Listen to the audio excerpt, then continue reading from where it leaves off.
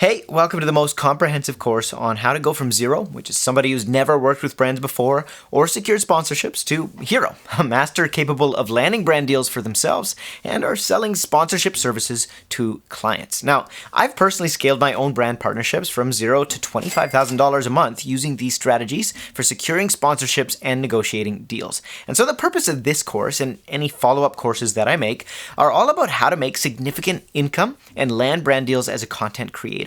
How to work with clients you love, get landing branding partnerships in the real world so your content is working for you like a business, not just hobby projects. I made sure to add timestamps for every section down in this video. So if you guys already are coming up with a little bit of knowledge about working with brands and you've already had a few sponsorships and you just want some bits and pieces, feel free to use those to move around.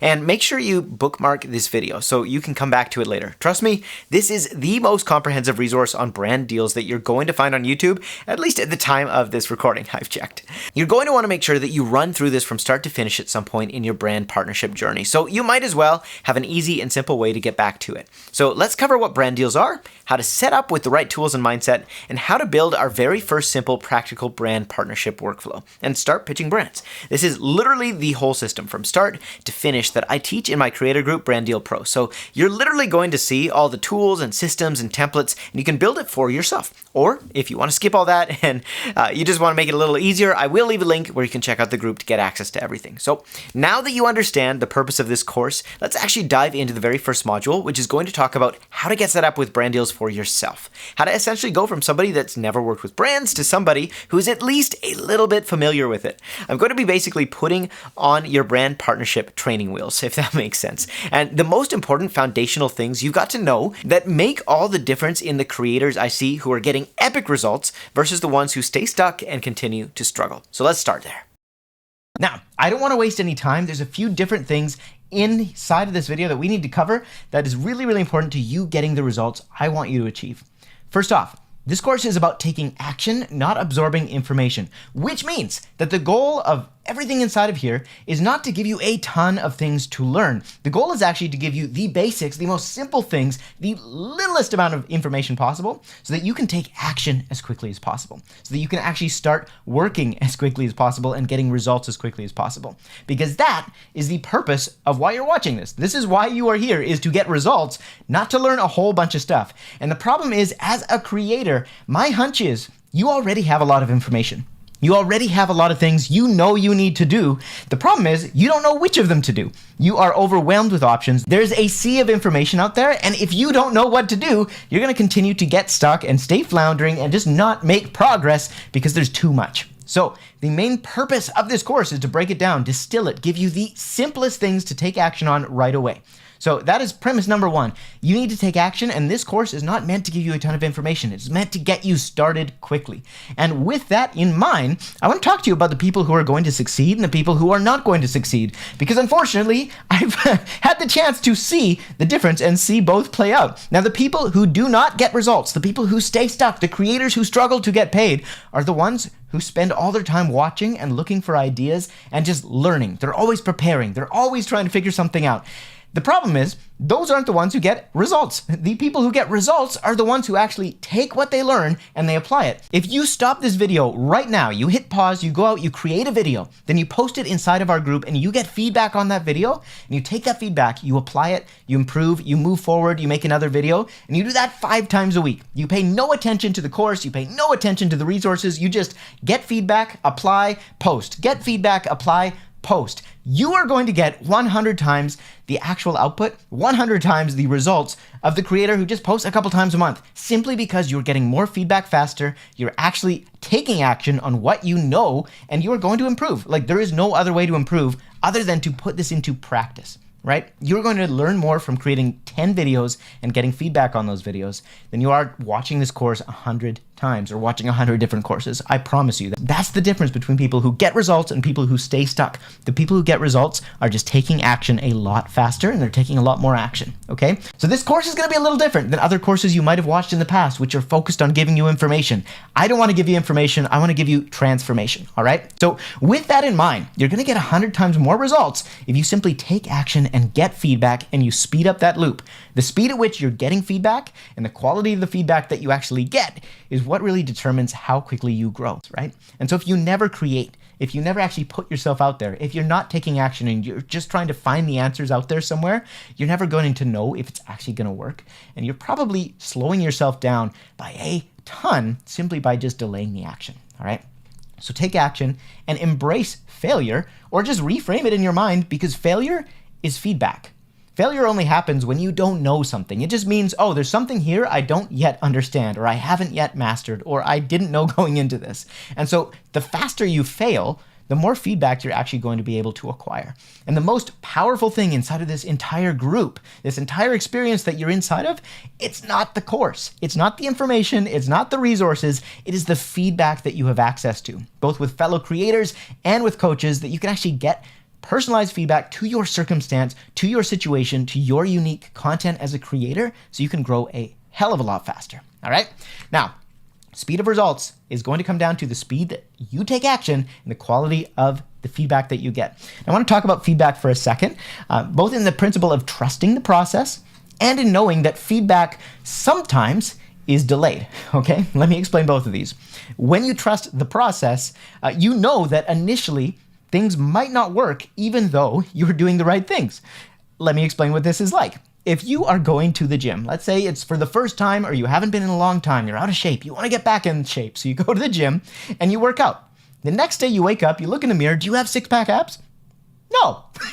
You probably are the same flabby taco-eating mess that you were the day before, except now you're sore, and now you're cranky, and now you're tired, and so you still have to go back to the gym, and you're still sore and cranky and tired, right? And then the next day you go to sleep, you wake up, you look in the mirror, nothing's different. The next day you go to the gym, you wake up, you look in the mirror, you say, what the heck? This is not working. So sometimes the feedback is delayed. You might be doing all the right things and it just takes time. If you plant a seed into the ground, it might have everything it needs. It might have water and sunshine and soil and whatever plants need. But if you come back the next day after planting a tomato plant and say, where's my tomatoes? That would be silly, right? So when it comes to yourself as a creator, you got to give yourself the grace of knowing, like, I can adjust the input. I can do more of the right things. I can make sure I'm saving time by not doing the wrong things. But at the end of the day, I can cut down the time it takes, but I can't eliminate it. There is still a process you have to go through, and you have to trust that process, all right? So that's part of this entire thing. I'm going to give you the game plan, give you the actions, radically speed up the process so that you can get results faster, but you still have to trust that process and take the action, get the feedback, and give it enough time and energy that you're going to get the result, all right? Now, the second part of this entire thing is the idea that not all feedback is created equal, and knowing what feedback to listen to and what not to listen to, very important. So let's just pretend that I'm your dating coach and I tell you to go out and ask out a bunch of girls or a bunch of guys on a date. And you just go up to strangers, you say, hey, you want to go out? And you do that 10 times, and 10 times in a row, you get turned down. Clearly you're ugly. No, of course not, right? Maybe you're ugly, or maybe you're just weird and awkward, or maybe it has nothing to do with you at all. Maybe it's not your action, you're taking the right action, but that person just happened to be in a relationship already. So my whole point here is that sometimes feedback can sort of be tricky to discern. And so that's where sharing it in the group and actually getting other eyes around your content is so important.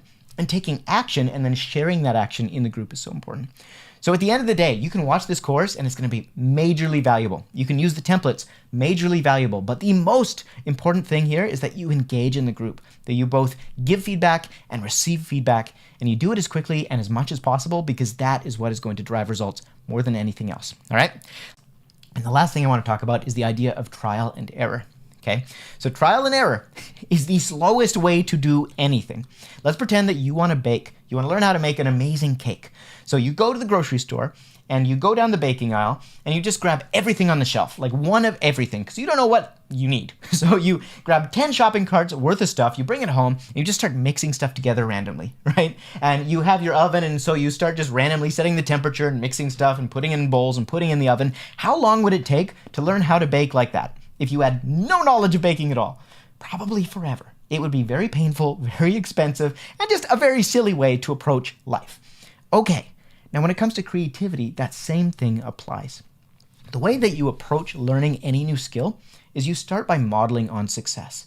if I wanted to learn how to play basketball, I'm not going to reinvent how to play basketball. I'm going to go to a coach, or I'm going to watch some kind of video, and I'm going to see how somebody else who is a master of the game actually does it already. So my whole point in this is, as a creator, the fastest way for you to grow is to take action, but to take action based on what people already have figured out. Just to skip years of trial and error and learn from people who are already masters, whether it's in your niche or just in content creation in general. And so we're going to be doing a lot of that, just baby steps, starting with the dribbling, then starting with shooting, then starting with playing an actual game. My goal here, though, is to get you playing the game as quickly as possible, right? Imagine you're taking basketball lessons and you don't actually get to touch the ball for the first 5 weeks. And then after that, I let you dribble, but we don't actually play a game of basketball for another month. Okay, you'd be pretty bored and pretty just not happy with your basketball progress. So my goal again is create content quickly, get feedback fast. And if it means you do that before you know everything, that's okay. If it means you fail, that's okay. It is much better to fail and get feedback than to never fail and never improve. All right, so I hope you understand my philosophy here, and I hope that what you're getting out of this is that you are empowered right now to make some amazing progress without even needing to watch the rest of this course. You could go out, create your first piece of content, post it in the group, and say, hey, I would love feedback. And if you do that enough times, I guarantee you, you will get where you want to go. So I'm super excited for the rest of this course when we get into the tactical stuff, when I actually explain what you need to do, how you need to do it. But for now, this is the most important thing. Take action. Be an action taker, not a lifelong learner who just does nothing with that information. The information does not do anything by itself until we apply it. All right? So with that, take this and say to yourself, how can I take action right now? Whether that's watching the next video, just sharing your feedback in the group, going out, creating a piece of content, I don't care. Take an action every time you watch a piece of training, and I guarantee you, you will accelerate the results that you get. All right? All right, at this point in the course, it is time to write your first pitch. And I know what you might be thinking, Ryan, that's crazy. We literally just started this thing. And that, my friend, is the entire point. So this is your before photo. Think of the transformational programs you've seen out there. There's the before and there's the after. And it gives you something to kind of take a benchmark of how far you're going to come over the next couple of weeks as you start learning and start growing and start acting.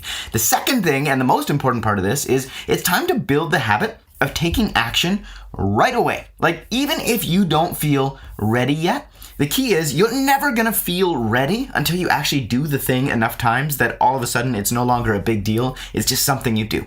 And so instead of worrying about watching 10 hours of content before we write your first pitch, I want you to start on your goal of getting brand deals by sending some pitches right away, because worst case scenario, it doesn't work out and nothing was lost other than the fact that you got some experience and you can realize it's not as scary as you thought. Because here's the big point I want you to take from this.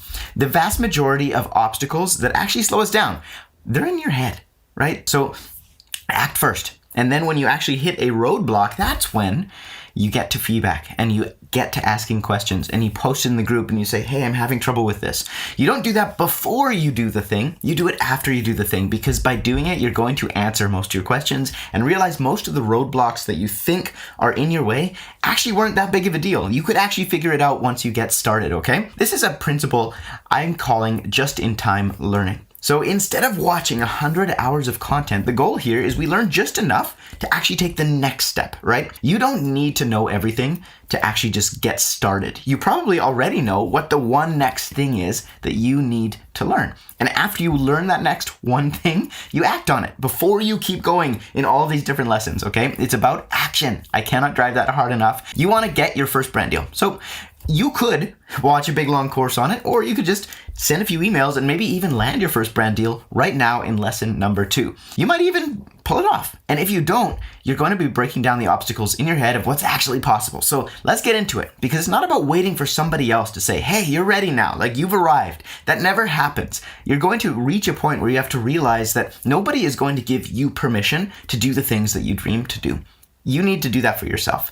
Nobody's going to knight you and say, you are now officially ready. You've learned all there is to know. You're not going to reach that point. You have to decide for yourself, I can do this. Okay? So that's what this is about. It's breaking down those obstacles. It's getting your first reps in. It's actually moving forward and taking action. With that in mind, how do we actually write our first pitch? Let me walk you through it. You're going to make a list of 10 brands you would love to work with, okay? Whose products you already use. And that's really key because we're going to reach out to brands that are kind of like low on the bar is low. It's easy to connect with them because we already use their product. We're already their ideal customer. Okay. So don't overthink this, but just brands you already love and you've already used their products. Okay. So if you don't have an audience, no big deal. If you do, look for brands that obviously your audience would probably align with, or that your portfolio, your past work has some alignment with. Now, if you don't have either of these things, you don't have an audience, you don't have a portfolio, don't worry about it. It's okay. That's the whole point. It's getting rid of that mental obstacle of, I need this big portfolio. I need a massive audience before I can do this. No, you can do it right now. You're going to be more successful when we build those things later on. But right now, you can take action. You know enough to take action, okay? After that, you're going to go to hunter.io and search for that company. You can actually create a free plan and it lets you do like 20 contact searches per month, I think, for free. Here's what we want to do. You can either put in the website of the company or you can literally just search by the name. So let's say I have a Thermomix at home. I use it all the time. It's the best thing I've ever used. It's my favorite kitchen appliance. Okay, great. Let's send them a message. So I'm going to put in their website. That's Thermomix Canada. And you're going to see that there are a few emails that pop in here. So I've got one for marketing, one for sales, one for management, or two for management. And if you've got a ton of results, because it's a really big company, like let's say that I put in Adidas, then you can actually filter it. So you can go up here, show only results with, and then position, or we can search by department, okay? So you can narrow it down to just the marketing department or the arts and design or the writing communication, like the kind of departments that are likely to be the contacts you want to reach, okay? You don't want to reach out to everybody. A branch manager is not going to help you. You want the head of digital marketing. That is absolutely perfect. Or even better, a smaller person within that. So like the head of social marketing or social content. Okay. So you're going to find Amelia's contact info. All you have to do is just click on that contact, reveal email address. It'll use one of your credits and bam, we can send Amelia a message. So it's actually that easy. All right. After we've done that, you're going to look for these specific kind of job titles where you have the option. If you don't have the option and it's just a couple of job titles or a random one like hello@thermomix.com, totally fine. You can actually reference this list here. It's going to take you to a Notion doc with job titles for bigger brands, smaller brands, and small businesses, okay? So if it's a big brand, there's going to be a ton of contacts on there. You want to narrow it down to more specific people if you can. Smaller, mid-size, you can make it a little bit wider, and very small businesses, well, then you can reach out to pretty much everybody. If you can get a hold of the owner, even sending it to hello@thisbrandname.com is probably going to get you to the right place, okay? So that's just a list you can reference. And once you've got that, you're going to write them an email using what I call the ACI method. Now, what is the ACI method? First, you're going to think of the ways that this product impacts your life or why you love this product or the last time you used this product. And you're going to write that in your intro. So let's say that we're writing to Dave at Thermomix, okay? And write in whatever style and voice you would if you're writing to a friend. That's the key here. You're going to write like a person, not like some corporate speak, weird businessy lingo, just like a person to your best friend, okay? So we've created alignment. We've shown Dave that we absolutely love the Thermomix, okay? Different ways to create alignment. You could say, hey, Dave, just wanted to say, I posted about Thermomix last Wednesday, and that post blew up for my audience. And then you have a screenshot of the post, right? You could say, hey, Dave, just wanted to say, I've been recommending Thermomix to all my friends because it is the best thing. It has changed my life in this way. But the key is we want it to be specific. We want it to be interesting and unique, fun, lighthearted. We want it to be some kind of specific way that you interact with the product, something that you love, the best part about it, the best new feature, right? So it could be a compliment on any of these different things, okay? Now we want to give Dave a compliment, okay? So we've complimented and created alignment with the brand. Our next line after that is going to be a compliment, okay? And you guys are crushing it. Okay, so some kind of compliment. It doesn't have to be this. It doesn't have to be like something on one of their posts. Anyways, I saw you guys just launched the Thermomix 2, or anyways, you guys just added this feature and I'm absolutely loving it, right? It can be short. It doesn't have to be long.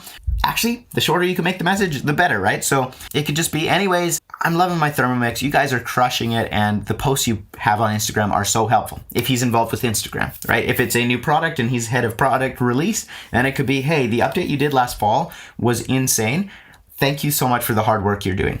Okay, so it could literally just be something more generic. Literally changed the way I cook. Okay, and then we close with an invitation. So we're not going to like solicit Dave. We're not saying, hey, give me money. Hey, do you want a partner? Make that awkward, right? It's kind of like going up to somebody right away and saying, hey, will you marry me? It's like, I'm not there yet, dude. Like, I just saw you. I have no idea who you are. And until this moment, I wasn't thinking about you at all, okay? We just want Dave to be like, man, this is a really cool person. I like Ryan because he likes me. Like, he makes me feel good. That is the goal, okay? So we're going to close with an invitation.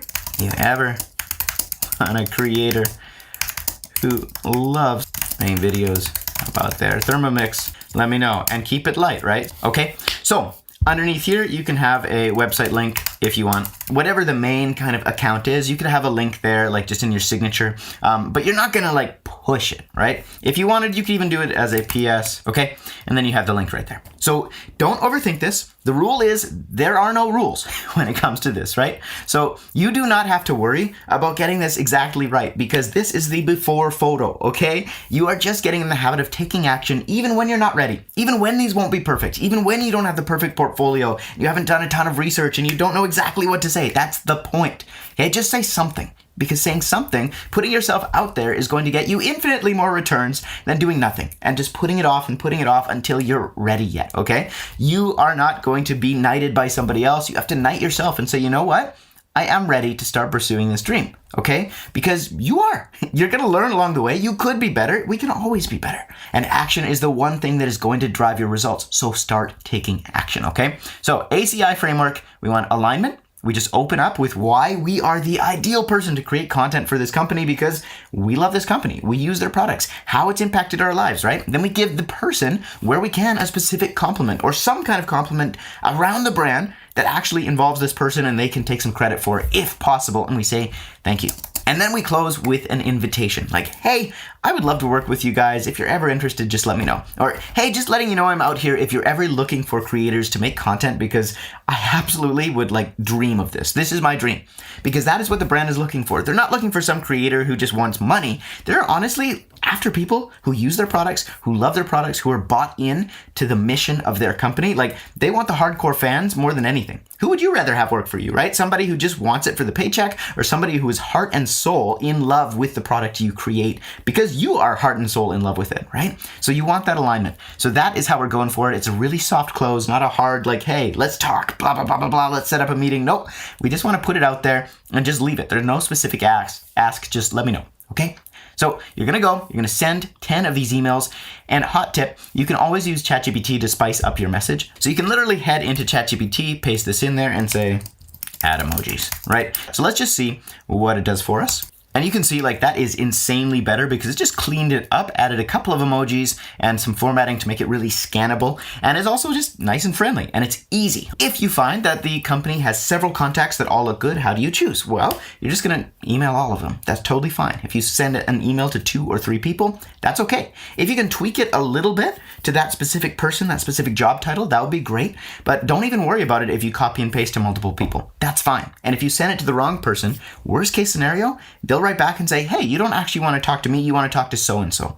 That's fine, right? Now you've got an intro to that new person and you can say, hey, Dave said you were the absolute GOAT when it came to marketing content, blah, blah, blah, blah, blah, and I should talk to you. Now you've got a warm intro. You've got a solid, like, this person introduced me to you. Now, if you can't find their email, the next thing you want to do is just send the brand a DM on Instagram. So you follow the same strategy. You literally can write them a message. But what I want you to do is you're going to send an audio message, if possible, instead. Okay? In that case, you're not going to know the exact person. So you just say, hey, to the Thermomix team, make sure you don't have any typos and you spell it correctly. Just wanted to say thank you. Okay, something like that, just the first couple of lines. If you can, send an audio message of the rest because that gives the personal touch and it's going to increase the curiosity because it's like, oh, I wonder what this is, play. Whereas otherwise, if it's just text, people are going to be like, blah, blah, blah. And you might be tempted to just send DMs instead of emails. We're sending emails for a reason. And that's because we can get a hold of the right person. Typically, Instagram is run by a social media, like an account manager, not necessarily the person in charge of content and marketing decisions. So you can send DMs to Instagram, but most of the time email will give you a better bet. However, if all you can find is Instagram or TikTok or whatever, that's fine as well. You can also send a message on LinkedIn. If you can find the profile on LinkedIn, but you can't find their email, that's another way, okay?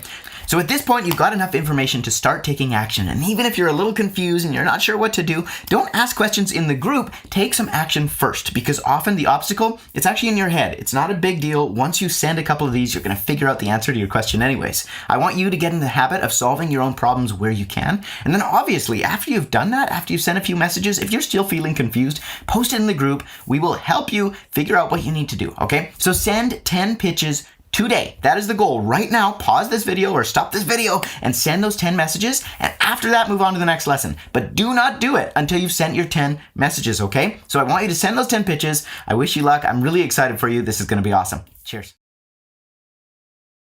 So let's talk strategy. I want to take you through the step-by-step blueprint we're going to follow to get you brand deals and get you paid. All right. So here's you as a creator. What do you want? You want to get paid. You want to do what you love. You want to have awesome friends and experiences and do all those things that a creator wants to do. Okay, how do we do that? Well, we need to get brand deals and get sponsors to actually pay us. And there's 3 main problems in the way of making that happen. The first one is we need to actually figure out how to get a hold of these brands. Like, who do we sell to? How do we get a hold of their email?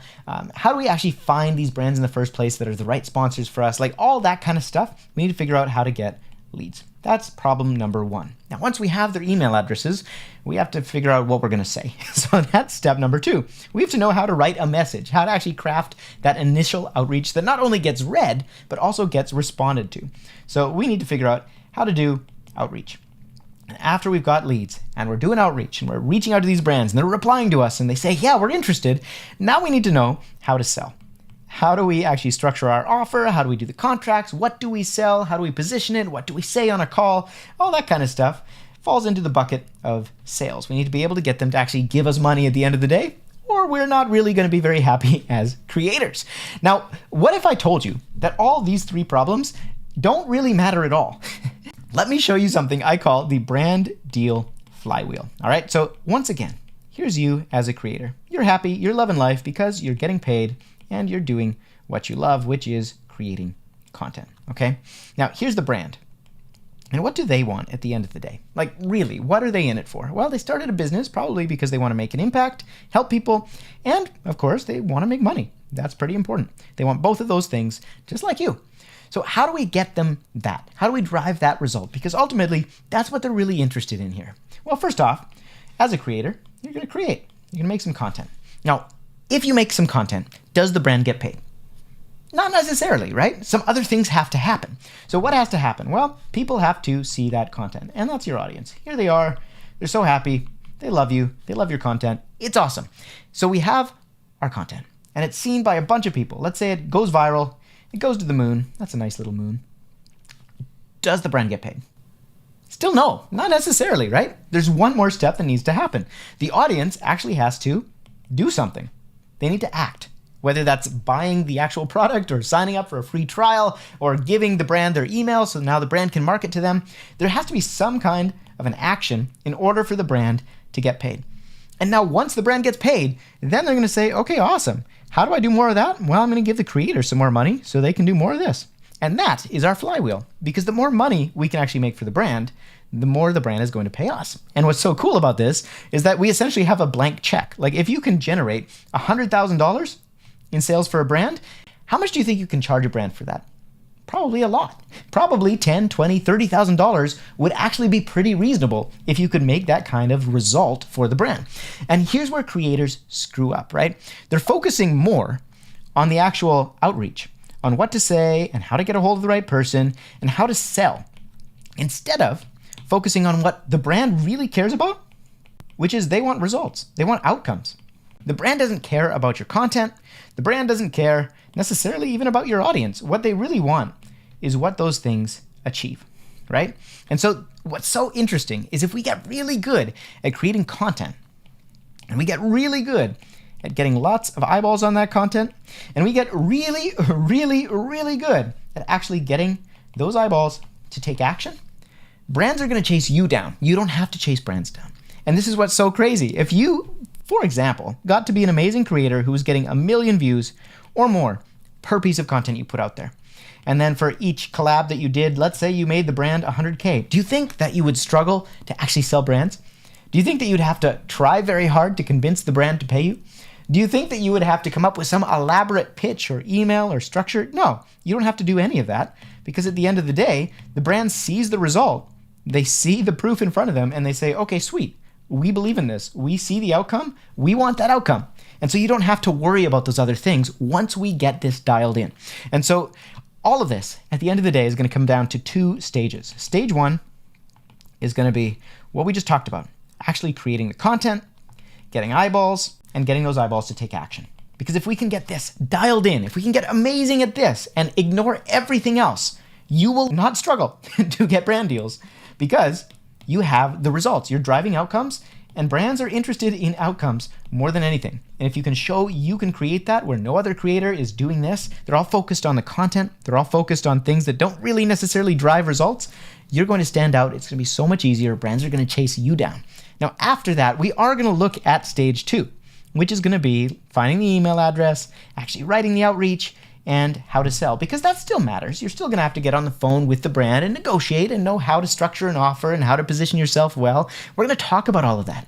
But what I don't want you to do is get so hung up on stage 2 before you've mastered stage 1. Because if we can just take that one little piece of creating amazing content and getting lots of eyeballs and getting those eyeballs to take action, stage 2 is going to be so much easier and take care of itself. So how do we do that? How do we create the kind of content that gets seen by a ton of people and actually gets them to not just watch, but take action? Well, it comes down to a few essential ingredients, all right? So this is a pyramid because pretty much these ingredients stack on top of each other, and the base of the pyramid is the most important part. And the most important part of getting content that not only gets seen by people, but actually gets people to take action is the idea.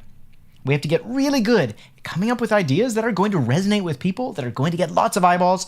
After we've done that, we've done 90% of the work. It's just coming up with amazing viral ideas and getting awesome at this one skill. Now, after we have the idea, well, then we actually have to get them to watch the video, to click the video, to watch whatever it is, that type of content we're creating.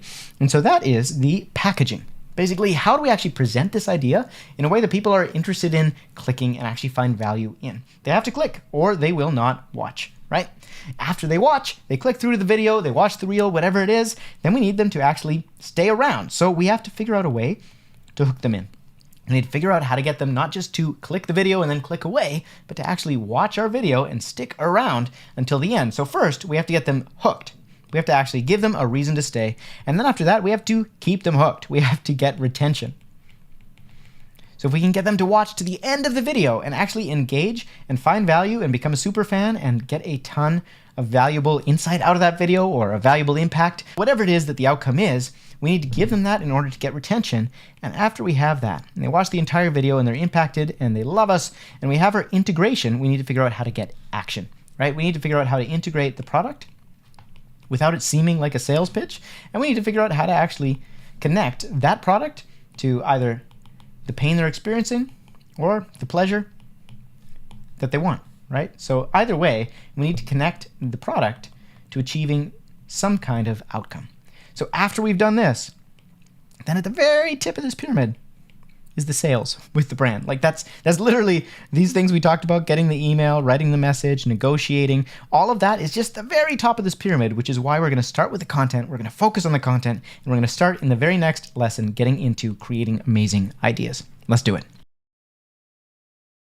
If you watched that last video and you said, well, what do I do if I only want to create content for brands? Like, I don't have an audience. I don't want to build an audience. I don't want to post on social media. I just want to create content for brands, Ryan. How do I do that? That's a great question. And the answer is the strategy is almost exactly the same. So here's the thing. Regardless of whether you have an audience or you don't have an audience, whether you post to social media or you don't post to social media, brands still want the same thing. They want outcomes, okay? And to get those outcomes, they still need content, which you create. And they still need to get that content in front of people who watch it and take action. So it's exactly the same process. The only difference is that instead of you providing the audience, the brand is going to provide it themselves. So either they have an audience or they're going to pay Zuckerberg to show it to people, right? So whether the content is being posted to your audience or to the brand's audience or to an ad, it's going to be the exact same strategy here. You're going to create epic content. The kind of content that gets people to click, gets them to keep watching, and then gets them to take action. And regardless of whether you have an audience or not, whether you want to create content and be an influencer or you don't, you just want to create content for brands, you need to get people to click, get them to watch, and get them to take action, and then show the brand that you can do that consistently, okay? So whether it's your audience or their audience, it's the same strategy. So we're going to get started on the next lesson in creating that kind of content. Let's do it.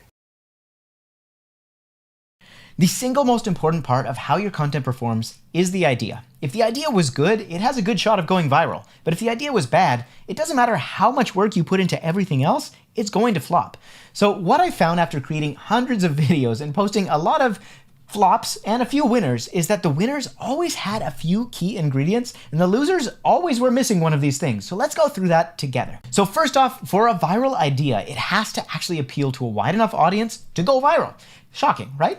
So for example, if you have an automotive channel and you post a video titled "How to Change the Oil on a 2003 Prius," how much chance of that going viral is there? Probably none, right? How many people are out there actually looking for that exact video? Not many, except for 2003 Prius owners, okay? Now, on the other hand, if I posted a video and it was called "Why I Hate My Tesla," there's a lot more people out there who are potentially interested because they either love Teslas or hate Teslas. So that's a much wider audience. It has a much higher viral potential.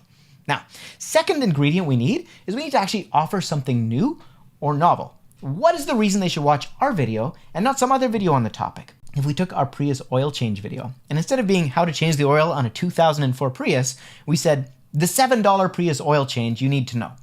That actually has a much more chance of going viral because it appeals to a wide audience and it's got something new. I've never heard of a $7 oil change.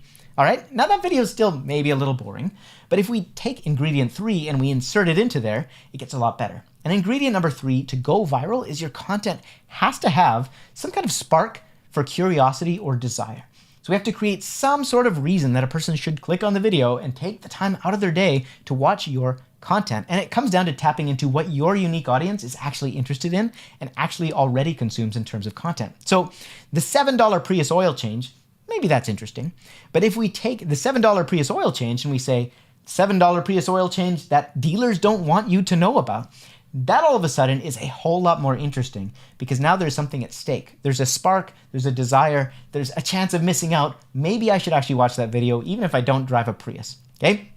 So those are the 3 ingredients. We need a wide enough audience appeal. We need to have some kind of a hook, some kind of a different twist on the idea, and we need to have something to spark curiosity. So now let's put this into practice by starting out and creating our very own content ideas. What I want you to do if you're on YouTube is to start by downloading an extension called vidIQ. This is going to give you a really great idea when you look at content and get inspiration, what works and what doesn't. Second, regardless of whether you're on YouTube or TikTok or Instagram, I want you to open up the Viral Content OS. We're going to open up this library system and we're going to start filling this out for your channel as a creator. And as we build this out, you're going to have this amazing database of different loops and titles and galleries and video ideas that is going to make it so much easier to come up with viral content on the fly. So let's fill this out together. Start off by opening it up and then head to the platform that you create content on. So if you're an Instagrammer, head to Instagram. If you're a YouTuber, head to YouTube. Later on, if you want to, you can get inspiration from other platforms, but to start, we're just gonna start on your chosen platform, okay?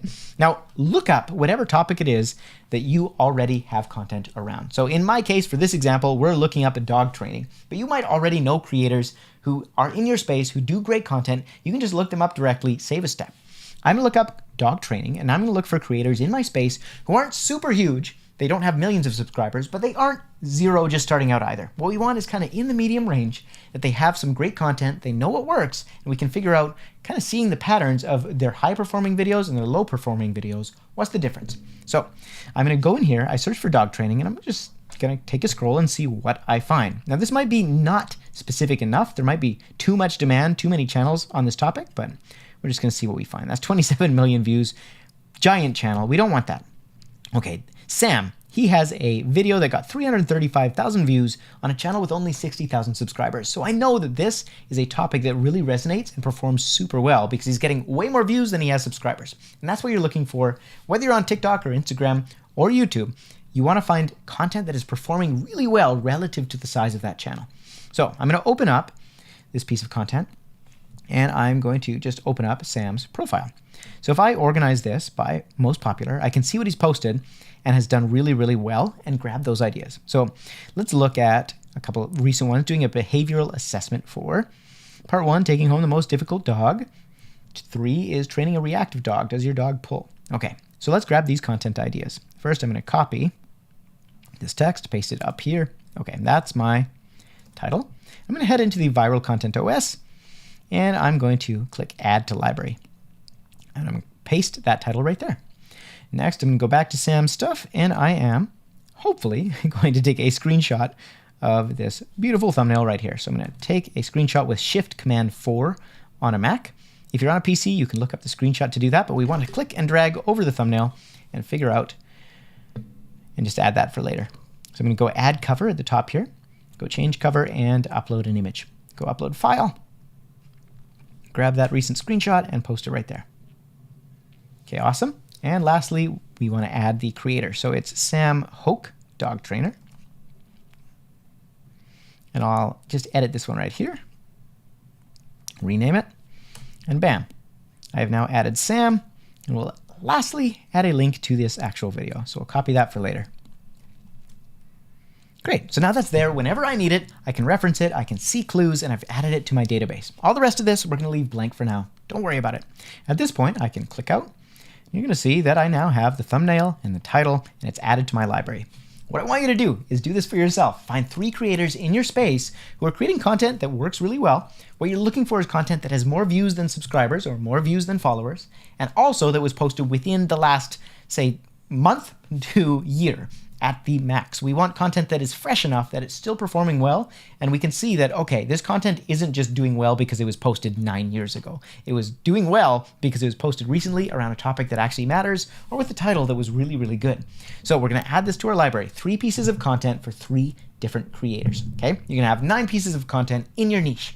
Then what I want you to do is find 2 creators whose work you really, really love and is similar to the style of content you create. So for example, if you do Mr. Beast style videos, you could absolutely add Mr. Beast videos to your reference library. But if you don't do giant challenge videos that take a ton of time and energy, and you're more of a talk to camera and just teach kind of guy, you want to find creators who do that. And that's who you're going to model. They can be in a totally different niche though.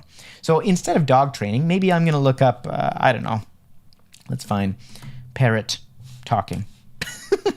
I don't know. You can look up a different niche that you're honestly interested in. Let's look up Tesla camping. Okay? And I'm going to find some people who are doing content that actually performs well in that space. So I'm going to go with popular. All right. So 9 months ago, ex-Tesla worker laid off, and that's the story. All right. Let's take this. Why not? It might apply to what I could create, something with a similar format, or it might not. If it doesn't apply, skip to the next one that does apply. Does that make sense? So in my case, let's pretend that I'm doing content around dog training, and I could do something like ex-dog trainer laid off story. If I have a story that is actually, I used to be doing this and I was laid off and then I started dog training. Maybe that's a hook I could potentially do. So let's add this in here. Same thing. We're going to click into the content. Should have taken a screenshot. I'll do that in a second. And we're going to copy that title, put it in here, grab the link, put it in there, add the thumbnail for 3 more creators. At the end of this, you're going to have 18 amazing titles and thumbnails and links that you can then reference to move forward. So I'll let you get to work, do this step, and then I'll see you in the next video. All right? Good luck. Awesome. At this point, you have a list of 15 epic title ideas and concepts that we can start actually working with and coming up with some concepts of your own. So what I want you to do is from this list of 15 titles, grab 3, just the top 3 that kind of resonate with you, seem like they'd be fun to adapt for your audience, or just feel like they would fit for your style. And then we're going to take those and generate some different ideas off of them. So choose whatever 3 it is. So we could go with this one, we could go with this one, and we could go with this one. All right. So mark them if you want to, or don't. Go into the gallery, and we're just going to open up the very first one right here. Okay, so I've got this piece of content, and this is the title that originally piece had. So that's kind of our template we're going to roll off of. And if you scroll down beneath all of that content, you'll see there's a content outline for us to start ideating and coming up with our own scripts, our own hooks, our own adaptations of this idea. So open up this potential titles section like this. And that exact title you're going to take and copy paste it right in here. And then we'll adapt it for our audience. So let's just pretend that I train horses for a living. So it's going to be, I don't know, I made a hay bale. I should probably select something I know something about. So big, my horse got sick. Let's just pretend that worked. All right. Now we need to come up with 2 other ideas to kind of pit this against and see what we can come up with. So open up this ChatGPT prompt. And you'll see at the very top, we've got a content title generator. So go ahead and copy that. and we're going to use this to generate a couple other ideas, a few other ways of actually approaching this in our title. So I'm going to open up ChatGPT, paste that in there, and then just fill in the blanks. So I need viral title ideas for this concept. So I made a hay bale so big my horse got sick. All right. The person I'm trying to reach is horse lovers who are whatever. You can add whatever information you have. And the reason they care about this topic is they are obsessed with show horses and riding. Okay? And then we can just hit enter, and ChatGPT is going to spit out a bunch of potential ideas, and we're going to just pick 2. That's as simple as it gets. So let it think for a second. It's going to read through. So here's our 10 ideas ChatGPT has come up with. I built a hay bale so big my horse thought it was a Grand Prix jump. The ugly truth about overfeeding hay. My horse's $2,000 vet bill. Read this if you think more hay equals happier horse. How I turned a simple hay bale into a full-on equine health crisis. No one tells you this about hay until your horse ends up at the vet. All right, these are actually all pretty good. So I think that read this if you think more hay equals happier horse. Let's go with that. I'm going to copy that over into that piece of content. We'll put that in idea number 2 and then adapt it for our audience. So I'm going to tweak it and say, watch this. If you think more hay equals happy horse. And then I'm going to go back to the next one, and let's select one more. The one feeding mistake that can destroy your show season. I wish I knew this sooner. That's actually perfect for my audience of pretend horse lovers. All right, there we go. So I've done that, and now I'm going to move on to the next piece of content. So what I want you to do is do the exact same thing, select 3 ideas, run through this exercise, and come up with 3 potential idea titles for each of these content concepts. And once you've done that, what I want you to do is go ahead and choose the one you think is the most strong out of each of these potential options. So in this case, I actually think that the one feeding mistake that can destroy your show season, that one for me seems like the most relevant, the one that's going to do the best. So what I can do is put that right here, okay? So now I've got my top performer right there, and I can do the same thing with the next video and the next, so I have 3 best titles. After that, what I want you to do is actually get some feedback on this. So we've got 3 potential titles for your audience. So go into the group and post those 3 titles, maybe a little bit about who your audience is, and then let people decide like which one kind of resonates with them, which one is interesting. Get some feedback from the group, and then that's going to help you decide which piece of content we're going to work on first. All right? Coming up with an amazing idea is the most important part of the content process. But even with an amazing idea, if you don't know how to package it in the right way, it can still flop. One great example of this is Mexican food. Now, people love tacos, they love Mexican food, and so if you're looking to sell food, selling Mexican is probably a great idea. Now, here's 2 different examples of how you might package Mexican food. On the one hand, we have taco stands. They set up on the side of the highway, they have no health inspection, they have no business license, they sell tacos at 2 in the morning for $2 each. On the other hand, we have Chipotle, a business that said, hey, we're going to take Mexican food and we're going to make it healthy, we're going to make it high class, we're going to make it kind of expensive, but we're going to do it in a way that is ethical and sources great ingredients and just treats people really, really well.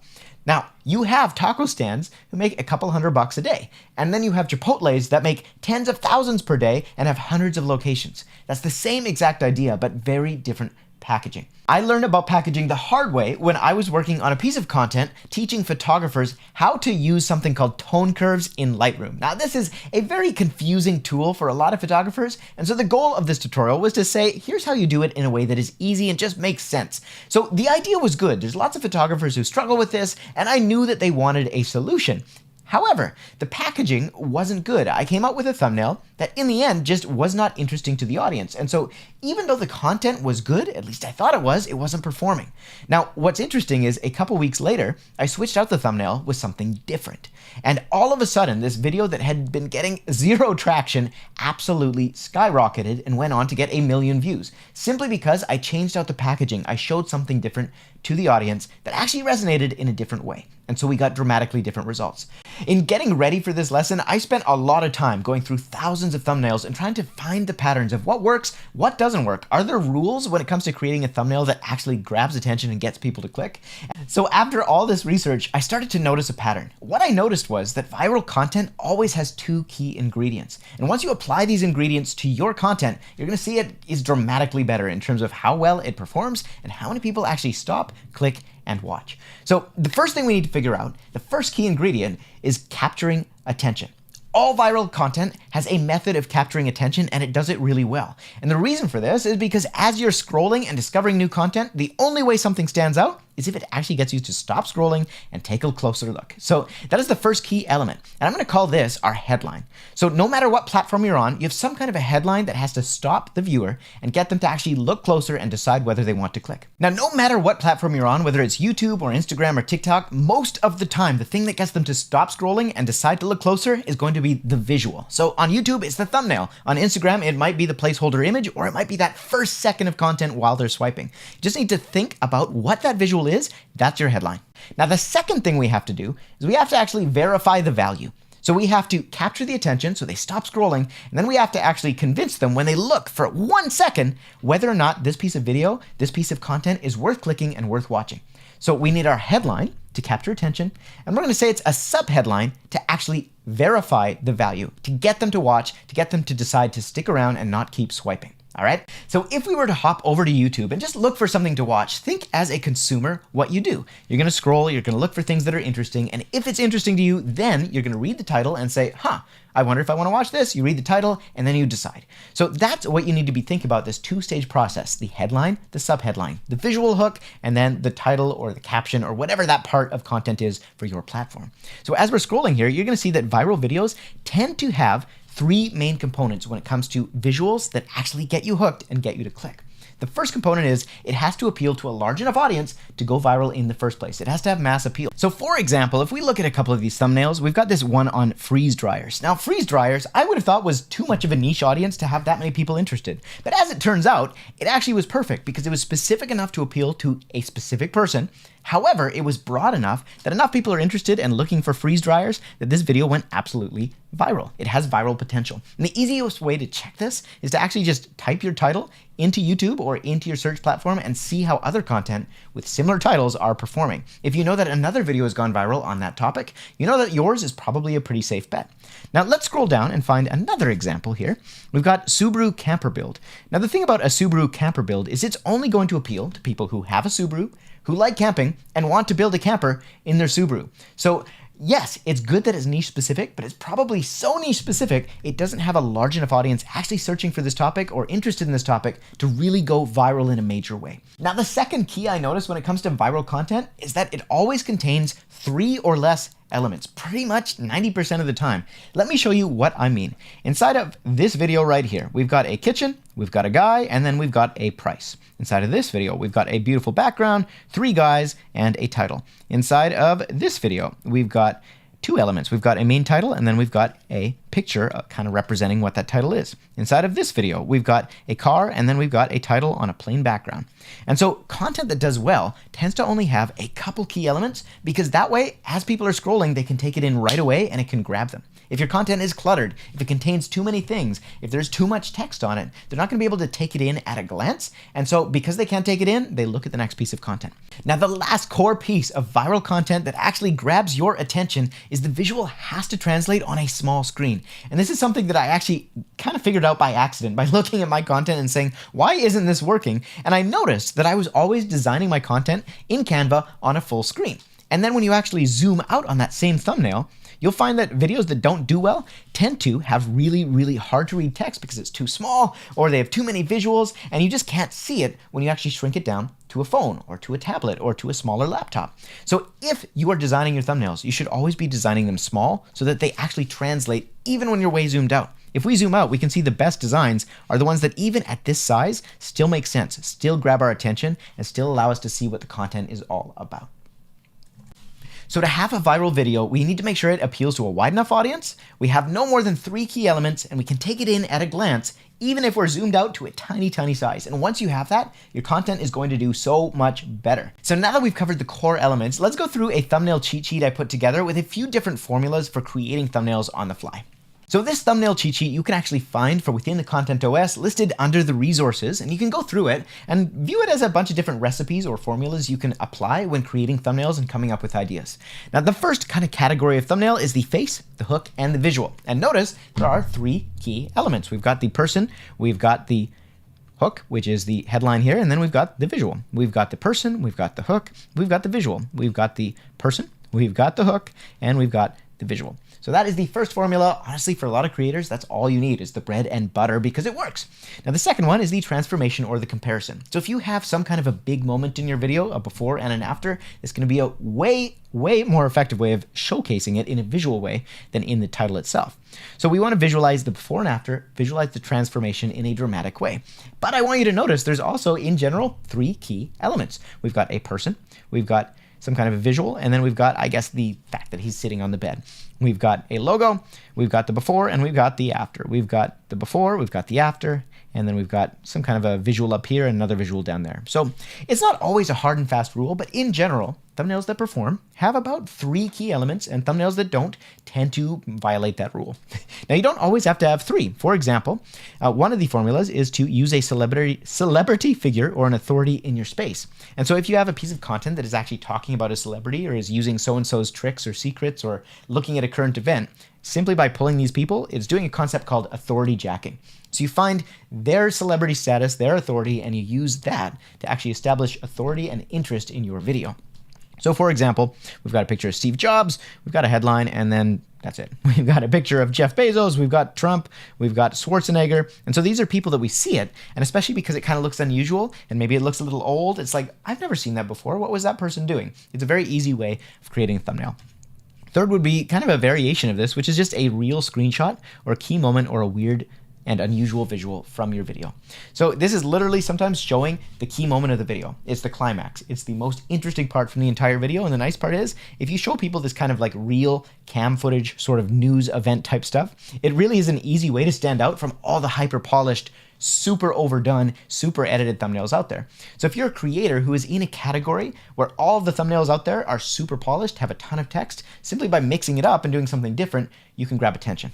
So those are the key recipes I saw over and over and over again, pretty much across every niche that you can take and start when actually applying and creating thumbnails for yourself. Now let's put it into practice, let's get started, and let's head over into your Content OS. So at this point in your viral content OS, you already have some thumbnails and you already have some content, but we're going to add just a little bit more to the library. What I want you to do is head over to your main platform and find 3 creators specifically in your space, because what I want you to do is model success. So we want to find 3 more creators in your space who are producing the kind of content that you actually create. We're going to start by just learning from what's working in our own backyard. And then once we see those patterns, we can always branch out later. So find 3 content creators in your space. And what I want you to do is find the top 3 performing thumbnails, or 3 really well performing thumbnails, just by going in here, looking at that channel, organizing by whatever's most popular, and go from there. And if you're on Instagram or TikTok or some other platform besides YouTube, that's totally fine. Just go onto that platform. I would recommend logging in on your computer. It's going to be a lot easier that way. Find the creators that you want to find, go into their reels, and just look at the last 6 months of content they've been posting and figure out based on the views which pieces of content are popping off, right? So I can see right here that these 2 have gotten 15,000 compared to around 1,000 or 500 views for each piece of content. So I'd probably take those 2. I'm going to keep scrolling. This one has 8,000. And so again, we're just looking for patterns. We're trying to find the best performers and then add them to our library. And there's actually a section in here where it says why it worked and where it flopped. And so you can actually take notes as you're noticing patterns between creators of what they're doing that works and what they're doing that didn't work. What their consistently well-performing content is doing differently from the stuff that just fell flat. And so you can write that in there, and eventually you're going to have this database that you can then compare and be like, oh, okay, I'm seeing when I zoom out, all these creators are doing these things well, and where things kind of flop, it's these things. So I'm going to go back to this particular channel. We're going to look at just the oldest content, and you're going to see a difference probably in the thumbnails of what they used to do and what they're doing now. And hopefully you can start to see patterns. Sometimes you will, sometimes you won't. Sometimes they've been doing thumbnails really well all along, and what got better was the titles. Other times, it was that the thumbnail was really, really bad. And then as they got better, their content started performing. So in this case, if we go to the oldest videos, we can see Rainbow Six Siege is easy. There's not really a hook in there. Probably that's why it didn't perform, even though the thumbnail isn't that bad, to be honest. However, this one right here, R6S-here we go, but with a 0, tells me nothing about what this video is about unless you're a super hyper specific person.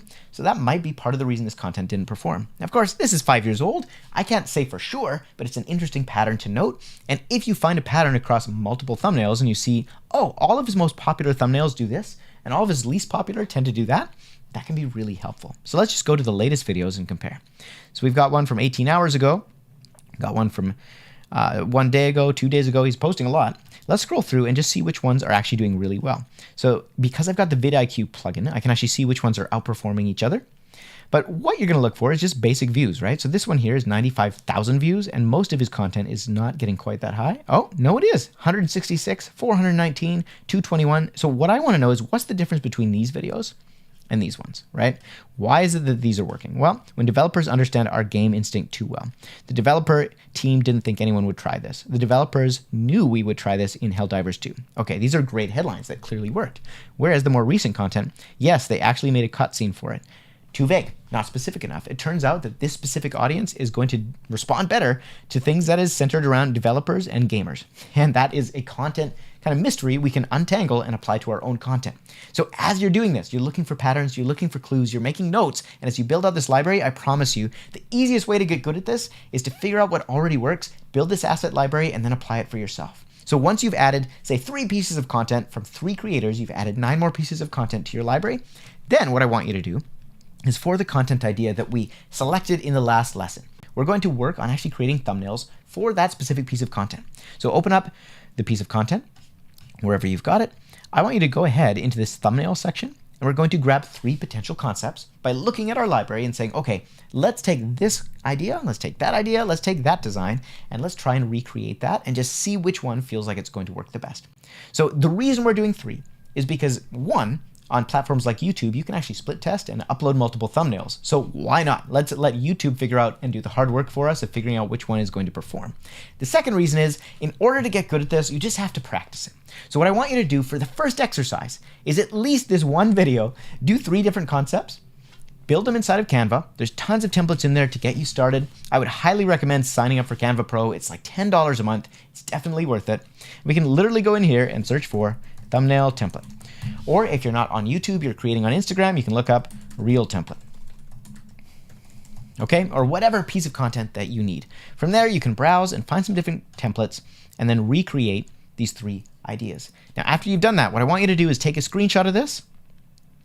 You can talk about the 3 elements, and then you post it into the group, get feedback, and see which one sparks the most interest, sparks the most desire, sparks the most basically approval. After we know that, then we can move forward into the next stage of creating our content. So hopefully this video has been helpful. What I want you to think about is looking at these creators that you've already added to your library and comparing it to your own content. If you go through and you scroll through everything you've posted so far and created so far, what is the main difference when it comes to the packaging in the content that they've posted that works and your content that maybe didn't work so well? What was the main difference that you can take away and apply moving forward? Take that discovery, share it in the comments, and then I'll see you in the next lesson. Cheers.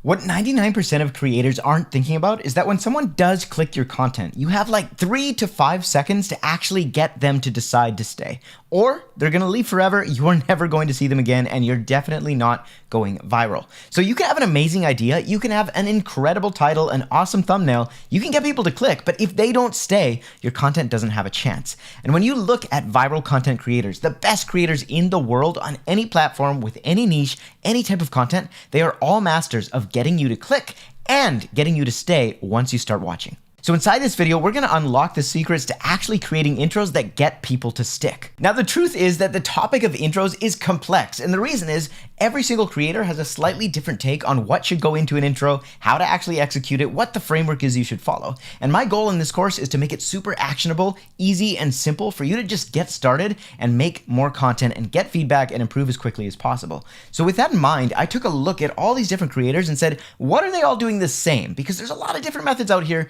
but I'm sure there are clues here for their success. And what I realized and what I saw was that it really came down to 3 different things that, regardless of what framework they were using to construct their intros, they all did every single time. And they were this: deliver, delight, and desire. Okay? So deliver is the process of delivering on the promise and the reason that the audience clicked in the first place. So if your viewer is scrolling on YouTube or swiping through Instagram and they see a post that is titled, Here's 9 cool ways to peel a cucumber. If you do not show a cucumber in the first 5 seconds and you don't show a cucumber being peeled, or you don't talk about peeling cucumbers in the first 5 seconds, you fail. You do not pass go. You do not collect $200. So the first thing we need to do as a creator is deliver on your promise. That's deliver. And you might be thinking, well, Ryan, is this really necessary for long form content? Because my viewer's more into like connection and relationship, and they're not in it just for a quick entertainment high. And yeah, maybe they're into it for some other reason. But the thing is, people click on content for a reason. So whatever thing they clicked on your piece of content for is what you need to deliver on right away. That might not necessarily be hitting them with action and flames and explosions 2 seconds into the video. However, if they clicked because they wanted, I don't know, sleepy sounds to go to bed, in the first 5 seconds, you better start playing sleepy sounds or say, we're talking about sleepy sounds on this video, because people are there to just confirm, hey, am I in the right place? Did I get the right video, or is this just clickbait? Because we are so used to these days clicking on a video and either not getting what we were promised, or it takes the person 3, 4, 5 minutes to get to the point. And if that happens, you've lost me forever. So that is point number 1. We need to deliver on the promise. And I would challenge you right now, pause this video, go look at your favorite creators and see how quickly do they deliver on the promise. Not necessarily give you the answer to what they said the video was about, but actually at least tell you, yes, you're in the right place. The title is what we're going to be talking about inside of this video. Now, once you've got that key piece out of the way, you've delivered on the promise, and the viewer says, okay, I'm gonna get what I wanted here. The next D is delight. We not only have to give them what they wanted, we have to give them more than what they wanted, because that's what creates a viral piece of content. If you think of a piece of content that you shared, interacted with, actually made sure your friends watched because it was so awesome, did you share it because of how okay it was, or how mediocre it was, or how much it barely met your expectations? No, of course not. You shared it because it exceeded your expectations. It gave you something you didn't expect. It actually was really awesome, and so you needed to tell people about it. You engaged, you watched the whole thing, and maybe you binge watched that person's content after because it was just that good you had to see what else they had. Okay, that is the D of delight. We need to not only confirm they're in the right place, but also they're going to get more than they even signed up for. And if we can do that long enough and consistently enough, that's where you win a true fan. And when people are fans, they share your content and they tune in and they watch your videos more regularly and they subscribe. All these good things come from the fact that we don't just give people what we promised, we give them even more, and we give them reasons to come back. So that is the D of delight. And I challenge you again, pause the video, go watch a few favorite creators or just a few really big creators and see how they're doing this. How are they surprising you with things you didn't expect that keeps you interested and keeps you locked in and engaged? And now the final D is desire. So if you click on a video and it's, here's the secret to retiring at 40, and you click that video and the person opens with, the secret to retiring at 40 is putting money in a Roth IRA. That video has given you everything up front. It's super boring. There is absolutely zero reason to stick around because there's no desire being created, right? Whereas instead I hit you with, hey, are you over 35 and you have nothing in your bank account right now? Inside this video, I'm gonna show you the crazy strategy that I found that actually allowed me to retire by 40 in like 3 months. So you're gonna wanna pay attention, take notes. I'm gonna show you everything step by step. This is gonna be awesome. And by the end of this, you are going to be retired. So there are lots of techniques for creating desire. We'll talk about those in a second, but essentially you're just creating some kind of a reason, some kind of an open, unanswered question that the viewer has to keep watching in order to get the answer. Mr. Beast is really famous for creating challenges, right? So he'll say, can I survive for 100 hours inside of the Egyptian pyramids? He starts with a question. He puts it out there, and maybe he teases you with a clip of him running around inside of a pyramid somewhere, and you hear people screaming, but you don't really know what's gonna happen, and then it cuts to the beginning of the scene. So what we need to do is follow in his footsteps by creating that question mark. What comes next? What is the resolution? What is the answer? What are those 4 secrets I need to know in order to retire? That is how you create desire, and by doing that, you keep people sticking around. Now, I know you might be thinking, well, Ryan, what about genres of creators who aren't creating content like for 12-year-olds the way Mr. Beast does? What about people who want kind of a more subtle opening, who don't really want to be hit in the face with this crazy promise? That's totally fine. Every niche and every audience is going to be a little bit different in the way that this works out, but regardless, you always have to do these 3 things. You have to deliver on the promise of your video, you have to find a way to delight and surprise and over deliver, and then you have to find a way to create a question in their mind to give them some kind of a desire, some kind of reason to stay watching. Let's look at a few examples together on YouTube. I'm gonna head in here and we're just gonna find some videos. I haven't watched any of these before. Let's just check them out. So we got Married Life. Let's click this and let's see. All right, so already we have desire. What is happening? What's going on? Where am I? We've got an interesting shot. It's creating curiosity. All right, let's keep going.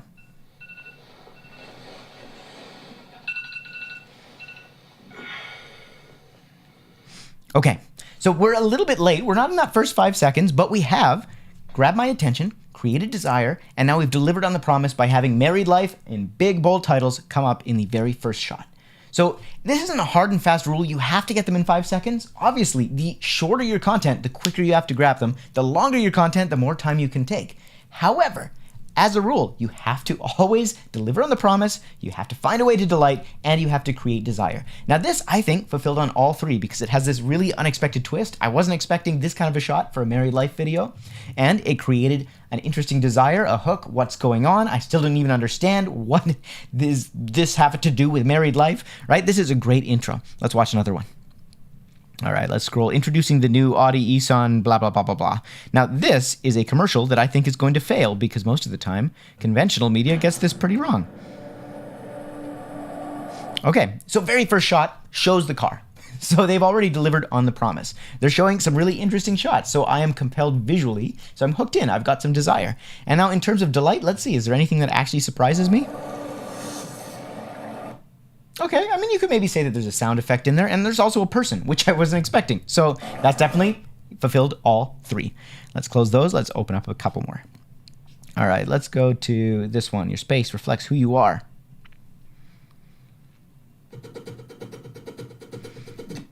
Okay, so we're like a couple seconds in. We've got 3 different shots, so my attention has been grabbed. We also went right from the space creates who you are to house number 1. So we've already set the first scene, the story is happening, and although we haven't directly fulfilled on the promise, we've also kind of fulfilled because we've already shown, here's the house, the space, house number 1. The only things I remember from my first home is watching Shrek in the living room. Okay, so many sound effects. If you've never watched Gox before, he is absolutely incredible. I encourage you watch it because he is a creative genius. But I think we could probably say that these 3 boxes have been checked. Let's check out a Mr. Beast, just so we can demonstrate. Okay, I spent 100 hours in the pyramids. Let's watch. I somehow have unrestricted access to all the Great Pyramids of Egypt! Whoa, no, this is the coolest thing I've ever seen. We'll be going into the tombs of Okay, so he delivered on the promise, very first shot, literally the first sentence, and we back way out, so we see all of Egypt, this massive delight, because it's way more than we expected. He promised 100 hours inside the pyramids. He didn't show himself in the pyramid to start out. He actually way over-delivered on that promise, and then he delivered again on the promise by showing him inside of the pyramids, all within the first 10 seconds of this video. Let's keep going. I'm gonna go back here, just see what's on the main feed. Okay, I tried every legal performance enhancer. Everyone knows about creatine and pre-workout, but they're not going to turn me into Arnold in his prime. So, I went to the dark web for... Okay, so he's got me, he's hooked me, he's definitely surprised me by cutting to this funny scene, and right away, the very first opening statement is addressing what the video is about. Everybody's tried all these different supplements, but that's obviously not going to work compared to what Arnold was taking. Bam. Right, we're into it. That is this very strong intro. And notice, even though it's a pretty long video, it's 31 minutes in, 31 minutes long, it is only 7 seconds in, and we've already come into the first scene. He delivered right away and got to the good stuff. So at this point, hopefully you can see what a big difference this makes when you figure out how you can deliver on the promise, delight, find a way to surprise, and then create desire and actually compel people to keep watching by hooking them in. And so in just a minute, you're going to open up the Content OS. You're going to open the content that you've already added inside your library, and you're going to watch those videos and look at the different intros. Look what kind of patterns they're using. Look at the techniques that they are employing. Look at the frameworks that they've decided to build their intros around that are working for the content in your niche, serving your audience with your style of video. And you're going to be amazed that you start to see these patterns emerge, and you can take those and model on that success. Now, before we do that though, I want to run a couple other little tricks past you. Now, the first is a really amazing formula that I've been playing with when it comes to actually creating these intros, like scripting them out. What specifically do I say, Ryan? Well, let me give you a little tip.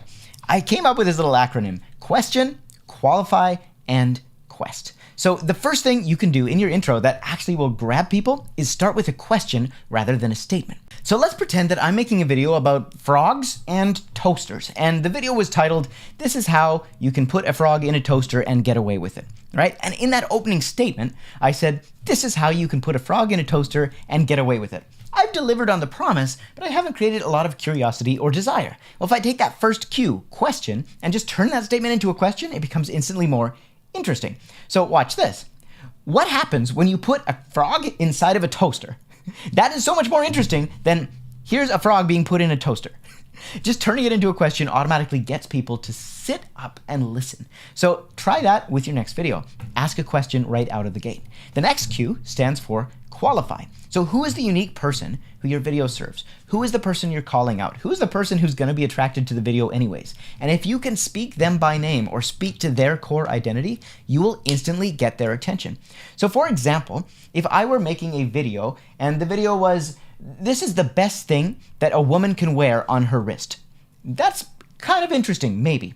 However, if I said, "If you're a new mom, you need this on your wrist if you want to protect your babies," that would grab way more attention from the new moms in the crowd, and maybe from all women period, because it's just a lot more specific and it's calling out somebody. It is actually qualifying who this video is for, and it says, wow, this is for me. I need to pay attention because this is hyper-specific information that is addressing me specifically and really going to impact my life. So question, then qualify. After we ask the question, we qualify who this is for, then we introduce the third cue, which is quest. Now, if Frodo didn't have anything to do, he was just wandering around the Shire, that wouldn't be a very interesting video, right? Which is why at the beginning of The Lord of the Rings, we introduce the quest. We've got the character, we know who this is for, but what does he have to do? He has to take the ring and take it to Mordor, okay? So how do we do that within our video? And if it's a new mom's bracelet video or a new mom's watch video, and I say, this is how you actually can protect your babies, and then the quest would be, so if you're the kind of mom who actually wants their baby to live past the age of 4, this is the kind of video you need to watch, because if only I'd known this, my child wouldn't have been covered in glitter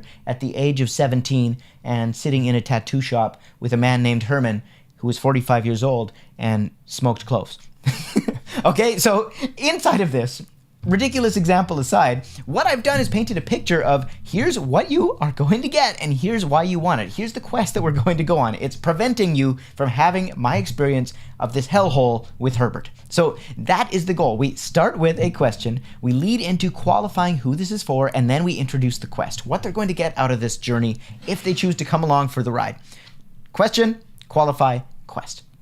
So if you do those things, I promise you, people are going to be hooked into your content, they won't get enough of it, and you are going to start going viral. However, if you really want what the all-time greats are doing, like the 1% of 1% of creators know that no other creators are focusing on, it's this. We don't just want to hook them in one way. We want to hook them on many different levels. So what do I mean by this? Well, right now you're listening to my voice, right? I'm saying words to you, and maybe you hear them, maybe you don't. But what happens if you're watching this video with the sound turned off? Well, all of a sudden my hooks would not be very successful, would they? So inside of your intro, we don't just want to hit them with the words we say, we also want to show the visual so that even if the sound was turned off, they would still know what the video was about and they would still be hooked in. And the same thing goes if the video was all the way turned off and maybe the dialogue wasn't really audible or they didn't speak the language very well and they were just listening to the sounds. Is there a way that you could communicate and create those kind of hooks and show the payoffs and actually create desire without even having to say anything or without them having to see the video? And if you can do that, hit them on multiple fronts, all of a sudden your hooks are going to be much more successful. And you watch the all-time great creators, they are doing this. There is sound effects in their videos. They have an audio dialogue that even if the video is turned off, you can still tell what the video is about.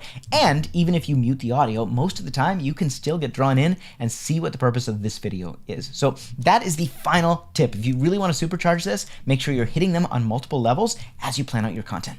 So now that we've done that, we've kind of crossed out the major things we need to do inside of our intros. It's time to head into our content creator operating system. We're going to build that library. We're going to take the content that you've already added, and it's time to just look through those videos of the top creators you've added. So head over there now, open it up, and open up your first video. What I want you to do is click on the link and just watch the first 5, 10, 15 seconds of the content, whether that's on YouTube or whether that's on Instagram. Now, if you're on YouTube, you actually have another little secret strategy you can use, which is go to the video video and grab the transcript. So I'm going to open up this random video and to show you where you find that, you go down to the description of the video, and here at the bottom it says show transcript. Click on that.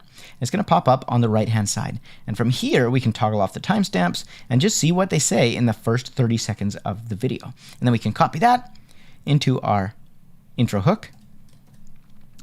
And voila, it's in the database, and now we can go into our intro database and we can actually browse and see and compare what are different creators doing, what sort of tools do we have at our disposal when we start writing our own content. So here's the action steps for this video. First, I want you to open up your creator library, and I want you to find the list of creators you've added and watch 3 intros from each creator. And with those 3 intros, I want you to write down what they're doing. This could be a word-for-word description if they open in this kind of a video, or it might be just a description of exactly what happens frame by frame each second of that intro and how long it is. Whatever notes kind of makes sense for you and that you can reference, this library is meant to serve you. There's no specific, it has to be done this way. Now, after you've done that, you've created this reference library and you've gone through and you've actually evaluated 9 different intros. It's time to select 3 different templates, 3 different variations of how you could structure an intro, and then you're going to write intros for your video topic you've been working on so far. So open up the video you've been working on that you created the thumbnail designs for, that you selected a title for. Now I want you to open that up and go into the intro section. So let's hop over into our Content OS.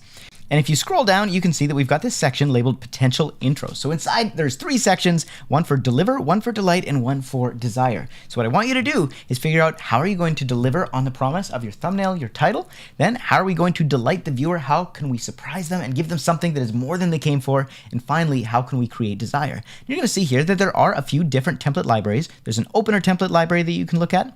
So this is some potential starting sequences and some ideas to kind of jumpstart your brain. There's also, if we go back, there's also a interest peak library. So that is meant to give you some statements and some ideas to help you in figuring out how we can create more desire and create open loops. Now, most of the time, it's going to come up with creating some kind of new twist on what we're saying. So first, don't blank, but instead do this. This is where most of you guys mess up. And yet the crazy thing about this is that it'll literally take a minute to set up. All these kind of sentences kind of lead into the next sentence of, hey, what's coming? And the crazy thing is blank. And so you can take these and use these to help you in creating different ideas to create desire and lead you into the next section of the video. That's the key. At the end of your intro, we don't want all the questions to be resolved. We want there to be a next question or a next point or the next thing that we need to talk about. So for example, if I've got my bracelet for women and it's going to help them prevent having a confetti daughter, well, I could finish that by saying, so if you don't want to wind up like me, what you really need to know is blank. And then we're into the next point of the video, the first key point. And what's so crazy about this is I could have avoided all of this pain and suffering if I'd only known one thing. Okay, I've created this hook, this desire, this unanswered question. What is that one thing? So you can reference these if it's helpful to you, or you could just look at the content that is already working for other creators in your space and just use that template and customize it by putting your own words and your own thoughts into it, okay? There's no right or wrong here. There's only put it into practice and get feedback if you need some, ask questions if you need some. But really, once you've got those 3 different intros written, what I want you to do is just pick the favorite from each of them. So we've got our 3 different potential intros, 3 potential delights, 3 potential desires. Just grab the one that you like the most.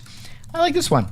And I want you to just bold it, okay? And then we're gonna move on into the next video where we start working on the actual content and how we're gonna present it inside of our video or piece of content, all right? So get started, take action, and I'll see you in the next video. Let's do it.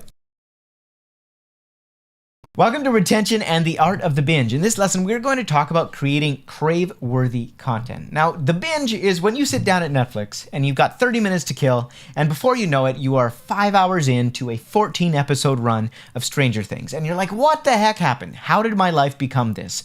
And really, we want to figure out, how do you create that kind of content? The kind of content people get lost in, the kind of content people have to know what happens next. Because once you can do that, you're not creating just one-off viral pieces, you're creating the kind of content that as soon as somebody finishes your video, they have to go and watch 10 more of what you've already posted. And they become super fans, because then every single piece of content you put out, they are the first in line because they are hungry for more. And when you can do that, your content will shift radically. So how do algorithms actually create viral content in the first place? This is important because when an algorithm sees your post and they see that people are watching a higher percentage of your video than normal, they're going to show it to a few more people. They're going to test it. They're going to see what happens. And so when that happens, if those people watch a higher percentage of your video and interact more than normal compared to other content like it, well, then the algorithm is going to say, we're onto something. It's going to show it to a wider audience. It's going to run that same test over and over and over again until eventually the engagement or the retention drops off. And so at that point, that's when the virality stops.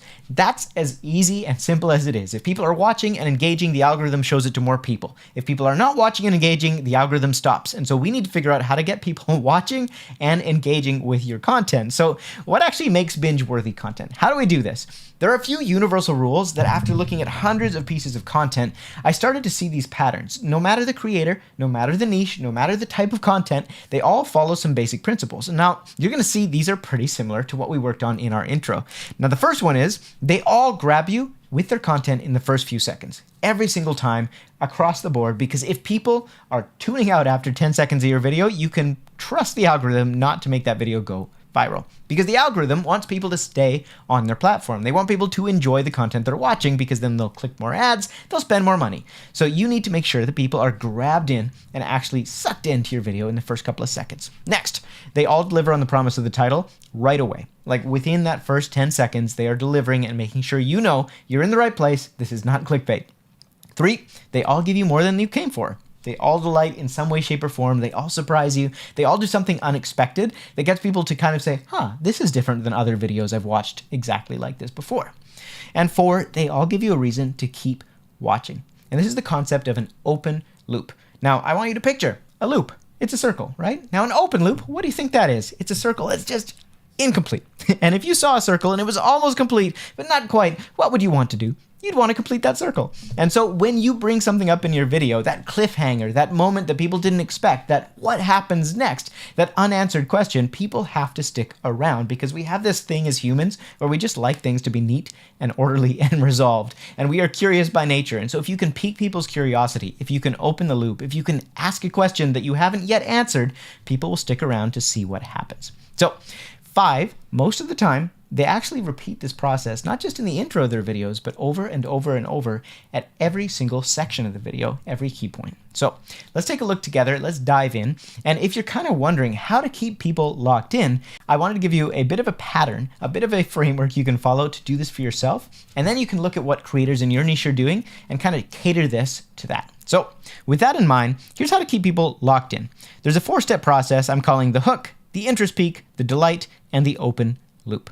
Now the hook, we've talked about hooks already. It's what gets people's interest in the first place. What's at stake? What's about to happen? What's interesting about this? What's new and different? How do we grab them? After we've grabbed them, then we have to add an interest peak. Now the interest peak is the section where we basically take the hook and we raise the stakes. Why does this matter to you? What is the impact? Why is this important? How is this especially relevant to me? And then after that, we find some way to interrupt the pattern. So some way of giving them more than what they expect, or something they didn't expect, or delivering it in a way that they weren't counting on, just to keep them entertained. And then lastly, after we finish that section of the video, we open up another loop to get into the next section. So for example, let's run through one of these. Let's say I had a video and my intro was I tested 76 heirloom pizzas to find the ultimate crunchy pizza dough. And what I found surprised me. Now, this right here, what I found surprised me, that's an open loop. What was it? What surprised him? One of these recipes included a forgotten dough making technique that when I tried it for myself, I literally almost vomited. That's how good it was. It was so good, I was disgusted I didn't know about this sooner. Okay, so now I've hopefully piqued your interest, right? Because we've got a forgotten dough making technique. That's kind of interesting and unusual.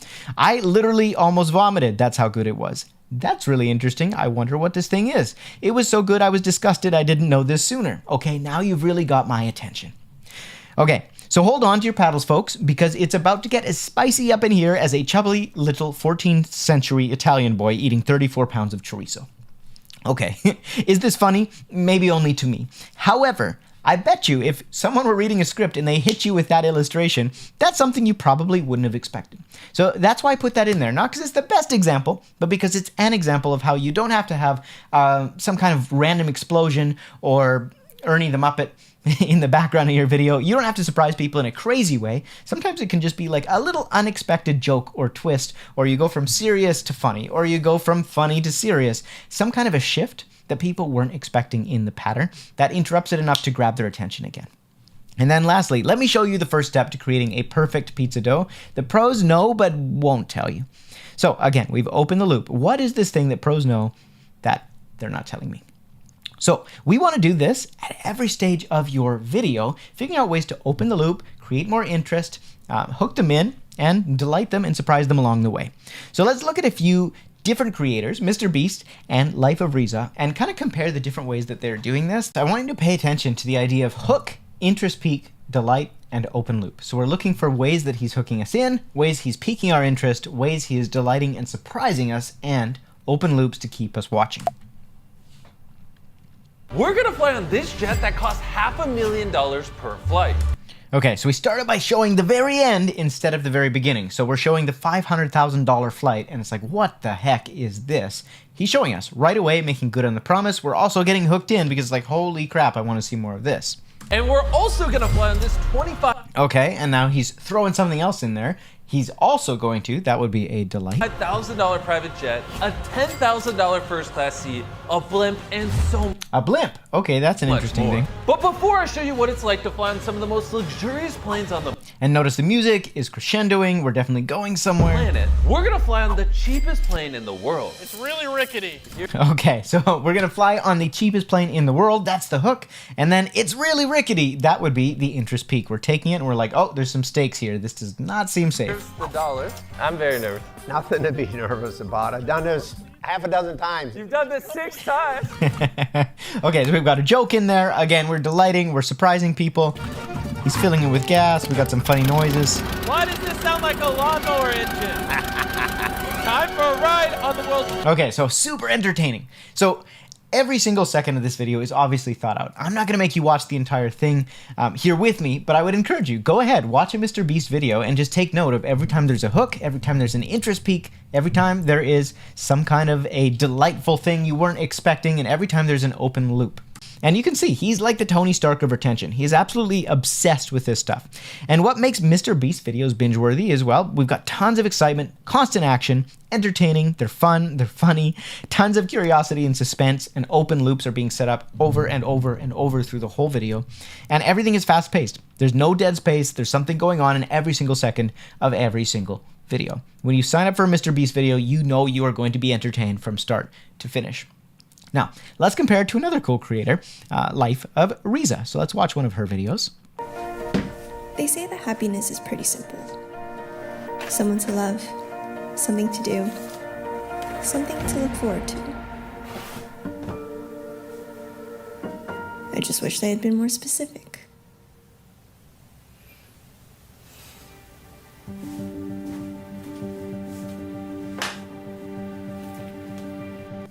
Okay, so I'm definitely drawn into this story as well, but in a totally different way. Instead of feeling hyped up and entertained and like I've got action being shoved down my face, Life of Riza, it breathes, it's calm.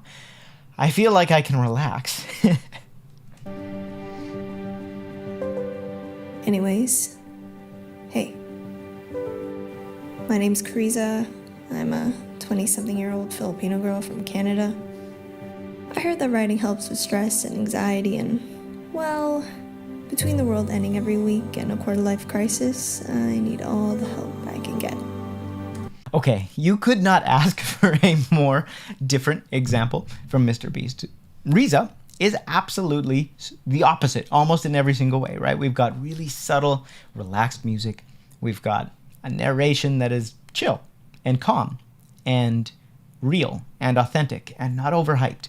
And so we've got a totally different audience than Mr. Beast. They're not looking for crazy challenges. They're not looking for hyper action and over-the-top emotions and just a whole lot of fakeness. They're looking for reality. What makes Life of Riza videos binge-worthy is that you feel connected. You feel heard. You feel like, oh man, somebody else feels the same as me. And so that's my whole point here. It's not going to be exactly the same for every creator. And so depending on the kind of content you create, depending on the kind of audience that you are serving, the person who wants to watch this video is radically different in terms of what they're looking for compared to somebody watching a Mr. Beast video. So here's the thing I want to drive home. What makes something binge-worthy depends on what your audience wants. So for Mr. Beast to have something binge-worthy, it has to be fast and action-packed and crazy and over the top and absolutely insane and entertaining and funny. That's totally different to Life of Riza. Life of Riza, people click on those videos because they just want to connect. They don't feel heard. They feel exhausted. They feel confused. They feel lost. And if they can find somebody who gives them a little bit of hope, makes them feel a little bit less alone, makes them feel a little seen, that is all they're looking for. And so really what makes that content shareable, what makes it connectable, just depends on why that person clicked in the first place. And so your job, depending on your niche, depending on your audience, depending on the type of videos you create, is to figure out what does your audience want? And then you give it to them, not just in the way that you like to do it, but in the way that they actually want it. If I was packing to go on a journey to Hawaii, there's a lot of different ways I could get there, right? I could get on a plane, I could sail there, I could swim, I could build a rowboat, I could take a private jet. Now, the way that I want to get to Hawaii might be different than the way someone who loves sailing wants to get to Hawaii, right? And so we need to know what audience we're serving in the way that we deliver our content. So what they want and how they want it depends on why they clicked in the first place. And so there's some questions that I want you to start asking when you're thinking about creating your content. Why did they click on my video? Think about the title, think about the topic you've selected so far for the video you're currently working on. Why do you think somebody would click on that? What are they looking to get out of it? What would their dream outcome be? Are they looking to answer a question? Are they looking to feel understood? Are they looking to be entertained and to laugh? Are they looking to learn something or to solve a problem? All these things are going to radically change the way that you deliver your content.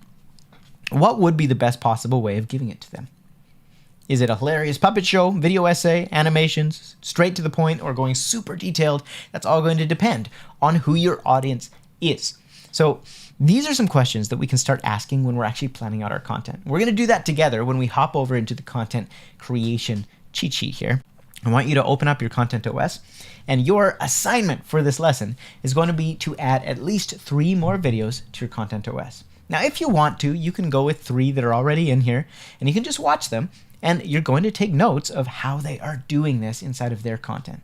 What kind of interest peaks are they using? What kind of hooks are they using? How are they keeping you involved? How are they keeping you tuned in and glued to the screen so that you have to see what happens next? And then when you have these recipes, I'm going to get you to go ahead and enter into that video that we've been working on so far. So first step is going to be adding at least 3 videos, and you're going to open it up and you're going to take note of the different open loops that are actually being used in here, the key points inside of the video, the way that it's delighting you and surprising you and keeping you hooked in. How are they doing that? Right where it worked, right where it might have lost your attention, where it flopped a little bit. I want you to build this out so that you can actually start to see these patterns for yourself and what really works for your audience and for your niche and your style of content. This is so important. And once you've got that, then you're going to open up the piece of content you've been working on. All right, and underneath this thumbnail section, you'll see there are 4 different areas. The first is the retention questions. So based on the topic of the video that you've worked on so far, try and answer these questions. Why would the viewer click on this video? What are they looking for? What is their dream outcome? What is like the one thing they want to find when they watch this video? How can you surprise them? How can you give it to them in the best possible way? And when you ask these kind of questions, you're going to come up with radically different answers to what should this video be about? After that, you've got a section here called Key Points. This is what we're going to be working on in this lesson. Don't worry so much about the sponsor integrations or the conclusion. So here's an example of what a finished key point might look like. So we've got our hook for the key point, then we've got the interest peak, why this is interesting, then we've got a deliver and delight, then we've got an open loop. And you can follow this framework if that works for your content. But don't feel boxed in, don't feel like you absolutely must. This is meant to be a tool to serve you, not to hold you back. So I would encourage you, give it a try if you can for your content. Walk through the process with the hook, the interest peak, the deliver and delight, and the open loop. But also customize it based on what you've seen other creators in your space doing, and go ahead and write out your finished script. And once that is finished, it's really time to just go ahead and film that first draft of your content.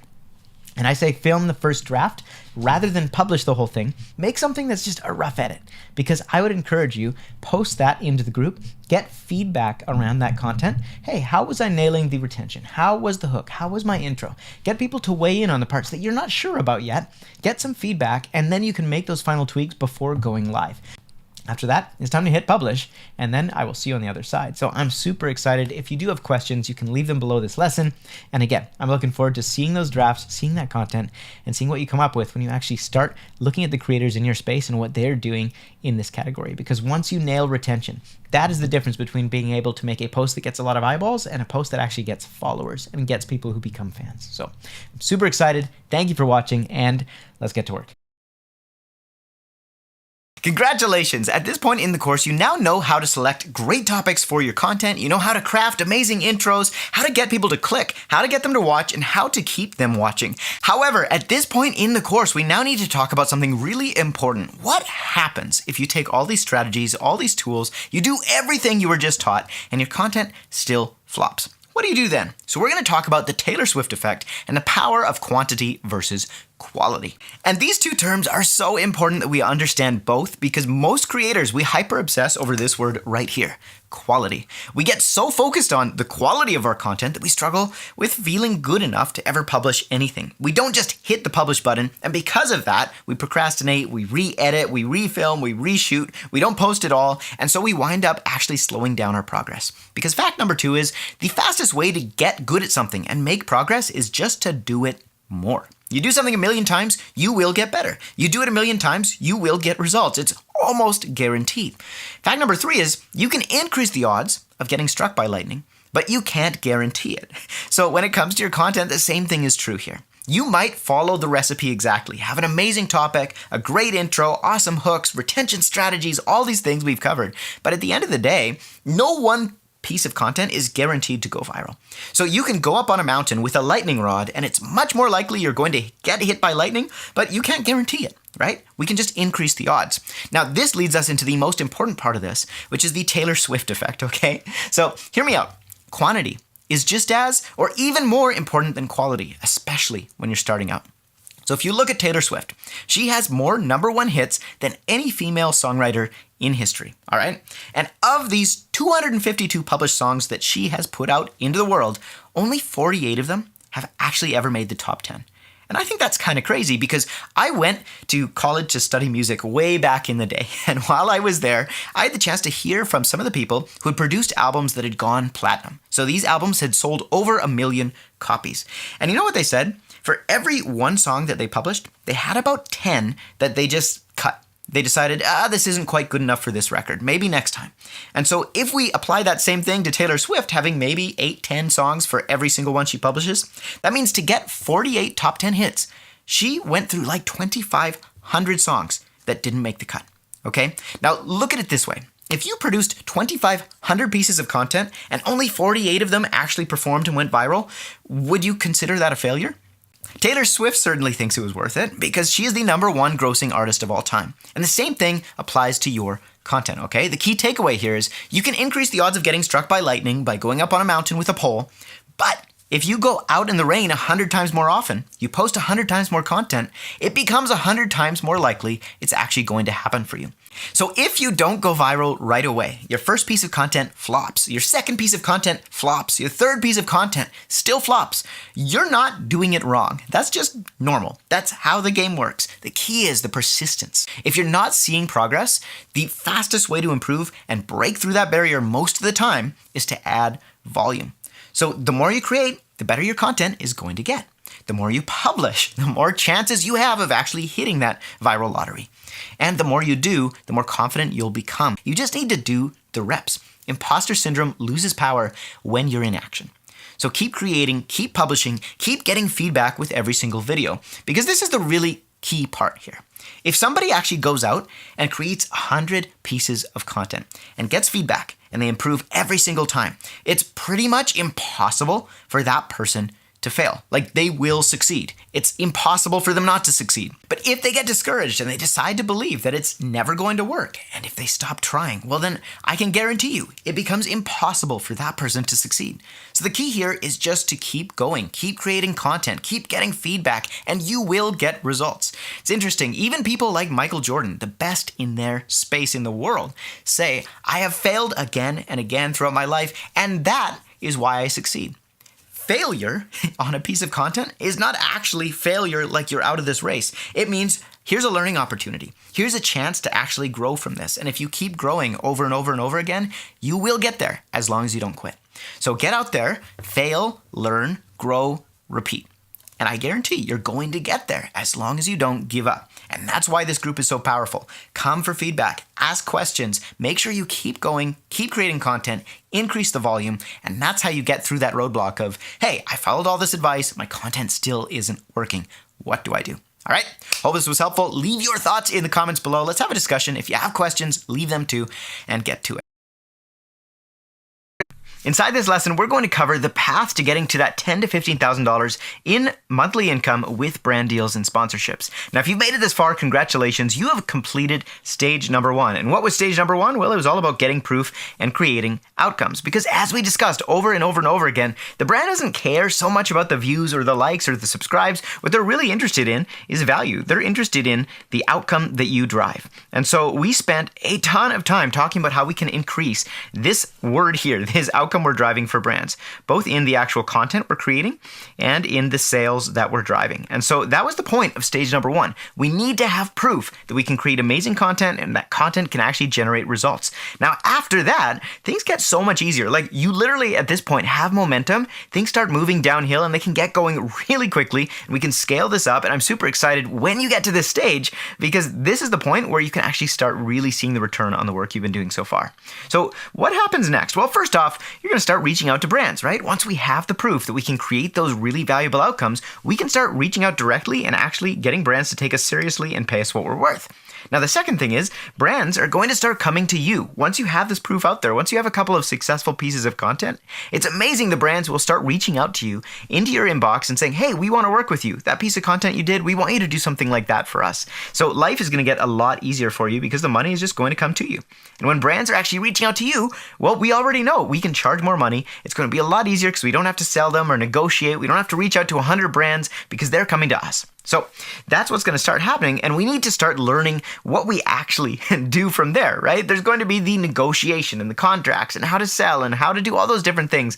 We're going to cover that here. But essentially, it's going to come down to the brands start reaching out to you, or you're reaching out to the brands. You're going to price based on the outcome you can create.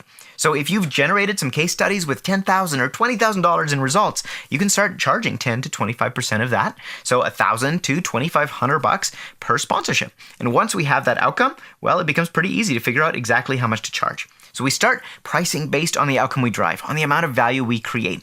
And then we focus on creating bigger outcomes. We repeat that cycle just over and over and over again, until you get to the size of deal that you're actually going for. Now, that's kind of it in a nutshell, right? And at the very end of this, we need to figure out not just how do we create this one time, but how do we create a sustainable system? How do we turn this from something that is kind of one-off deals here and there to sustainable and consistent brand deals that actually eventually allow us to kind of detach and leverage your time? Because at the end of the day, what you probably don't want as a creator is to be on this hamster wheel where you have to just keep going and going and going. And the second that you stop, if you get injured, if you're trying to take a vacation, if you're trying to do all sorts of things with your life and you don't want to spend 100 hours a week working on content, how do you actually create a business out of this that is going to detach the amount of time you're working from the amount of money you're making? So that's kind of what we're going to be focusing on inside of this next brand deal segment. Now, first, we need to talk about the most important part of this whole thing, which is tactics versus strategy. And that's what this video is going to be all about, is focusing in on the strategy of what we're going to do to actually get you there. Now, tactics are what we do. It's how we write a pitch. It's what we say. It's who we're actually reaching out to. All those different things are tactics. But the strategy behind it is why we do those things. And this is really important because tactics, they change. Over time, brands respond to different things differently. So you might reach out to brands today on LinkedIn and be super successful. But 6 months from now, that tactic might not work as well. And so you're going to have to pivot the tactic. And so what you need to know is not what you do, but why you're doing it so that you can change and you can actually apply the strategy to any kind of intersection. Any way you want to reach out, the same strategies will apply, even though the tactics are changing. So that's why we need to focus in on the strategy, the big picture, the why behind the what. And that's what this video is going to give you.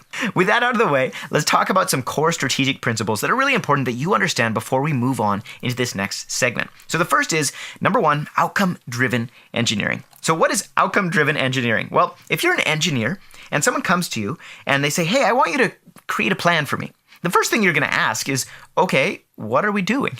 What's the project? What are we actually trying to create here together, right? Because if you're just engineering things for the sake of nothing, just building and designing and just cranking it out, you're going to have plans that don't really mean anything until they have an actual outcome in mind. And the funny thing is that when you're a content creator, so much of us kind of do exactly that, right? You spin your wheels, you start creating content just because you're chasing views or likes or whatever, but you're not actually engineering the final outcome. You're not thinking about, where do I want to wind up a year from now, 5 years from now? If everything went in my favor, if I could not fail, what would I want to actually achieve here? And you need to understand that outcome in order to drive the right kind of engineering decisions. How are you going to make a plan? Well, first you need to start with the end in mind. And so effective work means absolutely everything, right? Just working hard, that doesn't mean anything. You can work hard on the wrong things and get nowhere. So we need to make sure that the work we're doing is effective because we know where we want to go. So that is principle number 1. Principle number 2 is the allocation of resources. The thing is, you're going to find the more content you create, the more brand deals you take on, you're going to get more full and full and full, and all of a sudden, you have no more time. Your time as a creator is finite. The amount of content that you can post is finite. The amount of sponsorships you can take on is finite. And the resources that you have for production, for time, for energy, for whatever, those are all finite. That means there's a limited amount of them to go around, and so your job is to figure out how to use those resources. And as a creator, the further you get, the more important this becomes. Because every brand deal you say yes to is another brand that you're potentially saying no to. I ran into this when I was starting out as a creator with wedding photography. Because I would book out my weddings, and I'd have a couple come to me and say, hey, we want to get married on this Saturday. We only want to hang out for like 2 hours with a photographer. Would you do $1,000? And I'm thinking, oh, this is awesome. I'm making $500 an hour. This is great. Yes, definitely. Let's take that opportunity. And so I said yes to this, and lo and behold, a couple weeks go by, and what happens? Well, another couple reaches out to me and they say, hey, Ryan, we want you for this same date, and we want you for the whole day, and we'll pay you $4,000. And so I had this offer to make $4,000, but I had to say no because I had said yes to an offer for $1,000. So at the end of the day, you need to realize your brand deals are the same thing.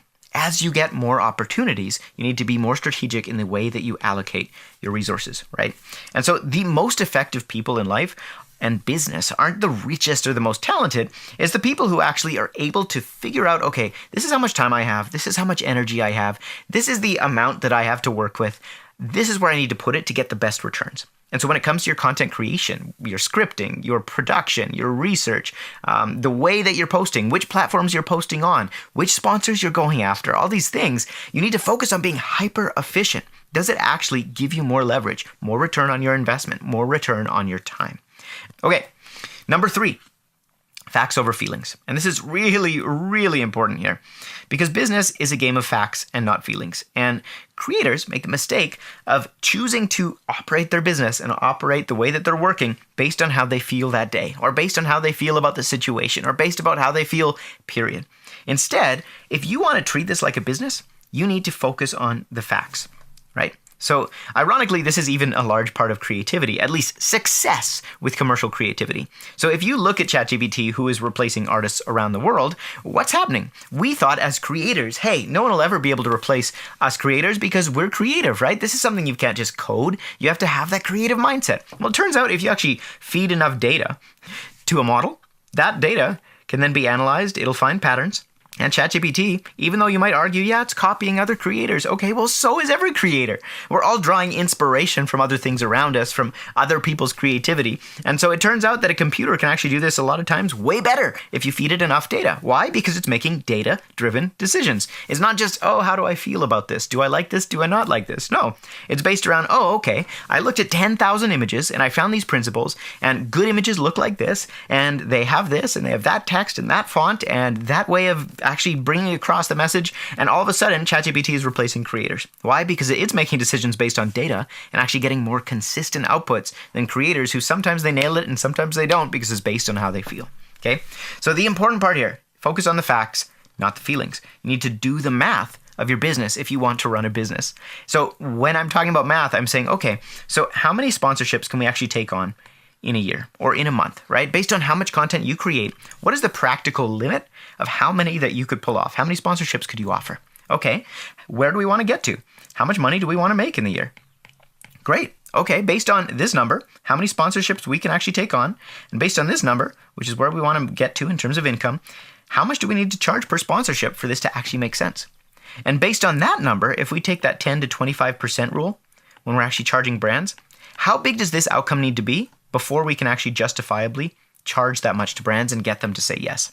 Okay, so by making decisions based on this, we actually have some metrics to make decisions around instead of just, oh, am I ready? Do I feel like working with brands? Am I ready to pitch? Yes or no? Maybe. I don't know. Now we can look at this and say, okay, I'm getting this kind of a value. I'm getting this kind of an output. I'm therefore ready to start charging this much. Okay, so you need to actually focus on knowing these numbers and then working the numbers, and you'll get to the outcome. Whereas if it's just, hey, I feel like it today, I don't feel like it today.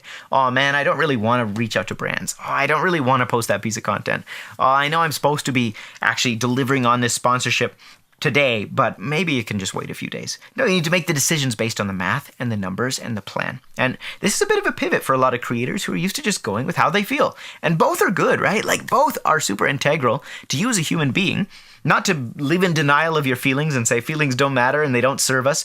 Feelings are tools just like facts are tools. And so you can make decisions based off both, but when it comes to business, you need to be looking at the numbers, and that's more important following those numbers than actually following how you feel any given day. Okay? Now, wander randomly, work based on inspiration, and you're going to get unpredictable results. And the key to a successful business is we need it to be predictable. All right, now what's next after this video? First, we're going to create an outcome-based roadmap. Like I just kind of showed you, how many sponsorships do we want? What is the income goal? Okay, based on that, how much do brands have to pay? Based on that, what kind of outcome do I need to be able to show them I can generate in order for them to say yes to that?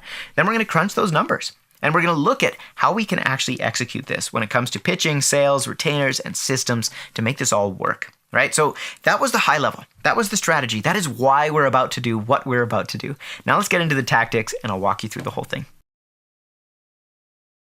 All right, this video is all about how to actually land sponsors, and I'm super excited to take all of the stuff we've been working on together and start actually putting it into practice. So first, a quick recap of the brand deal flywheel. Here is you, Mr. Creator, Mrs. Creator. You're awesome. You're doing great. Now, we spent the last few videos learning how to make the kind of content that gets a ton of views. You actually start going viral, you get some traction. By now, you should have made some content that is getting some views and building an audience, and life is pretty good. Now, in theory, people watch your video and they decide to take some kind of action. They sign up for a free trial, they give a brand their email, maybe they actually purchase a product. Either way, the brand is happy because they are making money. That is the goal, the ideal. And from there, the brand says, how do I do more of this? Well, I should probably give some of that money over to the creator to create more content. And that is the brand deal flywheel. It goes around, and the better you get at this, the easier it becomes. It's really cool. And so we spent the last few videos working on actually creating this part of the equation. How do I create really, really awesome content that resonates with a ton of people, gets in front of a ton of eyeballs, so that I have the greatest potential of actually creating big outcomes for the brand so I can charge lots of money. However, there is one little piece of this that we have left out. The one remaining domino is what happens when people actually watch our content and they don't act. Not much. We need to figure out how to get people not just to watch your videos, but actually to respond to the brand, to buy the product, to take action. And that's what this video is all about. It's understanding the psychology of sales. So, on the one hand, we have viral views. That is something that you have now pretty much crossed off. You know how to select a hook. You know how to come up with an awesome topic. You know how to put together great content. That's awesome. Now we need to figure out the science of conversion. Conversion is when people see a video, they see a product, and they say, man, I want that. What percentage of people are actually watching your video and then purchasing? That is the conversion. Now, conversion plus viral views leads to brands being salivating to work with you and you being able to charge a ton of money, because this, at the end of the day, is what the brand cares about. They care about the results. They do not care about just the vanity metrics of how many views they're getting if those views aren't actually turning into sales. So how do we do this? Conversions can be summed up in one little phrase. People watch your content and they say, I need this. That's what we are trying to trigger. When people watch our content and see a product that we're promoting, if they say, I need this, we have done our job as creators. That is going to be the kind of video that actually converts and gets people to buy. And so getting people to say, I need this, comes down to the reason they buy, which is either they see that there's some kind of a painful problem in their life that they can solve, or they see something awesome, some kind of an end state, some kind of a pleasurable outcome that they want. And when we can show them this, either a super painful problem in their lives that the product can solve, or a super pleasurable outcome or experience that they can have with the product, and that product becomes the bridge to get from one side of this river to the other, then we make a sale. That is the psychology of sales. And fundamentally, getting them to say, I need this, comes down to just making that problem really big and really clear and really obvious and saying, man, watch this, and then showing them how the product can fix it. Or making that pleasurable outcome really big and really obvious and really awesome and showing them what they can have once they get this product. This is just how sales works. And whether you use it for good or for evil, that's kind of up to you. I hope you'll use it for good, because when you can convince somebody to actually make a change for the better in their life, that's an awesome feeling. That's really great, and you should do more of that. However, be aware that it's up to you to choose products that you actually believe in, that are actually good for your audience, and that are actually going to serve them. So with that out of the way, I'm not going to make this too complicated here. We're not going to talk about 100 different marketing techniques. We're going to do the same thing we've done every other time. We're going to start by modeling successful creators in your space. See what they're already doing. See what already works. See what the kind of products you want to partner with are already doing in terms of content, and model after that first, and then we can innovate from there. Because all we want to do is we want to figure out how we can show transformation and get people to the state of saying, I need that. And the easiest way to do this is just to start by modeling and start by thinking of, in your own life, what has motivated me?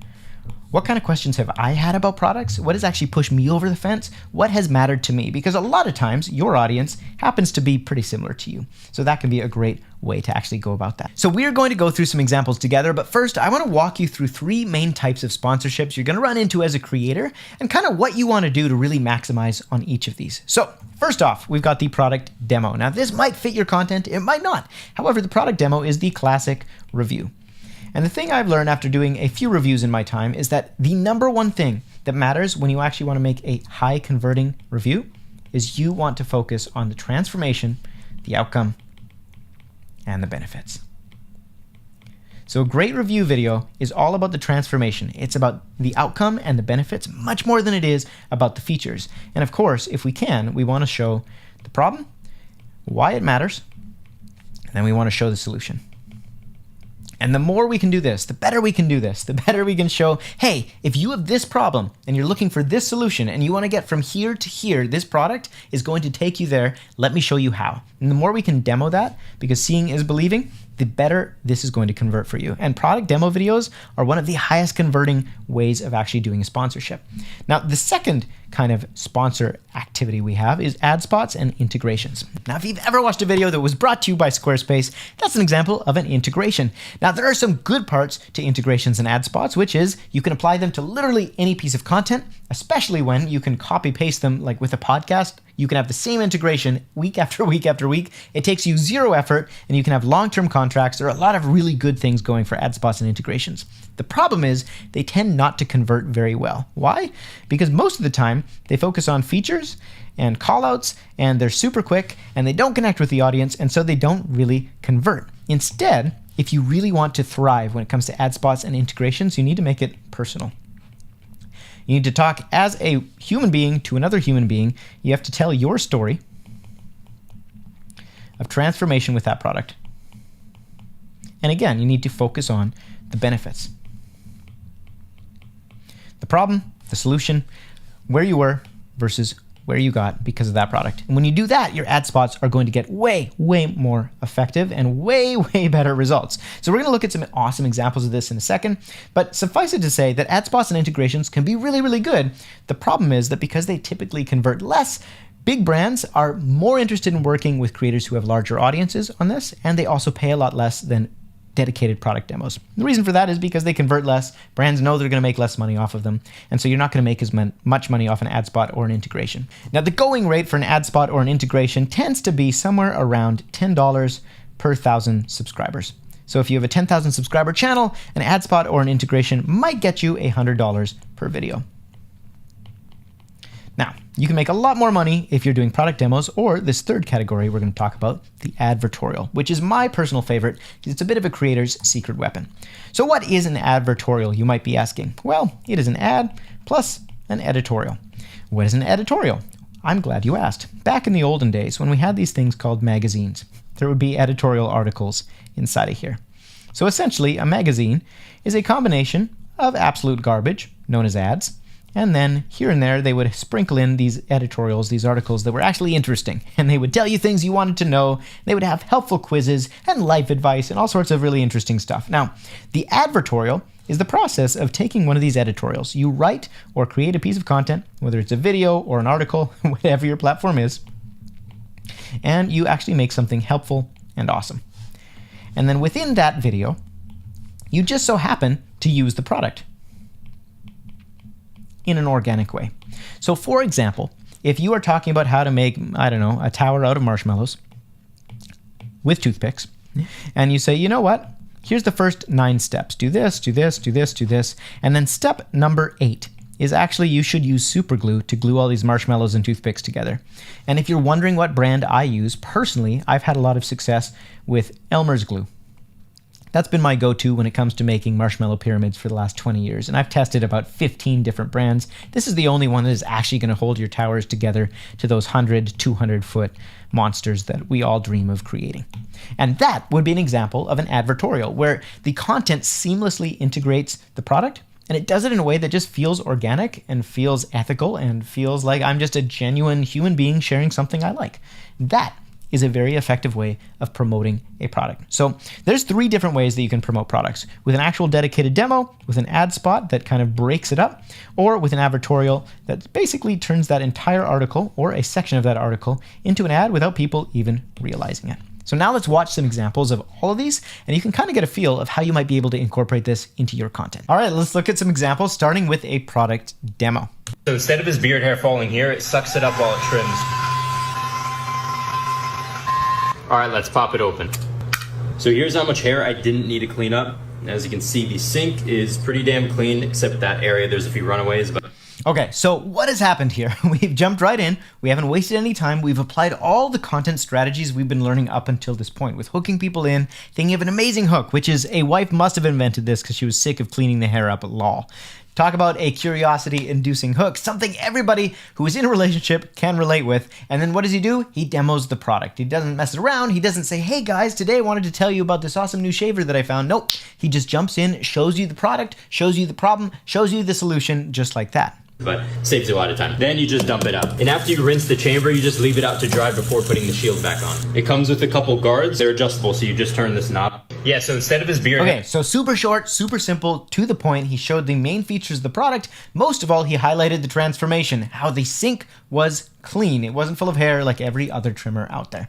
Okay, great example of a product demo. Now, let's look at another one, and this is a integration. Off-road mode now. So that should allow us to go through the mud without all these computer control issues. Last time we were in normal mode and the computers were not letting us do what we wanted to do. This episode is sponsored by LFGO. LFGO Energy is basically a caffeine pouch. I can pop this in my lip and go, and I don't need to carry a whole energy drink. LFGO has 0 sugar, 200 milligrams caffeine.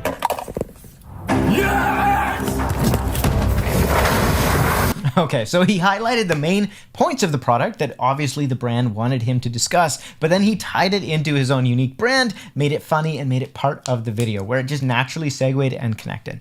All right, now let's look at a couple other examples. I want to show you an example of an advertorial. Most men, they don't know their hair type. Because of this, most guys can never find the right hairstyle. So I'm going to make you a promise. By the end of this video, you're going to know exactly what your hair type is. And then, what's the right hairstyle for your type of hair? 1, use the right haircut. Okay, so in this video, we have just a traditional video, which is creating some helpful content for guys who are looking for finding the right hairstyle. And you'll see that this video is how long? It's 10 minutes and 50 seconds, so almost 11 minutes long. And it isn't until, I think somewhere around here, take care of your scalp, that he actually recommends a product. Okay? A day to get so he gives you some awesome suggestions, nutrients, this is what you need. To cover all 3 of these and stop hair loss. Now, I don't know about you, there's just no way I'm eating 20 eggs, bro. Which is why supplements are so powerful, like this one from Growplex. This one provides you the right amount of daily biotin, zinc, and iron, as well as other vitamins and minerals that have been scientifically proven to stop hair loss and also give you healthy hair. Now, if you're between the ages of 18 and 29, this is the hair care step you cannot miss. Take a supplement that blocks DHT and makes your hair healthy. And Growplex has one of the best formulations you'll ever find on the market. Now, if you're between the ages of 29 and 39, a different study took a look at this specific demographic. They found, on average, over 35% of men were already experiencing extreme hair loss. This is exactly why, a few years ago, I started experimenting with scalp massaging. Okay, so that was the integration. And did you see how seamlessly the integration was over? It started and it ended, and it was just part of a helpful article that was meant to help you figure out how you can get 4 dozen eggs into your diet by just taking a little pill. So again, he used a really interesting and fun example, and then he showed you exactly what it was that the product was doing. He highlighted the transformation, and he highlighted the pain that if you don't start taking this now, you might be facing hair loss, which is something that a lot of guys are worried about. Let's look at another example of an integration kind of mixed with an advertorial. It's been over 2 years since I started my fitness journey, and if I had to do it all over again, here's exactly what I do. Also, as you can tell, Okay, so in this video, we've got here's what I do if I was starting my fitness journey all over again. And you can see that it is 15 minutes long. And it wasn't until about 6 or 7 minutes in, 4 minutes in, that we actually get into the ad. So I'm going to skip ahead a little bit. Some bodybuilder crazy physique. This type of physique, even naturally, will take a lot of time. And this is where you get to just learn to enjoy the journey of it.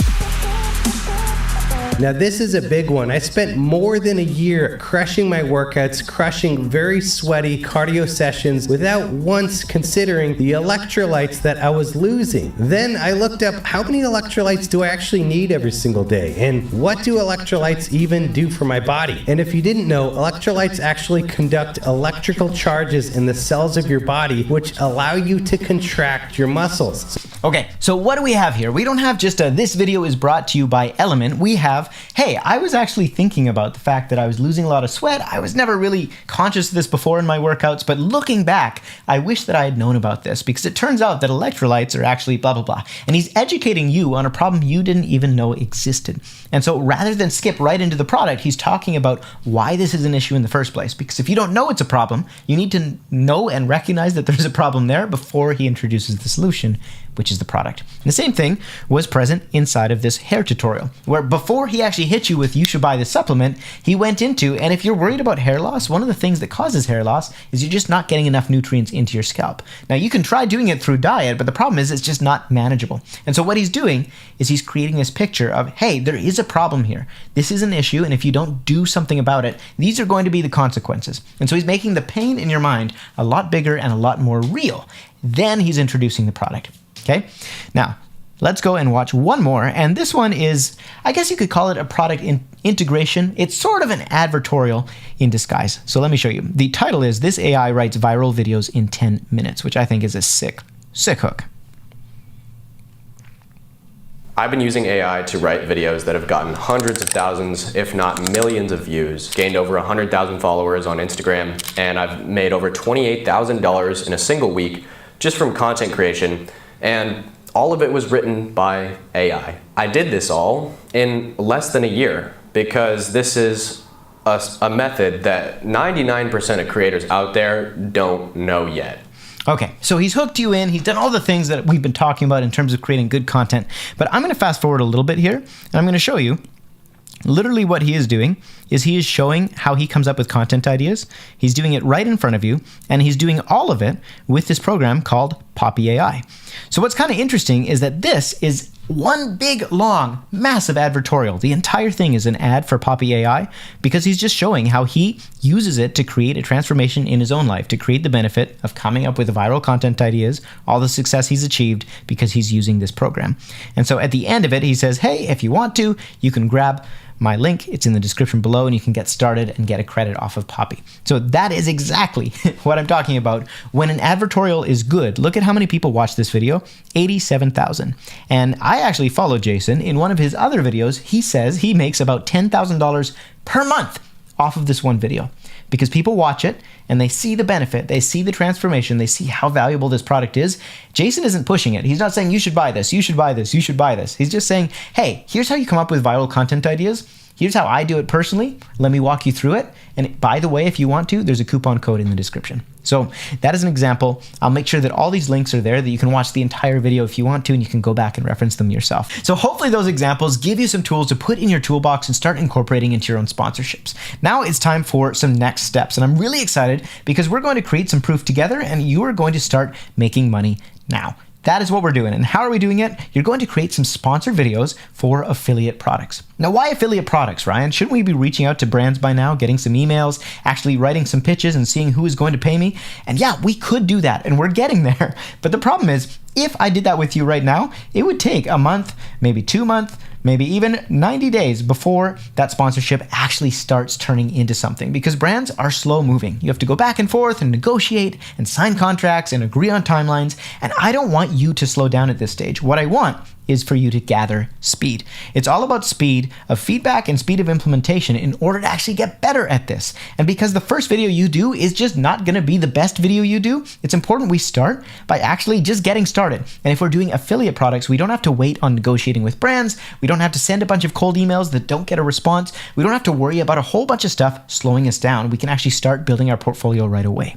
And once you actually start doing some of these videos, you're going to make money because these are affiliate products. And so as you make sales, you'll start to make money. And not only that, you'll start to gather data. And this is the most important part of the entire thing, because a brand is not just looking for eyeballs, they are looking for proof that those eyeballs can actually turn into cash. And once we have this data from an existing affiliate case study that we've created, and we can show the brand and say, hey, I did this video about your product, we made this much money, we did this many sales in this many days, I would love to work with you. All of a sudden, we have a price that we can anchor that is way higher than if we were just pitching them cold, and we're gonna have a way better shot at actually landing brand deals. So everything is gonna be easier when we have that proof in play. And why not start making money now? Why not actually get paid to learn? So with that in mind, here are the next steps that we're actually going to be doing. First, I want you to select 3 ideal sponsors. Now let's talk about what an ideal sponsor is. Number 1, you should already use and love their product, because I don't want you to waste time finding a bunch of products that you've never used before, learning how to use them, covering all that stuff. We're gonna skip that by working with products you already use and love. Second, they should be products that have a high LTV, that's a lifetime value, and a high price point. Okay, so either they were very expensive or they're a subscription. So over time, customers for that brand are worth $1,000, $2,000, $3,000 and up. Because that way, if you can generate just 1 sale of that affiliate product, it's going to be way more substantial than if you generate 100 sales of a $1 product, right? So it doesn't have to be a $1,000 product. However, at least a couple $100 is definitely good to aim for. It's going to be a lot easier for you to make significant money off of that versus off of a cheaper product. And third, choose products that align with your audience. Things your audience are genuinely going to be interested in are going to do a lot better than things your audience has no interest in. Pretty much a self-explanatory thing. So that's your checklist. Once you have 3 ideal potential sponsors or products, don't overthink it. I want you to pick one. So there's a lot of different reasons you could pick one over another. I don't really care what you use. Just pick one, and preferably make sure that they have an affiliate program. So if it's 3 that you have options for, choose the one that has an affiliate program and sign up for that program. That's the next part. I want you to sign up for their affiliate program. And the reason is, 1, we can start making money off of that. And 2, we can not only start making money, but we can start gathering data. It's really important that you have a link in your video that you can track the actual number of clicks off of that video, the number of sales that that click generated, so that you can actually show that data to the brand or to future brands. And you can say, hey, this is the metrics, these are the conversion rates. Why don't you pay me? So we need to gather that data. That's why we're signing up for this affiliate program, and because we can start making cash, right? If they don't have an affiliate program, but they're on Amazon, you can sign up for Amazon affiliates. And then you can use an affiliate link in your description instead. That can do the same thing. Now, step 4, I want you to create an epic piece of content following everything you've learned so far. So we want an awesome hook. We want a great topic idea. We want all the same things that we've been doing in all of our content so far. However, you're also going to be featuring that product and that link. And the way that you do that is up to you. You can do it as an integration. This video is brought to you by, or hey, you should check out this. Speaking of this topic, here's this product. It's really cool. You can check out a link in the description below. Or you can have it be an advertorial, which is a big video that happens to showcase this product in action. I don't care. It's up to you. Just try something. If it works, awesome. If it doesn't work, great, you learn. So what I want you to do is take action. Don't overthink this. You want to incorporate that product and you want to do it in a way that really emphasizes the transformation. And so think to yourself, like, what is the most kind of convincing way that I could show, or the largest transformation I could show based on what I have available to me, based on my own personal experience with this product, based on what my audience is interested in and cares about? How can I demonstrate that most effectively? And after that, you're going to track the results. You're going to post the video, track the results, and self-assess first. Before you just reach out for feedback and say, hey, this didn't work, I wonder why, try self-assessing and say, hey, this is what I'm thinking. I noticed this about the video. I'm just wondering, does anybody agree, or am I off base? What am I missing? And then you can get some feedback, you can adjust, and then you can repeat this process with the next product. And you're going to keep on doing that until you have a winner. It's that easy. So we're just going to make something, we're going to get feedback, we're going to improve, and then we're going to post something else, and we're going to get feedback, and we're going to improve until eventually something takes off. And once something takes off and we actually start getting results, not only are you going to be making money, which is really awesome, you're also going to have the data that now we have a case study we can approach other brands with, we can approach the same brand with and similar brands and say, hey, look at these results that I created. I would love to partner with you. Are you interested?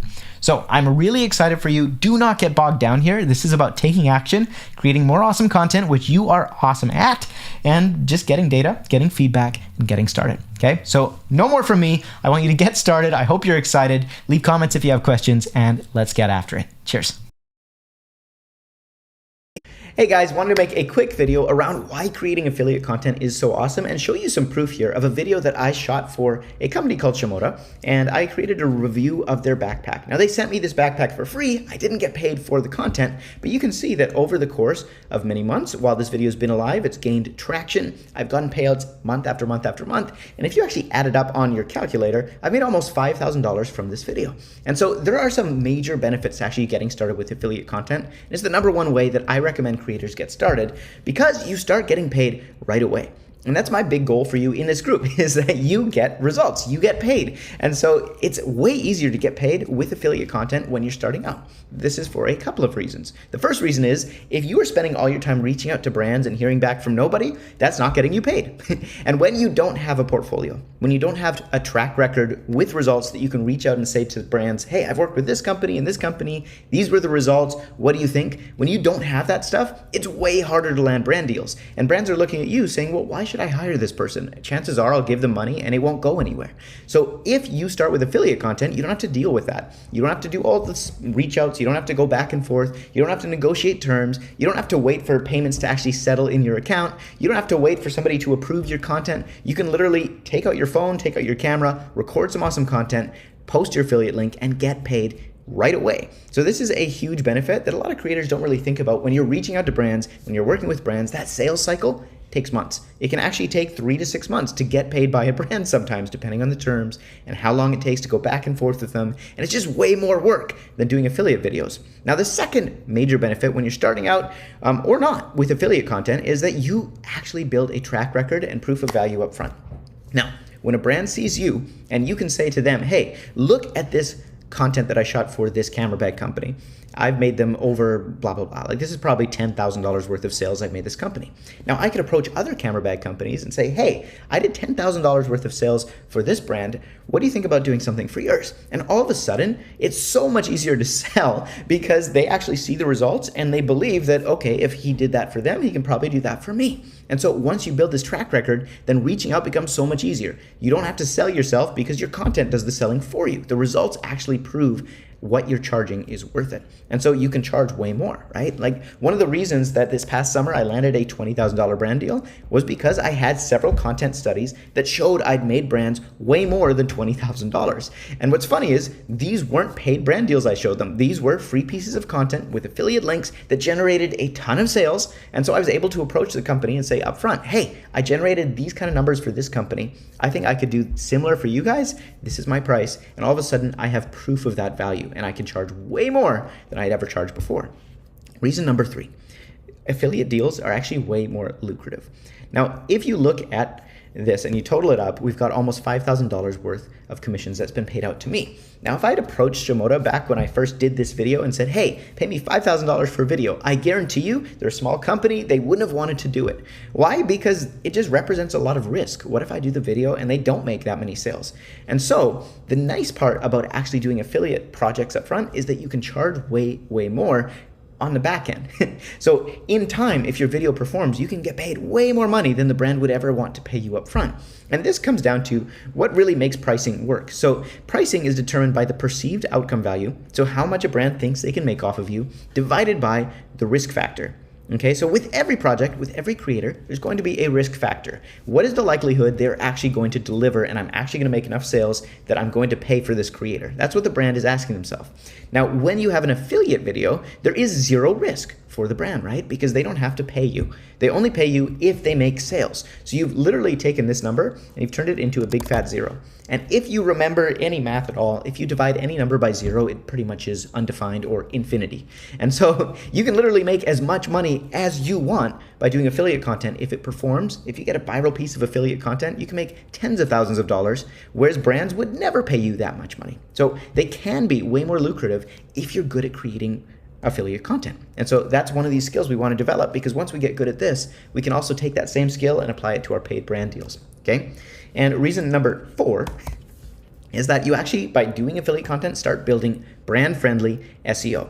Now, SEO stands for search engine optimization, but in this case, it's actually brand optimization, because brands are searching for other creators to actually promote their companies all the time. And what are they doing when they're searching for these creators? Well, they go onto YouTube, they go onto Instagram, and they're literally searching for camera bag reviews if they're a camera bag company, or tripod reviews if they're a tripod company, or iPhone reviews if they're a phone company. And then they're looking at what other creators have already posted similar content and done review videos and done this kind of product focused content, because that is who they're reaching out to film more videos. So you're actually going to start getting a ton of brands reaching out to you once you start posting this kind of affiliate content and have product reviews on your channels, because brands actually see that and they say, oh, this creator does this kind of content. You become much easier to find, and because you're easier to find, the brand now knows you exist. They're going to reach out, and when they reach out to you, all of a sudden the sales cycle is so much easier, because you're not the one coming to them, they're coming to you, so you get to determine the terms. So there is 4 main reasons I recommend for every creator, get started with affiliate content, because you can make so much money, you can get results really quickly, and more importantly, you start building your track record, a proof of value, and everything about this process when it comes to getting brand deals becomes easier when you have that in your wheelhouse. All right, so hopefully this was helpful. Just wanted to hit you with some proof and maybe a little bit of inspiration. You can do this. What's so awesome about affiliate content is the fact that you can get started right away. You can film a video today, post it today, and start getting paid today. So I wish you luck, and go make something awesome. Peace. All right, so at this point, you have recorded some affiliate content, you've posted it, you've gotten some likes, some results, maybe even generated a couple of sales. The question is, what is good enough? At what point am I ready to actually start reaching out to brands and getting brand deals? Should I start pitching now? And that is a great question that we're going to cover inside this video. Now, I want to start by giving you some facts to make your own decision about what to do next. Now, fact number 1 is that you are ready to get sponsors right now, if you want to. And the last thing that I want to do is hold you back and say, you know what, you're not ready, you can't do it. No, I absolutely want to champion you and say that you are capable. And right now, if you reached out to enough sponsors, you send enough messages, you will find somebody who says, yeah, I like your stuff, let's give this a shot. The question is that the kind of person that you actually want? Will they be willing to pay you how much you want to get paid? Will they be a good sponsor or a bad sponsor? The question is this the right move? So fact is that the faster you learn and grow, the better you become, right? We all know that. And the more content you make, the luckier you're going to get, and the more you're going to grow. It makes sense, because if you post 100 videos, chances are much better than someone who posts 2 videos that you're going to have one of these things go viral and really create some amazing, crazy results and an awesome case study. So we want to learn, we want to grow, and we want to create as much as we possibly can. Now, the next fact is that client work kind of slows you down and boxes you in. So this is something I learned while I was doing sponsorships, is that when I'm free to create whatever content I want, I can come up with the best ideas, I can have a lot of fun with it, I can do all the things that I want to do that make a piece of content go viral, and maybe most importantly of all, I can do all this There's a lot of speed there. Now, if you're working with a brand, you have to go back and forth and communicate on ideas. They're going to want to have input. When you actually have the video edited, they're going to want to give you feedback and make adjustments. They're also going to limit you in terms of what you can do. They're going to tell you what you have to make the video about. It's not as fun. And because you're confined to talking about that product, it's a lot harder to make things go viral. It just is, compared to when you have a totally open canvas that you can paint whatever color you want. Now, fact number 4 is the most creative and successful work that you're going to do is probably not going to be client work. This is the reason that in every creative industry, people do stuff for free to build their portfolios, because when a client is paying you, you're just restricted. It's a lot slower, it's a lot harder. And so if you want to actually create an amazing portfolio of the kind of work you want to be landing, it's a lot easier to do that for free on your own sometimes than to try and get somebody to pay you to do it. And fact number 5 is a 1 million view video, and this is the most important part, is worth 1,000 times more than a 1,000 view video. So if you approach a brand and your last video got 1,000 views, brands have the ability to actually pay YouTube just to put ads in front of people, and that's called a CPM, a cost per mil. And this number can range anywhere from say $4 to $15, depending on the audience. Now, that means that for every 1,000 people who see the video, a brand looks at you and says, okay, that's worth somewhere between $4 and $15. Let's just pretend those numbers are right for the sake of this. That means that this video to a brand is worth $15. Now, if you can generate a 1 million view video, you could just add 3 zeros to the end of that. And now you can charge $15,000 for that video, okay? So a 1 million view video is worth 1,000 times more. But here's the crazy part. It is not 1,000 times the work to create a 1 million view video.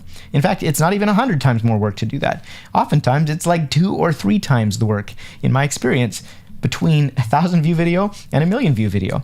And the difference in results that you can actually create for yourself when you start landing larger brand deals like this is life-changing. And so sometimes people want to rush the process. You're so excited, you just want to get paid, you want to make money, and that's fair. I get it. I know what it's like to be a starving creator. And at the same time, you might be inches from gold, that if you were just to create one more video, you'd get that amazing case study. And now you have the proof to actually show brands, hey, look what I just did. Look at this amazing case study I just generated. Look at these results that we created. Imagine if we did something like this for you. And all of a sudden, you've taken your check and you've added 4 zeros to the end of it, simply because you weren't rushing the process. So those are the facts. If you want to, you can absolutely start pitching brands right now. However, I know from experience that a lot of creators try to rush this process a little bit because they're so excited about reaching out to brands. And I promise you, if you get really good at creating content that just generates a lot of views, generates a lot of traction, generates a lot of results, you can make a lot of money just with affiliate videos, and then you'll be able to start charging brands what you're actually worth. You'll be able to start making a ton more money in the process compared to trying to rush it and creating content that just isn't quite there. Now, at the end of the day, this is what I want to drive home. Brands pay you for outcomes. That is what they're in it for. They are in it to make money, to serve customers, to make the world a better place. But either way, they want the outcome of hiring you. And so if you want to create content for brands, you want to take photos for their latest catalog that they've released, you want to go on cool trips and record videos for them, and then you want to promote your products, their products on your channel, the size of the check that they write you is going to be determined every single time by the size of the outcome you deliver. And so the question I want you to ask yourself when you're deciding, is it time to start reaching out to brands, is how big is the outcome that you can demonstrate at this point? And is the brand going to be willing to pay you what you want to get paid? So if you create content for brands, like if that's what you do and it's not about promoting to your audience, you just want to take photos for brands, is the quality of your portfolio, which is the content that they're going to be purchasing, that's the outcome, is that on par or preferably even better than what they are already producing? And that is a question you have to ask yourself. If you want feedback, you can post that in the group. You can post some of your content and say, hey, this is the brand I'm trying to pitch. I'm just wondering what you guys think in regards to this case study that I was going to send them. Do I need to maybe make a few tweaks? Is it there? I'd love your thoughts.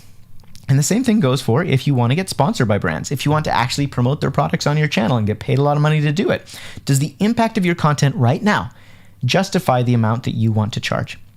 And so, again, if you are getting a brand to hire you, in general, they're going to be willing to pay 10 to 25% of whatever outcome it is that you can show that you can create. So for example, if your last 4 videos generated $5,000 in sales, then that brand is going to be thinking it's a pretty good deal if they can pay you between $500 and $1,500, right? Now, if you want to charge more than that, then you need to figure out a way to prove that you can create a bigger outcome for them, which is why we're targeting specific brands. And we're going to talk about that as we actually select which brands we're reaching out to. But at the end of the day, you need some kind of proof. You need some kind of case study to show a brand, hey, look at the outcome I created for this guy. Now let's do something like that for you. Are you interested? And so that's what we're doing with this affiliate content. And I want to encourage you, keep doing it until you have that kind of an outcome, because it's going to be so much easier to sell. Because right now, if you want to, you can start reaching out to brands. You can start sending emails, and you can send 500 of them out. And I promise you, it's pretty likely, in my experience, that you're going to find a brand or two who is interested in hiring you. However, if we wait and we create a larger outcome, it might be as simple as sending an email to 10 brands and getting the same results or better, and they're willing to pay 10 times more. So with that in mind, you need to make this decision for yourself. I'm not here to tell you what to do. I'm just here to explain what might happen depending on what you choose to do. And so I want to encourage you that either way, you're making progress, whether it's reaching out to brands and actually getting brand deals, or continuing to work on your craft, get awesome results by doing affiliate products and actually making money at the same time. Either way, you're winning. The key is I want you to be growing. I want you to be taking action. I want you to try something. So if you're on the edge, you're not sure, you just want to start reaching out to brands, feel free. Absolutely go for it. And then we can keep going. Or create some more content, get some more feedback, continue to grow until you really take off, and then we can hit the gas on this thing. So now it's time for you to make a decision. Take a look at your content, ask yourself what the best route is, and then move forward. All right? The key is action, and if you need feedback, you know where to find it in the group. I'll see you in the next one. How do we pitch brands? How do we get them to pay us? How do we get them to respond to our message in the first place? I'm going to cover all that inside of this video. And the first thing I want to start with is we're going to try and keep it brief. The reason is you don't need 10 hours of training. What you need is 10 hours of implementation, getting actual real world results and getting feedback and improving that way, because that is going to be the fastest way for you to get results and see progress. So let's cover this from a high level first. I'm going to try and keep this quick. We're going to recap the brand deal roadmap. There's 3 basic stages to actually getting brand deals, right? First is the portfolio. We spent the last 20 or so lessons working on creating an amazing case study for you so that you can reach out to brands and say, hey, look at these results I've generated. Look what I did for these guys. Are you interested in something similar? And if you have a good case study, the rest of this becomes pretty easy. Actually reaching out to brands is not that complicated. It's not about having the perfect script. It's not about being perfect at sales or having this amazing polished pitch deck. It's just having proof and results to back it up. And once you do that, then we proceed to stage 2. Stage 2 is finding key contacts at the right brands and starting conversations. When you think of the word pitch, this word right here is what I want you to think of.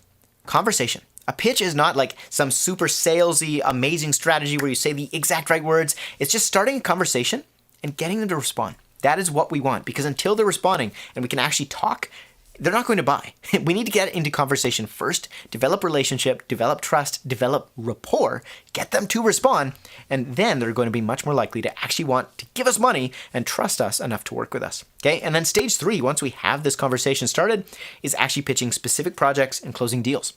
But we're mainly focusing in on this right here. Because if you're really good at this, then the rest of it is just about showing them the proof, showing them what you could possibly do for them, and then saying, hey, do you want to buy?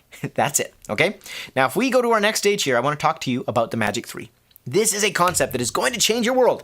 At least it's going to transform your results. And it comes down to this. There are 3 main activities as a creator that you should be focusing on. And if you do these 3 things and ignore everything else, but you just get good at these 3 things and focus on getting better at these 3 things and doing more of these 3 things, you're going to succeed, you're going to get deals. The first is building your portfolio. We spent so much time on this already, but this is an ongoing thing. The better your portfolio, the better the results that you can show other brands, and the more of a track record you have, the more results you can show brands from other companies you've worked with, the easier everything else is going to become.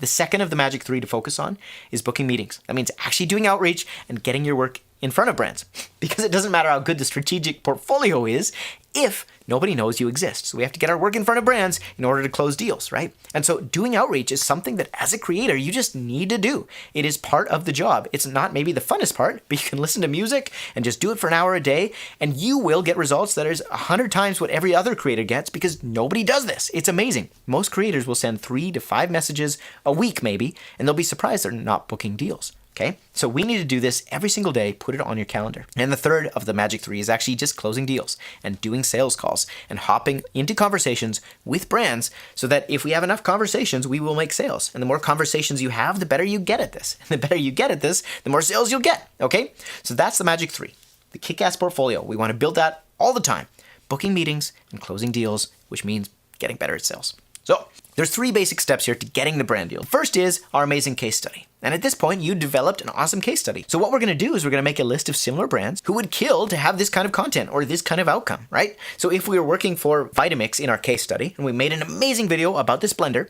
we think of other brands who have a similar customer. So not just blender companies, but companies who have similar avatars. So that would be people who are interested in buying kitchen gadgets and who love to cook, who love to bake, who buy dishwashers and ovens and stoves and toasters and all of these different gadgets and appliances. That's a big list of brands we could potentially reach out to and say, hey, look what I did for Vitamix. And these brands are going to say, wow, Vitamix is a similar brand. This would probably work for us. So we find the key contacts at those brands. We're going to cover this in a next lesson, but I'm going to show you exactly how to find their emails, how to find the right person, and we send them a message and we wait. No, we don't just wait and we don't just give up. Once we send that message, then we follow up. And that's what nurturing leads is all about. It's following up until we get a response. They're either interested or they're not. We'll get into that. After that, we're going to pitch outcomes. We're going to show them, here's what I did for this brand. Here's what I think we could do for you and what the numbers might look like. Are you interested? And we're going to talk about the actual sales method inside of a future training. But really, once we've got them saying yes, we create epic results, we pitch the next project, and we can take those results, turn them into a case study, and this whole cycle just continues over and over and over again. We get better and better, we charge more and more, life is good. So let's talk about the actual pitching roadmap. Like, how do we do this? First off, you're going to send your initial message. So inside of the course resources, you're going to find these email response templates. Now you're going to see all these ones labeled outreach. That's what we want to use. And depending on where you're at as a creator, you can use any of these or experiment. Send 10 of each to 10 different brands and see which one works the best. And then you can narrow it down. So we've got conversation starters. This method is basically just opening the conversation with a brand and not asking for anything. You're not making a pitch up front. You're just saying, hey, I love your product. I just want to let you know I think you're doing a great job. Take care. Right? And that actually is a pitch in disguise, because what's happening is you're doing the one thing that 99% of creators never do, which is just giving without asking for anything else. And if you come to a brand and you say something like that, you know how much more likely they are to actually respond, or at least to feel good about you as a person. And then when you follow up again to respond, much more likely. The next is if you want to just do free products for content. So if you're at a stage where you don't have a ton of portfolio, you're not feeling super confident about that yet, you can use these messages to reach out to brands, do that initial outreach, and just start by working for free in exchange for products. The third method is affiliate partnerships. So that's kind of the next level up here. If you have a decent portfolio, a decent case study, you can start getting paid and reach out to brands and say, hey, I'd love to partner with you guys. But it's still a low risk proposition for the brand because they're not paying you cash up front. They only pay based on results. Then we move into actual paid collab pitches. So the first would be if you have an audience. These are templates for if you have an audience as a creator. And then these ones are if you don't have an audience, you just create amazing content. So you can grab these templates and use them to help you write your message. Now, after we've sent that initial message, there's a couple things that could happen. Number one is they don't respond. Number two is they do respond. Mind-blowing, I know, right? So if they don't respond, what happens? We give up? No, you're going to follow up. You're going to follow up on day 3, day 5, day 7, and then 30 days later. Why are we doing this? Well, number one, because when you reach out to a brand, you have to remember these brand managers are people too. They've got lives. They've got stuff going on. They've got projects they're working with. They've got creators they're managing. They've got launches that they have to deal with. They might just be on vacation. And so you want to reach out multiple times because if you don't, you might never even get into their inbox. It could be they never even saw your message. And you might be wondering, like, won't that bug the brand, Ryan, if I'm reaching out over and over and over again? Well, the answer is no. Probably not, because brand managers are always thinking about, okay, how do I get more creators? Like as soon as they finish an amazing collab, they say, how do I get 10 more people just like that guy? Because that was amazing. And so if you're reaching out to a brand, you're doing them a favor. They're looking for creators. You're a creator, okay? And we're not going to follow up with just, hey, what did you think? Hey, did you get my email? Hey, blah, blah, blah, blah, blah. We're going to follow up with high value emails. And those are also inside of this beautiful little template here. So you can go up to where it says initial follow-up, and there's 3 magical messages you're going to send. The first message you'll send is just the exact same message, but with a different subject line. And this is important. If a brand gets your email, if you send it to the brand manager, but they don't open it, doesn't matter what the email said. No. So the most important thing is getting the brand to open your email in the first place. And there are actually tools you can use that will tell you if a brand has opened your email in the first place. And if they have opened it, well, then you don't need to send this message. But if they haven't, you might as well send the same thing, but just with a different subject line and hope that they'll open it up. Now, the next follow-up you're going to send is the I forgot to send you this. So basically, it's an excuse to say, hey, totally forgot to attach this case study, just thought you might enjoy. And then you highlight some results that you've generated for a client. And this is incredibly effective because it gets right to the point. They can skim it. They can say, okay, client results, yeah, I'm interested. And then they'll write you back. And for follow-up number 3, we go ahead and we find something that we love about their company and we just brag about that. And we say, hey, this was really awesome, this thing that you did recently. Have you thought about doing? And then you take whatever it is that they did recently, something that they clearly cared about enough to actually put time and focus and money into. And you say, have you ever thought about doing this similar thing or this thing that spins off this same idea?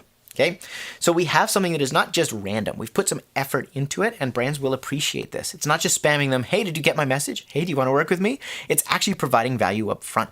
So those are the 3 follow-up messages you're going to send. And after that, you get into 30-day follow-ups. And these are ongoing messages that you send literally forever until the brand tells you to stop. So whether they're interested in working with you or they're not interested in working with you, you continue to send these messages. Because if a brand gets back to you and says, hey, actually, we're not looking for creators right now. You know what? That's not a no forever. That's just a right now. Right now, they might be full. Right now, they might have already planned their content for the next 6 months. Right now, they might have spent their budget. But you know what? In 6 months, they might have a new budget. In 6 months, there might be a new creative director. In 6 months, there might be a new product that they need to launch. And so we keep following up so that we're top of mind so that when they say, oh man, I need a new creator, and guess whose name comes to mind? The person who's been emailing them every 30 days. So how do we follow up every 30 days without being annoying? Well, we find a reason to follow up. So here's a bunch of different ideas. 1, anytime there's a season, an event, or a holiday, you can follow up and say, hey, this is around the corner. Let me know if you're planning any content. I'd love to collab. Or let me know what you've got in mind. Let me know if you're looking for creators. Or just wish them happy holidays. That's it. And then link to a case study. Number 2 would be, hey, what are you working on? What are you focusing on? I'd love to help knock it out. Number 3, quick heads up, collab window. You can say, hey, I just wrapped up this project. I do have some room for a short amount of time. Wanted to see if you're interested. So this list of follow-ups is just a whole bunch of reasons and excuses for actually reaching out to a brand. And you can go through and find one that kind of makes the most sense for you, that you feel good about, and send it through, okay? It's about following up every 30 days until eventually they're going to respond because the timing is right, all right?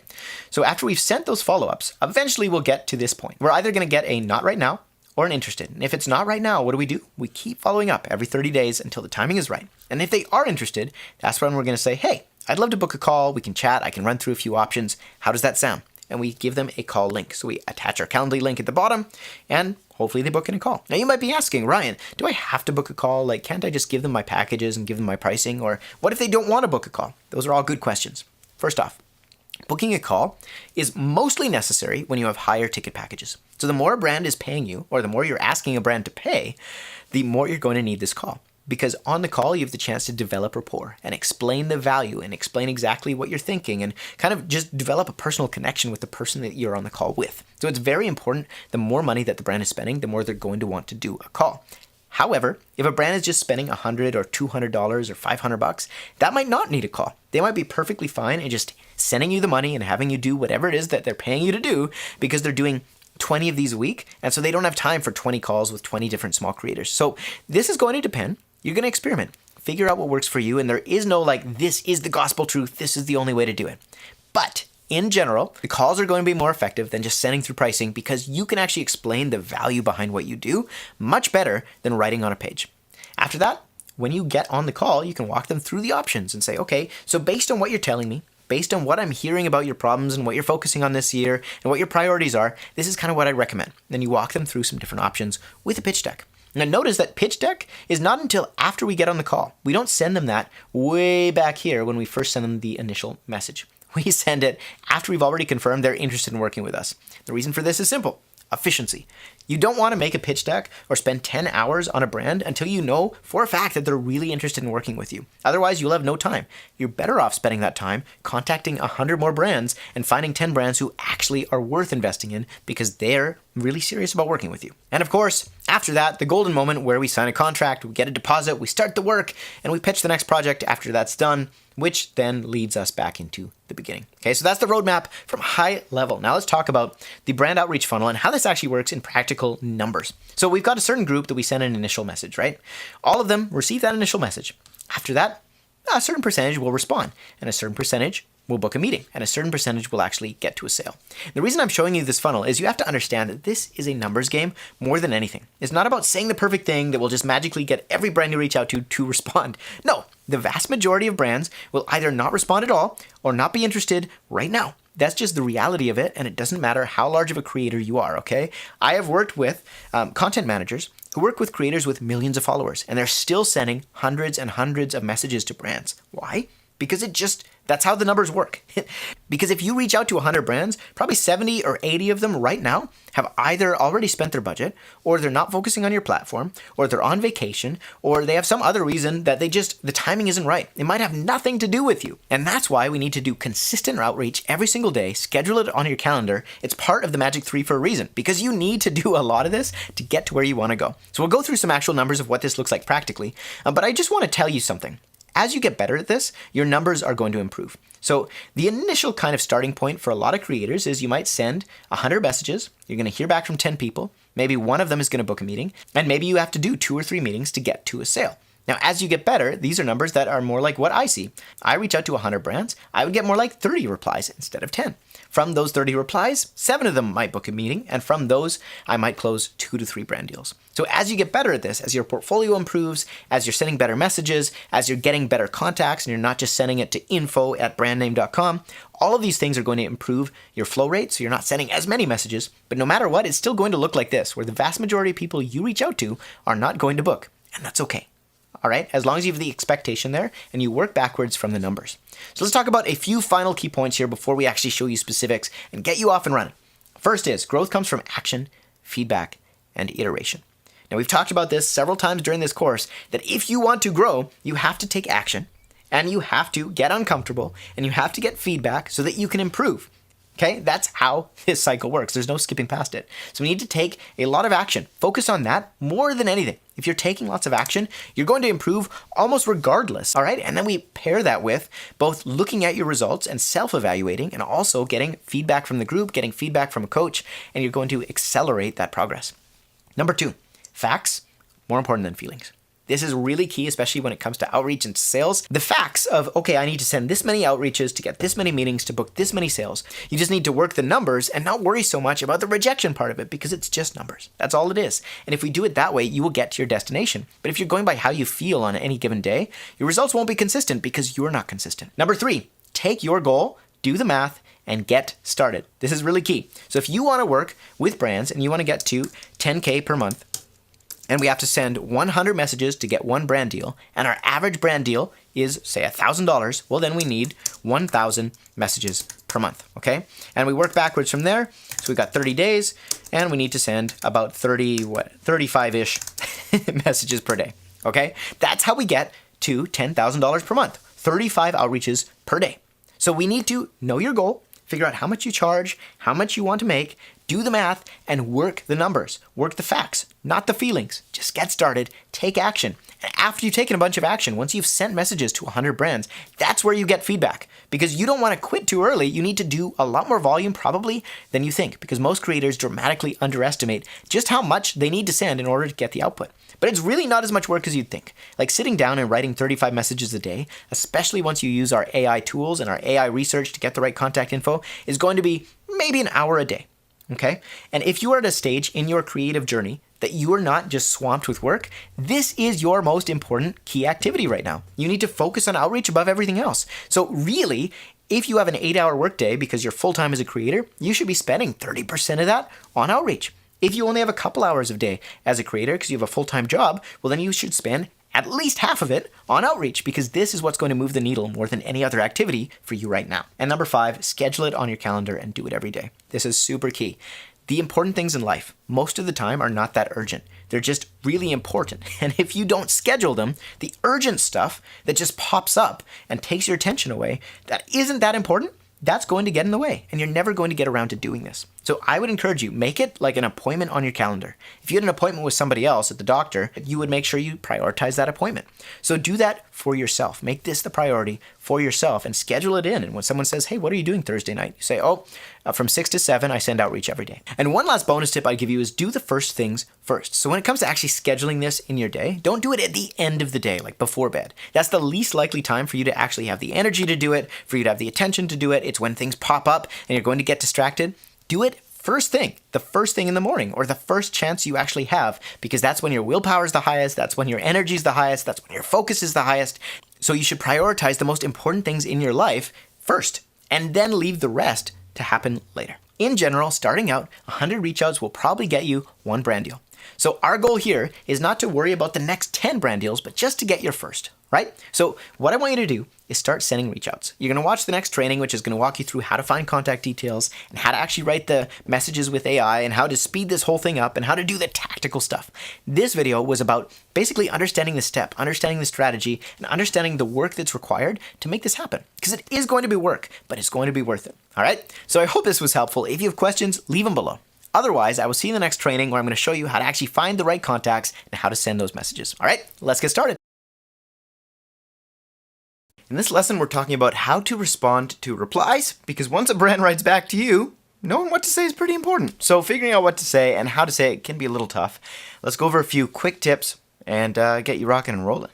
First off, you've got the email template library, and that is going to cover a ton of questions you might have about what to say when a brand says this or a brand says that. All right, so you can go into this email template library, and you're going to see that there are different response templates, and we're adding to this all the time, building it out. So if you have a specific question that isn't addressed inside of here, you can feel free to post it in the group, and we'll try and build a template actually to answer that question in the future for all creators. So go ahead and check that first. Now, the next kind of key point here is use ChatGPT. If you have trouble kind of saying things in the best possible way, or even if you're pretty confident in your writing, ChatGPT can be awesome just to make your writing a little bit more short and succinct, and also to break it up and do the formatting for you so that visually your email is easier to read and understand. So here's a prompt I use all the time. Clean up this email response and format it to make it more visually scannable. Then add emojis and bullets, that kind of thing, and write me 3 different versions so I can choose. And this is really important because once you have a couple different versions, you'll find that one probably fits a lot better than the others and might have said some things that you just didn't think of. So that would be my second point. Number 3 is when it comes to actually answering questions. This is something I see creators mess up all the time. A brand will ask a question and the creator's like, well, it really depends. I don't know. I need more information. And I kind of get it. You don't want to box yourself in. You just want to be direct and not vague, because there's nothing more frustrating as a customer when you reach out to somebody and they just don't want to answer your questions in a clear and straightforward way. It's actually kind of dodgy and sketchy, right? It makes you feel like, I don't know if I can trust this person. They're avoiding answering my questions. So don't do that. Just be specific, and where you can, answer it. If you can't give them a clear answer, you want to make sure that you at least give them a range or something that is kind of part of an answer, not just a cop-out and, I can't give you that, we have to meet first, blah, blah, blah. At least give them a starting range. Like the budget is somewhere between here and here. Does that sound good, or would we need to tweak something that would be a little bit more specific to your limitations? Okay, and then lastly, always finish with a clear next step. And this is really important in every single stage of the brand deal process. You always, when you're dealing with customers, want to tell them what to do next. Take them on this journey, lead them, make it easy and simple to work with you. Okay? Because again, you're going to be surprised. We like to think that brands have it all together. They know what they're doing. A lot of times this couldn't be further from the truth. It's just people who kind of made a product, it took off, and now they're just figuring it out along the way the same way that you are. And so they don't really know a lot of times what a sponsorship looks like, what the next step is.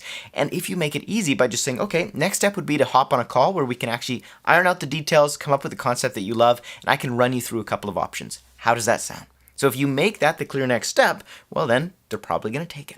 Okay? So let's go through some examples together. I think this is going to be really helpful for you. First off, if a brand asks for your rates, there's no like one size fits all way to do this. It depends on what you feel and what you find works best. And that's where doing volume and getting data and getting feedback from reaching out to and talking with a lot of brands is going to just naturally help you develop this and figure out what works best. My experience is that brands like to have a couple of different options, and that tends to work the best. So that's the way I lean, is option number 2, which we'll go through here in a second. But that doesn't mean that there aren't other ways of doing it. So let's explore a couple of ways to potentially answer this question. Option number 1, Thanks for reaching out. Can you share your pricing and what's included?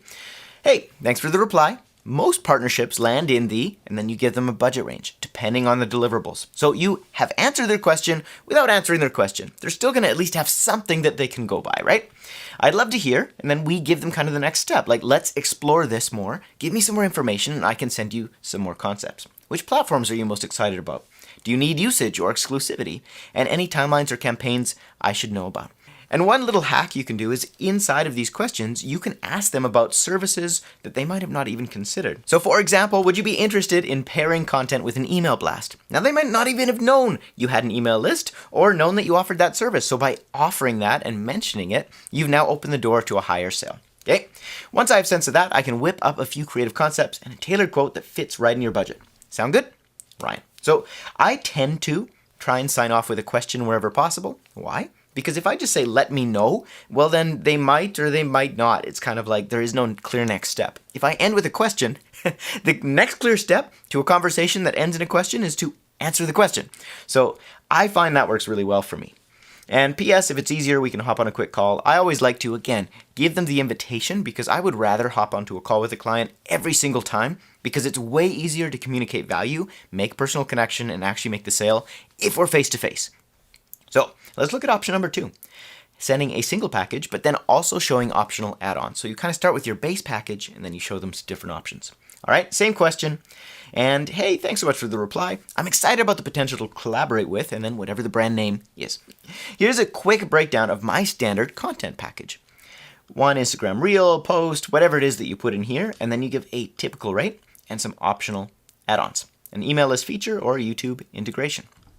Okay, so by doing this, we can offer all the different things that we have that potentially we wouldn't necessarily pitch right out of the gate because we don't know if it's a fit, but we can let the brand decide and let them say, actually, we'd love to hear more about your YouTube integrations. And then by giving a typical rate, we're not boxing ourselves in yet, and we can always just create a new budget or a new package for them if this doesn't fit. So again, next clear step, let me know which platforms you want to prioritize, your ideal timeline, and I can send over a tailored quote and creative direction. Okay, so that's another one. And again, P.S., if it's easier, we can hop on a call. I link to my calendar. And if you're wondering how to actually do this, how to link to your calendar and set up these meetings, highly recommend doing this with Calendly and with Zoom. Now, you can do this all inside of Zoom now if you pay for their higher tier where they can book right off of Zoom. But I personally like Calendly. It's free to set up at first, and you can send reminder emails, you can send post-email messages, and once you have Zoom, the paid version, you can record your sales calls. So that's kind of not super related to this, but it's something I would highly recommend. Option number 3, most popular option. So again, we say, you bet. I'd love to share what a typical collab looks like. The package most sponsors go with is whatever it is, and it includes these things. Now, why are we doing this? We're doing it because people tend to like to know what other people are doing. If it worked for everybody else, it'll probably work for me. What's the most popular option? That's probably the best one. So by doing this, we can do 2 things. We kind of communicate that, but we also don't box ourselves in. It's like, okay, well, that's the typical one, but that doesn't mean that if your budget isn't up that high, that we have to go that high. It also means if it's that low, we don't have to go that low. So I would tend to put in a higher number here. That way we encourage higher spend, but we can also, again, we're not boxing ourselves in or saying, oh, this isn't going to work if their budget isn't this high. We've just now pre-framed it as we charge high dollars, we're worth a lot of money, and then down here we can say, okay, we can customize it from here. Now, of course, if you're the kind of creator who can justify this price, absolutely put it there. If you're a creator who is just starting out, who has barely any portfolio and not a lot of results to show, well, then you wouldn't have a crazy high price, but you would go on the higher end of what is reasonable. And determining what is reasonable for your pricing, that's in a different lesson. Look at the pricing lesson where we talk about the amount of value and outcome you create and pricing according to that. Okay, and lastly, option number 4, 3 potential starting points. And this is probably my preferred option because it just gives them some different ones and they can kind of pick and choose and tell you what they actually prefer. Because at the end of the day, the brand is more interested in what they think they need than what you think they need. So by doing this, you can kind of start to uncover that and actually sell them what they want. So another way of doing this is if your options are quite different from one another, you get rid of the pricing altogether. And you say, okay, here's a couple of different options. Let me know which sounds like the best fit for you, and I can send through some pricing built around that. And that way, you're still answering their question. You're just saying, okay, tell me which of these you like, and then I'll give you some pricing based around that. So that's another way that I like to use. So that's 4 different examples, 4 different methods of how you can answer that question of how much do you charge in a way that actually makes sense and doesn't box you in. Example number 2, could you send over your metrics? Could you send over your media kit? That way we can review it internally. What they want is 2 things. They want to know your actual metrics, they want to know the data, and they want proof that what you're saying is true. So that's 2 different things. The first is they want just to know the metrics. That's what we're going to include in this snapshot. So the number of followers, the engagement, the comments, whatever is relevant to your particular platform. And then the second thing they want is actually to see the proof. Like, is what you're saying true? So that would be screenshots of the analytics of your platform. It would be case studies of actual content you've done in the past and actual case study results. I like to link to my media kit and also to a recent collab that I really want them to see or check out. The thing that I'm most proud of right now or has the best case study results.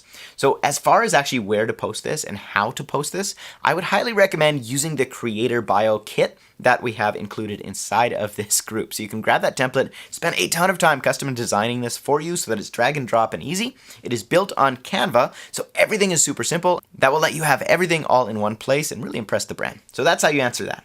Now, if the brand asks for a call, you bet, I'd love to connect further and learn more about whatever the company's name is working on. Here's a link to my calendar, and then I'm going to give a link to my Calendly page where they can actually go through and find a time that works for them. Now, you might have heard it's better just to propose a couple of times because it makes you look a little bit busier and it also just gets the ball rolling.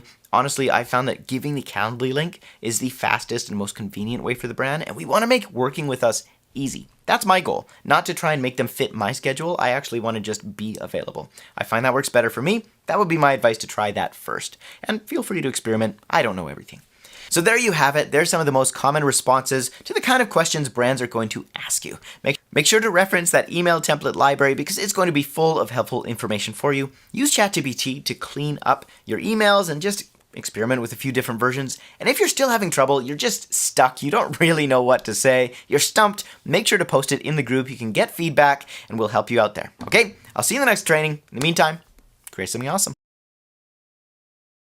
If you're wondering what to pitch, what to actually offer brands, how to put together your packages and your pricing and all that stuff when a brand is actually interested in working with you, this video is going to be exactly what you need. So we're going to talk about what to pitch and how to package your sponsorship so that you can charge as high as you can and close the likelihood of them actually working with you. So your goal, obviously, whenever you're pitching a brand, is to create the highest perceived value and ROI possible, okay? Now, the important word here in this is the highest perceived value. That's very important because if they don't believe in the outcome, if they don't believe in the value, then they're not going to pay for it. Let me give you an example. If you go in to buy a lottery ticket, how much do you pay? Well, it depends on how much you could potentially get out of it, right? You might pay $2 or $4 or $5 for a lottery ticket. But if the sweepstakes is for $20 million, then maybe you pay $20 for that lottery ticket. And now, if you knew that the odds of you actually winning that lottery were, say, 20%, you'd pay $1,000 maybe for a lottery ticket. And if somebody went up to you and actually genuinely had the winning lottery ticket, and you knew beyond a shadow of a doubt that if you bought this ticket, you would win, well, then you would maybe pay 1,000 times or 10,000 times more than you'd pay otherwise. Okay, so it's not about how much value the ticket has. In any case, the value of the ticket could have been the same. They all could have been the winner. However, the perceived value, what you believed it was worth, is what matters. And that's what we need to communicate to the brand in order to charge the big bucks and to get them to work with us. Okay? So you want to be unique, you want to be original, and you always want to offer multiple options, sell outcomes, not services. And this is where creators get hung up, right? We're selling our services, our content, our reels, our photos, our videos. That's not what the brand is buying. They're buying the outcome, the potential that you can create in their business. So how do we actually create offers for brands? When a brand comes to you asking, how much do you charge for blah, blah, blah? Don't just spit back a number here. What you want to do is take this chance to actually educate the client a little bit about what you can offer in terms of outcomes and what other additional services you might be able to do beyond what they're actually just asking you for up front. So you want to offer them several different packages to do this. So it's kind of like when someone comes in to a restaurant, they might only want to eat some steak, but you're still going to show them the full menu because they might want some dessert. They might want some wine. They might want a starter. And if all you did was serve them a steak, well, then you're doing them a disservice and yourself a disservice. So here's what you could offer. Here's an example for a brand reaching out to you saying they want rates for a single integration in your weekly podcast. All right. Version number 1. Package 1 is just that 30-second integration, exactly what they asked for, and you say that 30-second integration is $500. Package number 2, 4 integrations, 1 per week for a month, for $1,500. So what have we done here? By actually anchoring 4 integrations against 1, brand managers aren't dumb. They're going to look at the value there and they're going to say, okay, I can save $500 if I do this. I should probably try the month, right? We've created $500 more perceived value by doing it that way. Package number 3, we do 12 integrations. So 3 times the integrations at 3 times the price, but then we also add exclusivity for the duration of the collaboration. Now, this is important. Brands aren't just paying for the content. They're also paying for the fact that you're not creating content for somebody else. That's worth money to them, so you can sell it. The other thing that's important here is the duration of the collaboration. So you don't have to give them exclusivity or licensing forever. You can just do it for as long as they pay. And what does that do? It incentivizes them to continue to pay because they want to continue to have that exclusivity. In fact, some brands will literally pay creators just for the right to have that creator not create content for somebody else, and it's worth it for them. Now, package number 4, we could do the same thing, 12 integrations, exclusivity, plus paid media rights, and an audio ad read for the duration of the collaboration. So again, this is the chance for them to actually use this audio and use this integration in their own ads. And what have we done here? We've created $3,000 worth of value. We've gone from $4,500 to $7,500, but the actual content you're creating is the same. It's still 12 integrations. The only difference is we let them use the content differently. So that's some examples of how we can actually sell things beyond just the deliverables. And now, obviously, these rates, totally random. We're going to go into how to determine your rates in the next video, but I just wanted to kind of get you thinking about how do we actually package things up? What do we offer? What can I do to actually create as much perceived value as possible? So what's so awesome about offering multiple packages like this is that if you're smart and you batch record, you might not even have to do extra work and you can still make a lot more money. So for example, if you're just doing ad reads for a podcast, 1 30-second integration gets recorded once, but 4 integrations, it's going to be the same thing. You just copy paste it into your podcast and you've made 3 times the money. All right. So you got to think about ways that you can actually leverage your business as a creator, not just do more work. All right, let's look at another example for social reels or UGC creators. So they come to you, they say, hey, how much for an integration? How much for you to do a post on our new widget, on our new bath towel, on our new pin, whatever it is? One-time integration. Let's say it's $500. So it's the 1 30-second reel or whatever it is that they've asked you for.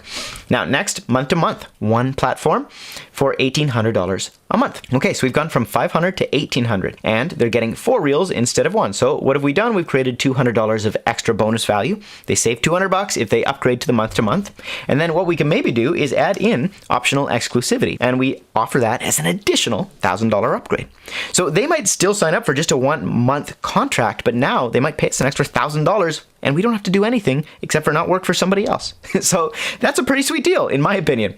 Next package we could do is a 3-month. And maybe we upgrade and say, okay, now we're going to do it on 2 platforms, not just on Instagram, but I'll also post to TikTok. And it doesn't even matter if maybe your main platform is Instagram and you only have a few people on TikTok. This is actually really valuable for the brand because it's just additional exposure and it costs you nothing. Okay, and we can price it the same monthly price, but they're also going to get a second platform.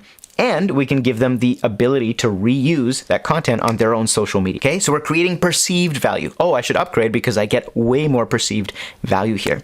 And one of the ways to increase perceived value is just to put a price beside things. We can have an a la carte options that they can add it on even if they only want a one-time integration. Maybe they want to use it on their website. So we can have an a la carte price list underneath all of these packages. Now let's look at the 6-month integration. We're still doing 2 platforms, but we've got 12 30-second reels, multi-platform posting, the same thing, reuse on social channels, but now we've added in the website and we've included partner exclusivity.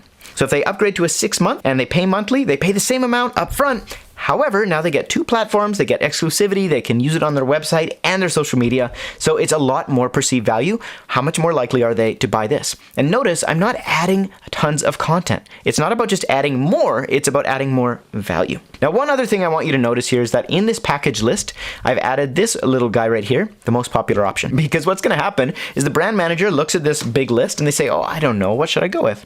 If they know that the most popular option is this one, they're a lot more likely to actually just say, you know what, if it was good enough for everybody else, I should probably give that a try. That's a little trick that you can put into the package you actually want to close them on. And then when we're having a conversation, I wouldn't actually just send these rates through, and we'll talk about that in a minute, but I would go ahead and record a video kind of like this. You can use a free piece of software like Loom just on your computer, and you can run them through. Like, okay, so here's my options. You wanted a one-time integration, it's this much, month to month, this much, but you can walk them through why these things are worthwhile. So you can say, this is honestly the recommendation I would have for you guys and your new pillow that you're trying to promote.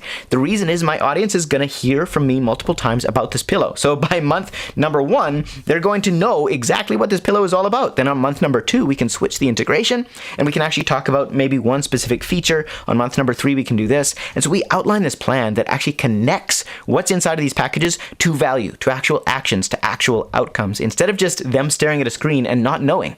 Because when they look at this, they might not see the value unless you communicate it. A couple other ways to increase the value and to increase the pricing that you've got. Add a guarantee. We could do a 3-month integration and just add a 1-month refund policy. One of the things that a lot of creators run into is that brands don't want to sign up for month to month or for a retainer. What they want is just one-off content. And the reason they want that is because it's about risk. They don't want to lose money. And what if this doesn't work? They don't want to sign up for a 6-month contract. So by doing something like this, notice I haven't included it in the month to month. I've only included it if they sign up for a 3-month integration. That way, they can get the first month back if they don't like what they're doing. They don't even get that refund promise inside of our low one-time integration. And that way, they're more incentivized to actually upgrade right away to a 3-month retainer. And that's how you get people into larger packages. You have to give them value and also reduce the risk, because the higher the risk, the lower the value. So those things are kind of inversely correlated. Another way to decrease the risk is on our 3-month integration. Instead of doing a refund policy on our 3-month package here, we could do, okay, it's $1,800 a month monthly, but if you sign up for a 3-month integration, then we switch it to performance-based. So it's only $1,000 per month. You save $800 a month and then a 10% affiliate commission. That way we're on the same page. We're working for the same goal, which is getting you the biggest possible results. And so we're both incentivized. It's a win-win, and you save $800 a month. Which would you like to go with? And when you put it that way, it's like, obviously, I'm going to want to go with the 3-month if I can swing it. And especially if you charge me the same amount up front, why wouldn't I? You might be asking, okay, what if I do all these things, Ryan, and the brand still goes with package number 1? No problem. At least they now know what you actually have to offer, right? If somebody comes to a steakhouse and orders a steak and nothing else, that doesn't matter, because now they at least know that you had the desserts and you have this amazing salad and you have all these starters and the ambiance in there was really good, so they definitely want to come back, right? And what's going to happen when that initial integration goes well anyways? Well, they're probably going to come back and they're going to ask you about the next package up, or package number 3 or package number 4, because after you've delivered results, now you have their trust and you can pitch them whatever comes next without it being kind of like random and out of the dark, right? It's not, oh, by the way, do you want to spend $10,000 more? No, it's, hey, we talked about this earlier. Are you ready to move into this next package that might make the most sense for you? I want to talk about how we put this together now for yourself. I hope this has been helpful so far. There are 4 basic types of sponsor options that we can sell. The first is the deliverables. So how much content you're creating, what kind of content you're creating, where you're producing it, where you're posting it, whatever. The next is going to be the usage. And this is something a lot of creators are confused or not even thinking about at all. Where can that content be used? Where can it make them money? So you can give them individual usage and charge them for each. So social media is different from website, is different from print, is different from broadcast television. And you can be generous and just give them universal licensing, but you can actually charge and create value by breaking it up. So let's look at some examples of usage and how you can structure this and price it with the best strategy in mind. So social media, let's say we charge $500. Website, we charge $1,000. Broadcast, we charge $2,000. And universal license is $5,000. What the brand's going to do is be like, okay, well, I don't want to necessarily not be able to use these next year, because if I spend all this money to get 12 months worth of usage, well, then I might as well just buy the lifetime. And then I don't have to worry about it, right? And so this might be a great deal for the brand, and structuring the pricing in a certain way to get the result you want. So watch this. I'm going to take these prices, I'm going to put them in the opposite order. So now I've put these prices in a different order and adjusted them. Let's say we led with universal lifetime license at $15,000. This is called price anchoring. You see that, you go, holy crap, that's a lot of money. Then you look at broadcast, that's $6,000. That's still a lot of money. But website and social, that's $1,000, and social media is $600. That seems really reasonable, right? Compared to $15,000 for universal lifetime. So now I'm just going to add on the social. So if you're worried about people being turned off or they don't really like paying for licensing, this actually makes it look like a deal. Compared to if you had done it the other way around and you had just offered social media usage, a brand might look at that and say, well, you're only charging me $500 for the reel. Why is it $600 just for the usage? Okay, so we're anchoring it next to a higher price and it looks like it's a better deal. So this is all psychological tactics that you can use. There's a lot of actual just strategy inside of this. I hope you get the point by now. The exclusivity factor, that's the next thing we can sell, because you not working for somebody else is valuable. So for example, if we make exclusivity double the price or triple the price, you're not going to be working for other companies anyways. You're already busy working for them. But by not working for other people, you can make twice as much money. The real beauty is by offering a $7,500 package for exclusivity, a $300 integration might seem like an absolute bargain. So if that's how much your integration costs, but exclusivity is $7,500, this is again price anchoring, right? It's also about getting the brand thinking about higher budgets in the first place when it comes to working with you. Because if you come in and you say you're $500 the first time they work with you, then they say, hey, what can we do next? They're going to expect you to charge somewhere around $500. But if from the get-go you said, hey, here's my $10,000 package, that's what clients pay once they're used to working with me, but I also have an intro package, it's $1,500. Okay, now we're charging 3 times as much as this $500 integration, but we've anchored it in such a way that it seems really reasonable. Oh, it's the starter package. He charges $10,000. I should score this. It's a deal. Okay? Outcomes and guarantees is the next thing we can sell. At the end of the day, brands are paying you because they want results, not because they want content. They are also taking a risk because when they hire you, they don't know what kind of result you're going to create for them. So brands will pay to reduce the risk and to guarantee outcomes. And if you offer them a guaranteed outcome, you can make a lot more. So for example, you build a minimum sales target into your compensation, or you have tiered pricing that, okay, if you make this many sales, I charge this much. Once we hit this tier, this is the bonus, or this is the percentage that I take. And I'm going to link this document that you can go through yourself, copy, paste, study this. But here's a list of some of the things that you can offer. When it comes to deliverables, you can actually take advantage of things like exotic locations. So let's pretend that I already have it on my calendar that I'm going to Peru and I'm going to Mexico this year. And we can charge extra for that, right? So we could maybe be working with this glass company and they want to work with us. And I can say, I can show how shatterproof this glass is. I can actually do this right here in my studio, or I can create some extra content and shoot it while I'm in Peru and while I'm in Mexico and while I'm in wherever. And by doing that, we can offer that as an add-on or just create a ton more perceived value in the eyes of the brand. If you have a spouse or a partner or other friends who are similar to the avatar the brand's going for, you can sell them as models. Sell your friends. But you can integrate them, right? And you can pay them for their time, obviously, but you can offer that as an extra add-on for a brand. We can have more faces. We can create more UGC content. I can actually go to different people on the street and approach them with your product. And all these different services can be added on and offered. Here's a couple more that a lot of creators might not think about, okay?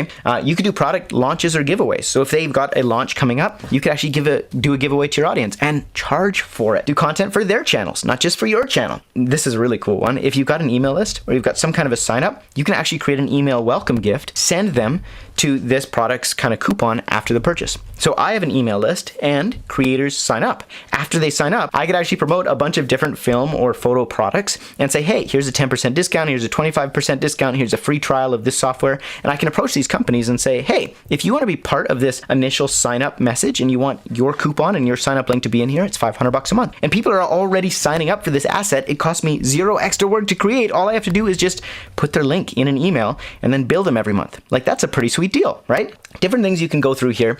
Same applies when it comes to usage. We can do white label ads, which is when the brand actually runs ads through your account instead of through their account. That's going to give them better results because the ad is showing up from a normal account, not from a brand account. It just performs better. So you can sell the opportunity for a brand to use your account. You can sell reuse on different platforms. You can sell universal rights, and you can sell different outcomes and give different guarantees and promises of results. So go through this. Take a second to just try structuring some different packages. I would encourage you, make up a pretend client, somebody who you want to land or somebody who you've pitched in the past, and go through and write down your packages. And then look at this list and say, okay, how can I improve this? And do a second version. And look at this list again and do a third version. And if you've got 3 different versions and you're not sure which one's the best, well, then you can post that inside of the group and get a little bit of feedback. Take a screenshot. Hey, which one do you prefer? A, B, or C? And you can get some different feedback and improve from there. But really, this will get your brain moving, hopefully in some different directions. I hope this has been helpful. In the next lesson, we're going to talk about pricing. So let's get into it. In this lesson, we're talking about sending pre-call emails and then also follow-ups after your sales calls. Now, this is super important because once you do this, you're going to stand apart from 99% of creators out there. So fact number one is to get paid like the 1%, you do need to do the things that only 1% of people do. And this is actually pretty easy when it comes to creators because fact number two is most creators are disorganized, they're inconsistent, and they're chronically late, right? So all we have to do is send a quick message before the call and then follow up after the call, and you will literally blow brands away. So let's talk about why to do this and how to do this really quickly. Now, the pre-call message is important because it not only reminds them that you have a call coming up and makes sure that, you don't waste your time, it also gives you the chance to just set the agenda. So it tells them what to expect and it lays out a clear roadmap. So then when you actually get onto the call, it's a lot easier because you don't have to worry so much about surprising them by asking them questions out of the blue. They already knew they were coming because they also had time to think about their answers. And this is really key as well because oftentimes, especially with brands that are a little bit smaller, you'll get on the phone and you'll be like, so what are your goals for the project? And they'll be like, If they have that in advance, they can actually think about it and come up with the answers so that meeting is more effective for you as well. Now, the third thing is it makes deciding the default instead of the, let me think about it. So if you send this pre-email, you say, hey, here's what we're going to talk about. And then at the end, if it feels like a fit, we can actually get the ball rolling. I can send through the contracts and we can talk about details. By doing this, you've already pre-framed, we're going to make a decision. This way they know, oh, okay, if it feels like a fit, yeah, sure. That sounds good. So step one is we open up the email templates. If you don't have access to this, you can find it in the extra resources at the bottom of the course, okay? You're going to open up this page, and that gives you all the different email templates. We're going to look for these ones right here, the meeting, pre, and post. So open that up, and here's our pre-meeting message. Hey, just prepping for the call. Here's a couple of lines and what we'll cover. So project visions and goals, the brand priorities, timeline, content plan, and then if it all feels like a fit, we'll walk through next steps and get the ball rolling, okay? So you're going to take this, or you can take this GPT customization if you want to take it a step further. It's that simple. That's all it comes to it when you send that pre-call. Now, the post-call message, let's talk about that. This literally might make all the difference for you between you and somebody else who has a lot more followers or has better production, right? At the end of the day, the brand doesn't just want the best content. They want the best experience and the best outcome, because the best content in the world doesn't matter if they have a big launch and the content arrives a week late. Next, it gives the brand something tangible to actually share and discuss with other stakeholders or decision makers when it comes to actually working with you. Because most of the time, the person you work with and actually meet with is not going to be the only person involved in making a decision about whether or not to move forward. You can even send the call recording attached inside of this message, and then that way, whoever else needs to watch it can watch it. And this next one is really important. By having this call actually summarized in an email, it gives a clear record in writing of everything you talked about. So later on, you can reference this and say, hey, this is what you told me. You said this was the goal on this project. So if they come back to you with something else, you can say, well, I wish you told me that because in the call, this is actually what we agreed on. So that's very important. A lesson you don't want to learn the hard way is just tracking things and having stuff organized in writing, never just verbal only. And you want to make sure that you send them a quick email just so that you have it written down somewhere and it's not he said versus she said. Now, lastly, by doing this post-call follow-up, it actually moves the sale forward. You say, hey, next steps are this. That way the person knows what comes next. You'd be amazed at how many brands, even though they spend lots of money on this stuff, they're also just kind of winging it. They also kind of don't have much idea of how to do this, especially smaller brands who are just starting out in the content game, and you're going to come across that quite a bit. All right, so how to follow up, we're going to do pretty much the same thing. At the end of the call, you're going to tell them during the call that you're going to be following up with a written summary and any info just to get the ball rolling and for them to look through. Step 2 is, after the call, you're going to write up some key notes with the insights you gain, priorities for the brand, all that stuff. And you can do this using ChatGPT and the prompt that is actually in these email templates, okay? Now, step 3, we send them the email, we thank them for their time, we share the notes from the call. And step 4 is at the bottom of the email, we always want to lead them forward to the next best step. So set the next appointment date to get the ball rolling, confirm concepts, whatever. We always come up with some kind of a reason for an additional call or contact point, because that way the decision is actually moving along. The project is moving along. It's not just like up in the air, just let me know. All right. And step number 5, we always want to send a connection request immediately after that call, because that way on LinkedIn we can connect with this person. And if they move to a different company down the road, well, we still have their contact details. Whereas if it's just person's name at companyname.com, you're not going to be able to reach them if they no longer work at that company. So you want to make sure that happens. You'd be surprised how often these people change roles to different companies, and that way you can stay in touch and work with them potentially at this new company. So always send that request immediately. It also looks good for you, right? It's the time to start that personalized relationship. The more personal rapport you have with somebody, the more likely they are to reach out to you and want to work with you in the future. So again, you're going to go into the emails, you're going to scroll down a little bit to the meeting recap and next steps, and you have this template here which shares key insights from the meeting, the next steps, and you can literally take this within the ChatGPT and use this prompt here. I just had a meeting. I've attached the transcript below. So you should be recording your calls by now. You can upload this to YouTube and YouTube will auto-generate a transcript, or if you use something like DaVinci Resolve or Premiere, you just record that meeting and you put that video recording into those and get it to generate a transcript. Or Zoom, if you're paying for the Premiere level thing, will actually do this for you. And at the end of the call, once the recording is generated, you'll have the transcript and you give that to ChatGPT and it will actually go through and do this for you. So if you're not a person who can easily do this in writing, it might be worth it just to upload the transcript and do it that way. So that's it when it comes to the pre-call email. You send that a day or two before and you will wow the brand, I promise you. And you do this after the call with the follow-up email, and you will again just reassert the fact that you are great to work with, you're organized, you're on top of it, and help them make that decision that you are the right creator to work for. So hope this has been helpful. Go ahead, apply it, and I'll see you in the next video. This video is about belief, and before you click skip and go to the next video, I promise you this might be the most life-changing video in the entire course. This has the potential to change everything for you because 75% of sales is belief. And if you want to actually work with brand deals, this is something we need to talk about. Okay, so give me a couple minutes here. The thing is, most creators have a lot of stigmas around sales. So we feel like in order to be good at selling, you have to manipulate people. We feel like in order to be good at selling, you have to be this huge personality. We feel like in order to actually do that, it's kind of just icky, right? We do not like the idea of sales and being this person we don't want to be, right? And so we need to transform the belief around what sales is to start with, or you're just going to continue to feel uncomfortable. So I want to reframe how you think about sales. Sales is not about convincing somebody to do something they should not do. Sales is actually about finding somewhere that someone wants to be and offering to help them get there. It's about finding a gap that you can actually help with. It's about helping people and serving people and making their lives better. And if you are not doing that, then you shouldn't be selling. I agree, you shouldn't be manipulating people into making decisions that are bad for them. But if you're actually helping a company and you're going to help grow their business, help them help more people, that is something to feel great about, not to run away from or to feel bad about, okay? So let's talk about why belief is so important and also how we can get to that state of actually feeling that belief, feeling that conviction, and feeling confident without having to be this salesy kind of person. Nobody buys until they believe, right? So sales is founded in the belief. Your mindset, your confidence, your belief in the value of what you're actually doing, they matter more than all the scripts and techniques and tactics in the world. And that's why we're starting here. Because if I gave you the scripts and the techniques and you were just reading it off a piece of paper, it's not going to be effective. You can take a person with zero sales training, right? And if they have a genuine, die-hard fandom of a product, they'll naturally sell. Like if they truly believe in it, one of your friends is like, dude, you have to try this new blender. It changed my life. Like every recipe can be made in it. You can make peanut butter, you can make soup, you can make bread. This thing is crazy awesome. You have to buy it. And they keep hounding you every single time they actually talk to you. Eventually, you're probably going to come around, right? You're going to probably buy that blender. Why? Not because they were an amazing salesperson, they had this massive script that they'd memorized. It was because the belief that they had trumps the technique, okay? Because sales happen when you transfer your belief to somebody else.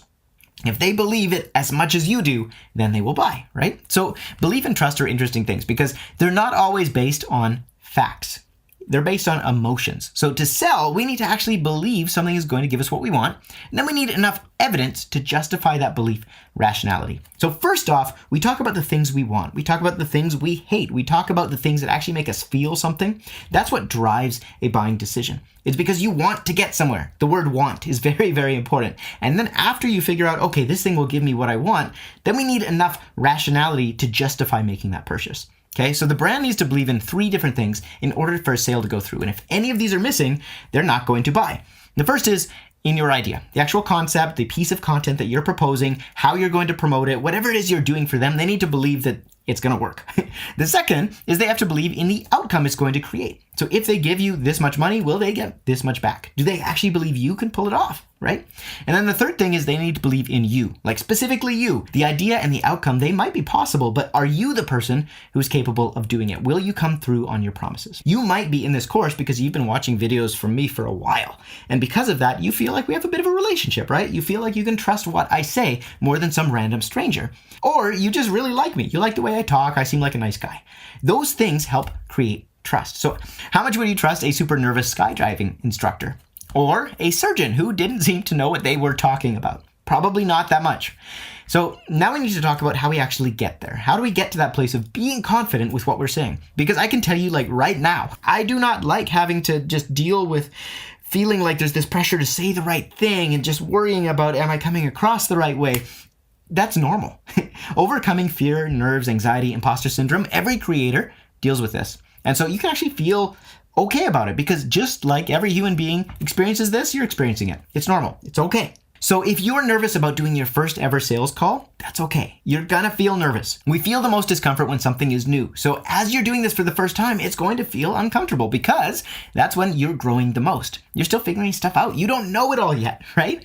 And so the fact is that growth by nature requires discomfort. Otherwise, it would be impossible for you to grow. So if you're not in a state of discomfort, it means you're not growing. And the problem is that society right now, we try and convince ourselves we need to be comfortable all the time. And if you're not comfortable in this moment, in this class, in this course, in this whatever you're doing, we have this tendency to say, oh, this must be wrong because I'm not comfortable. That's actually the opposite of what we should be doing sometimes. Because if you're uncomfortable, it means that you are growing. Otherwise, you won't grow. So think about going to the gym. If you want to get in shape, you need to actually go out and work your muscles hard.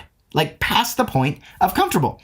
Otherwise, there will be no growth. And if you increase the weight, you increase the frequency, the muscles are going to grow. They have no choice. If you go out and run until you're out of breath, and then you take a break, and then you run again, and take a break, and you do that day after day, you're going to get better at running. You're going to grow. But if you don't do that, it doesn't matter how many times you go to the gym. If you're just looking at your phone, you're never going to get in shape. Okay, the same thing applies to this. When you hop on a call with a brand, there's no failure, okay? You either get the brand deal or you gotta know, which just means not yet. So there are no like life-changing, you're going to die moments when you get on one of these phone calls. The worst that can happen is they say, you know what? It's not for us right now. And they will be nice about it because they're humans too, most of the time. 99.9% of the time, it'll be no big deal. And even if it's a not yet, that doesn't mean it's a no forever. It just means that right now you need to maybe develop your portfolio, or the timing's not right. This is really important to understand, that rejection is something we fear so deeply as human beings. But when a brand says, hey, it's not right now, that doesn't mean that they've rejected you as a person. It just means that either the content doesn't align right now, or the platform doesn't align, or they've already spent their budget for the quarter. Or maybe they just had a really bad week and they just can't take anything else on. They're just too busy. Or they're working on a new product launch. Or they're focusing on TikTok, but you're mostly on Instagram right now.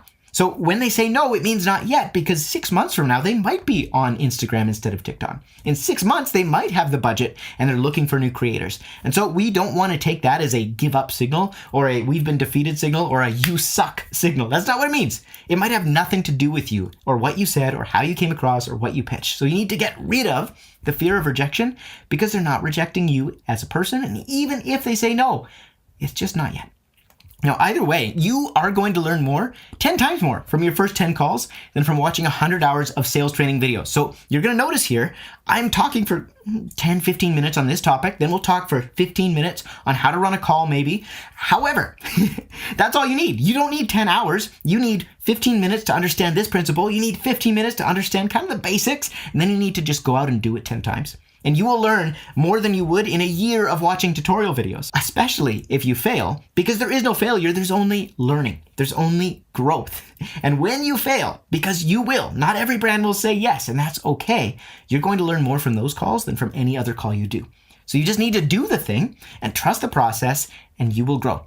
It's like learning an instrument. So playing the guitar doesn't suck. It only sucks at first because you suck. Like, you don't know how to play the guitar, so obviously it's not going to be that fun for you. That's okay. So you do it and you suck a little bit less, then you do it some more and you get a little bit better and it gets better. Then finally, you do it until you get good. And then playing the guitar is actually fun. So the same thing is true of sales and getting brand deals and doing all this stuff. It is going to suck at first, ... and that's okay. You need to change your mindset of what you believe about yourself to be true. If you are not good at something, it does not mean you suck. It does not mean you don't have the talent. It just means that you are starting. You are learning. You are growing. You are on a path, okay? And I hate doing like the woo-woo pump thing, but this is so important that if you get this into your head, it's going to change your life. And if you don't have this in your head, it doesn't matter. All the other training you watch is not going to land. Change requires change. So we need to do some things that are uncomfortable. We need to fail a little bit, just like a kid who is learning to walk needs to fall a couple of 100 times in order to figure it out. You need to kind of own up the process of this is not going to be easy, and that's okay. Because you'll be amazed at how many people will give up at the first sign of rejection. They will try it for a little bit, get uncomfortable, say, this doesn't work, this is not the right thing, I shouldn't be doing this. If it were right, I would be comfortable. That is not the attitude you want to have, because that's just not true. Your comfort zone is maintenance. So if you want to be comfortable, you want to have fun, you can keep doing what you've always done, but you're going to get what you've always had. So change, growth, progress, they don't happen in your comfort zone. They can't. So it's not about running away from discomfort or trying to overcome it. I'm not saying you should just be looking for pain, but in the right circumstances, it's okay. You can acknowledge it and then just do it anyways. And every time you do it, you're going to see it really wasn't as bad as you thought, right? And then next time you'll feel a little bit more confident, a little bit less anxious, a little bit less cringy. And you just need to do it anyways for a while, because beliefs are based on evidence. And right now in your head, you've got these stories about how bad it's going to be, how sales is uncomfortable and icky and it's just not fun. And so all of your beliefs and all of your evidence internally is that it's going to suck.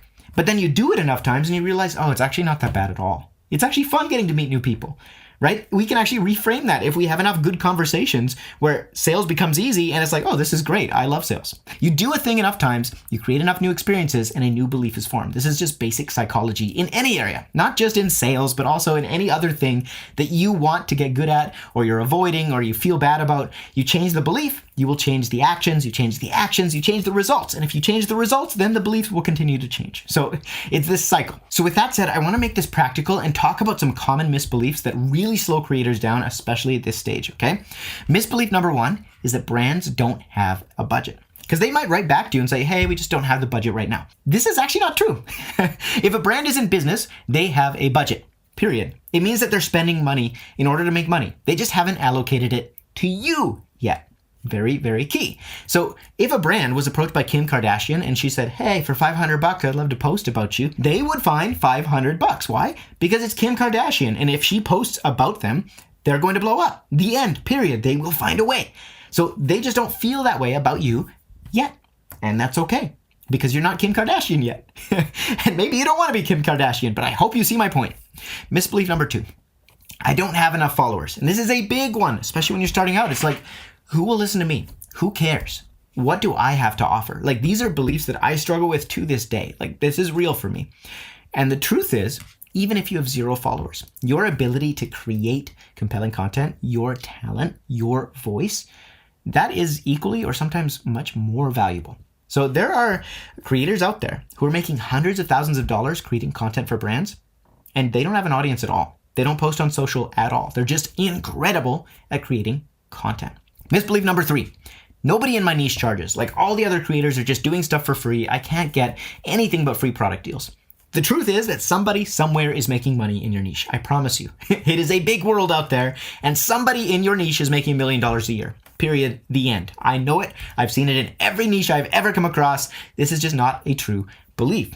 The key is that you need to find a way to separate yourself and provide more value than anybody else, or at least more value than the people who are doing it for free. Because if your content is the same as the people who do it for free, well, yeah, you're going to have trouble charging. So we need to find a way to create more value. Next belief. Brands think free products is fair payment. And you're going to run into this once in a while where brands will write you back and say, hey, we'll send you some free products. That sounds good. And then you'll say, actually, I charge. It costs this much. And they'll say, oh, sorry, we only send free products. We don't do paid collabs. And on the surface, this seems true. But is it really? Think about this. If Michael Jordan approached Adidas and he said, hey, I want to do a brand deal with you. I'm going to charge you $10,000. Adidas is going to find the budget, period. The end. Regardless of whether they have to pay other creators or not. Even though there's a million other people out there who would love to create content for Adidas. Why? Because those people are not Michael Jordan. So I'm not saying you have to be Michael Jordan in order to get brands to pay you, but you do need to have things that will convince them and show them the value. So how do you do this? Well, we show our numbers. We build up amazing case studies of the results that we've driven, and we show references that actually show an ROI. We show, we don't tell. We don't say, hey, you should hire me because I'm awesome. No, we say, hey, you should hire me because the last 3 brands I worked with, I made them $100,000 and I only charged them 10. What do you think? And if we have that kind of proof, well, they're going to want to work with us. They're going to find the payment. You can show them your proof and you make that outcome super clear and obvious and believable, and things will change. And finally, our last misbelief here. I'm not good enough. Like, I am not Michael Jordan. I'm never going to be Michael Jordan. I should just give up. Like, why even bother? Okay? This is the most important thing that you need to hear me on. You are absolutely good enough. And I don't mean that in like a woo-woo, you can do anything you want kind of a thing. I don't think I will ever be Michael Jordan at basketball. Not going to happen. In fact, I'm not even going to be the Michael Jordan of photography or of video or of teaching, because what I've kind of come to terms with is that when it comes to those skills, I'm pretty average. And so this was really frustrating and depressing and demoralizing for me for a while. But you know what? I actually came around to viewing it a different way and saying, okay, is this belief totally true? And what I kind of came to realize was that being average is a bit of a superpower. Because there's all these other creators out there who are absolutely insane at what they do. And so they're not as good at teaching it because they're just gifted. Like, a lot of it came to them naturally. I had to learn everything the hard way by sucking really hard and doing it over and over and over again. So now I can teach people to do it. And I know that I can take anybody to a place from knowing nothing to being way better than me because I'm average. And you probably are more talented than I am. And so I know for a fact, I have that conviction and that belief that if I can do it, anybody can do it because I'm just not that good. That's a superpower. Okay, so that's reframing that belief. For you, I'm not good enough might be different. There might be a different way to look at that, right? So maybe you're not good enough when it comes to creating this amazing cinematic content. But perhaps in your niche, you understand something that nobody else does. You have a perspective that nobody else has. Maybe you have other experiences in other industries that you can kind of take and tie into your niche. And when you take these kind of things, there is a superpower there. Even if it's just being average, or just being somebody who really understands the customer, or being somebody who's super punctual, or just really fun to work with, or who has incredibly quick turnaround times. You could be the person who has incredible, impeccable lighting that is just better than anybody else in that one specific thing. If you look at every single thing you could be good at but aren't, you would see a whole lot of I'm not good enough. But if you focus on those few things that you are truly great at, or you focus on the few things that you're truly passionate about, even if you're not great yet, and you focus on them and you invest in them and you get uncomfortable and you're okay with being uncomfortable and you just show up and you do the reps and you keep going even after everybody else has given up, I promise you, you will get there. Okay? The results you're delivering to a client have to be worth paying for. But results are not just sales. Results are not just incredible content. So when I'm actually pitching to a client, I'm not just selling the content. I'm not just selling the outcome. I'm selling the experience of working with me. I'm selling my perspective. I'm selling access to my audience and my insights and all of the gear that I have at my disposal and maybe my location because I live somewhere that not a lot of people live. So I have access to these incredible places. And I'm selling the fact that I travel all the time. So if they work with me, they get exposure to all these different countries without having to pay for production. So there are different things that you can find in your wheelhouse that it's like, okay, these are the things I have that make me different, that make me special, that give me an edge. Focus on those. And stop saying to yourself you're not good enough because you are. Stop focusing on everybody else as the bar. Set your own bar because that's going to be way more empowering and give you a much better life. So remember, pain, discomfort, not things you need to be afraid of. Sales, not something you need to be afraid of. And it's not something you need to make complicated. You don't need to watch 100 hours of training. You just need to understand that if you believe in what you're doing, if you believe in the fact that you're helping somebody else out and that you can get them where they want to go, you can sell. That's it. That's all you have to do. And if you're not certain about that belief yet, belief comes from experience and from evidence. And so you need to create some evidence for yourself that, yeah, I can do this. That might be going out and shooting some projects for free and saying to the brand, hey, I just want to create content for free for you. And that's it. Or not even asking the brand, just creating it and posting it and tagging them and saying, hey, I made this thing. What do you think? And that will lead to you growing and gaining confidence and becoming the person that you want to step into being. So I'm really excited for you. I truly believe in what I'm saying here, and I hope that that's coming across because if you can get this, it will change your life. And it makes me emotional because I've gone through it, and I know what it's like to look at yourself in the mirror and say, what am I doing here? Everybody else is out there, and I'm here. And I want to tell you that you're exactly where you need to be right now because you're watching this video and you're moving forward. And I just want to tell you that I see you. And I know what that's like, and you're not alone. And that's what being part of this group, why it's so special, is that you can actually be surrounded with other people on the same journey, who have these same doubts, who have those same fears, who experience these same kind of rough times. And you can get there so much faster and enjoy the process when you let go of these preconceived beliefs that are holding you back. So I hope this has been helpful. This might be something you need to watch a couple of times for it to sink in. Thanks for bearing with me in my rambling. In the next video, we're going to get into actually going through the sales process, giving you some tactics to align with this mindset. But I just want to tell you, I'm rooting for you. I believe in you, and I know you got this. See you in the next one. All right, in this training, we're talking about sales calls, and I'm super excited to give you my strategy to take you step by step through the entire process and give you a framework so that you are not lost when you're on a call. You know exactly what to say, you know exactly how to communicate with the brand contact so that you can take them from that initial hello all the way to deciding to work with you.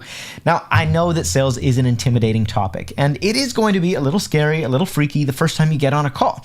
But once you have a process in mind and you know where you're going, it's going to be so much easier. So let's dive in together. So first off, here's the basic formula. The first stage of the sales call that most people forget entirely is the pre-preparation stage. So before you get onto a call, I want you to sit down and spend 5 or 10 minutes just refreshing yourself and researching the brand. So what you want to look up is stuff like their recent campaigns, their goals, their audience. You want to have a notepad with a couple different things that you can bring up at the beginning of the call to show you did your homework, that you care about this brand, that you actually know what you're talking about. And spending that little bit of time ahead of the call is going to fill you with so much more confidence. Next, you want to test your setup. So again, make sure your audio is working, make sure your video is working, and arrive early so that you have the time and you're not stressed about this stuff last minute. The last thing you want to do is come into a call already stressed and already freaked out with things going wrong. And then third, get in the right mindset. So by arriving early, you want to give yourself the time and place to just be in a place of confidence and clarity. And I want you to think of it this way. Every single call that you get onto, you're going to feel maybe a little bit nervous, but the person on the other side of the phone, they're also going to feel a little bit nervous. Like, we're all people at the end of the day. We all have these emotions. It's totally normal to feel nervous about something like that. However, the more you can just take the pressure off of yourself and forget about the outcome and just focus on helping the person in front of you, the better you're going to be at selling. The less you try to sell, the better you're going to be at selling. Because sales is not about trying to manipulate people. It's not trying to convince them to do something that's not in their best interest. It's about figuring out what the person in front of you needs, how you can help them, and then if you can help them, you offer to help. That's it. That's as easy as we can possibly make it. And when you do it that way, you can feel good about it. You can come at it from a place of integrity and not being a nervous wreck because you feel bad about what you're doing. So with that in mind, you arrive early, you got your stuff prepared, and then once you actually open up the call, you're going to lead, you're going to build some rapport, and you're going to set the agenda. So let's walk through what this actually means. When someone hops onto a phone call with me, I am watching for when they join, the audio starts. I want to be the first person to say, hey, how's it going? Because that just shows from the outset that I am the leader of this call. It's a little thing, but it makes a big difference. And the same thing goes for just giving them a quick compliment based on that pre-research that you did. So if you find something that they did really well or that you like about them, hey, how's it going? I like your shirt. Right? Something as simple as that just builds rapport. Just a tiny little statement. So it can be either that or, hey, how's it going? It's funny, I was just looking on Instagram today. I love the post you guys made about XYZ. Okay? And after that, you're going to set the agenda for the call. And the reason that this is important, the reason that this is a step I'm spending so much time on, is the way that you start the call is going to frame the entire call, and just how people feel at the beginning is going to dictate how we feel during the rest of the call. So when you set the agenda, that just means you're telling people how this call is going to go. So the way that I like to do my calls when I get on the phone with somebody is I'm going to start off by asking you a bunch of questions about your brand, about the things that you're trying to do right now in this season, in the next quarter or the next couple of quarters. What are your big goals? And then I'm going to ask you about kind of the collabs you've done in the past. What worked? What didn't work? What was awesome? What did you hate? So that we can figure out together what it is we really want to achieve if we work together. And then after we've talked about what we've done in the past and what your goals are for the future, we can talk about right now in this campaign what a win looks like for you guys. And once we have that in mind, I can run some options by you. And if it makes sense, we can get the ball rolling on the next steps. We can talk about what that's going to look like. Is that okay? And so by doing this, by running people through this game plan, giving them the roadmap of what's going to happen, we can agree up front on what we're going to talk about. And it's easy for the other person to say, yeah, that makes sense. That sounds like a good plan. People in general don't like to come up with plans. They like to just be told what to do. Life is easier that way. So if you can come at people with an agenda and say, hey, what I find is really helpful when I get on a call with a brand is we do this, and then we talk about this, and then we talk about this. And at the end, we can go over a few options if it makes sense. Is that okay? And you get their agreement. You're both on board with the same thing. That's going to make a major impact in how the rest of the call goes. So in general, I like to say, hey, I'm going to start off by asking you a bunch of questions, if that's okay. I want to get to know your brand better, what you guys are working on, what your goals are. I'm going to ask about past collaborations, and then we'll talk next steps and maybe talk about some options of how we might be able to work together in making your goals a reality. Does that sound good? And I'm always going to get their agreement. At pretty much every stage of the call, I'm asking those kind of questions. Does that sound good? Does that make sense?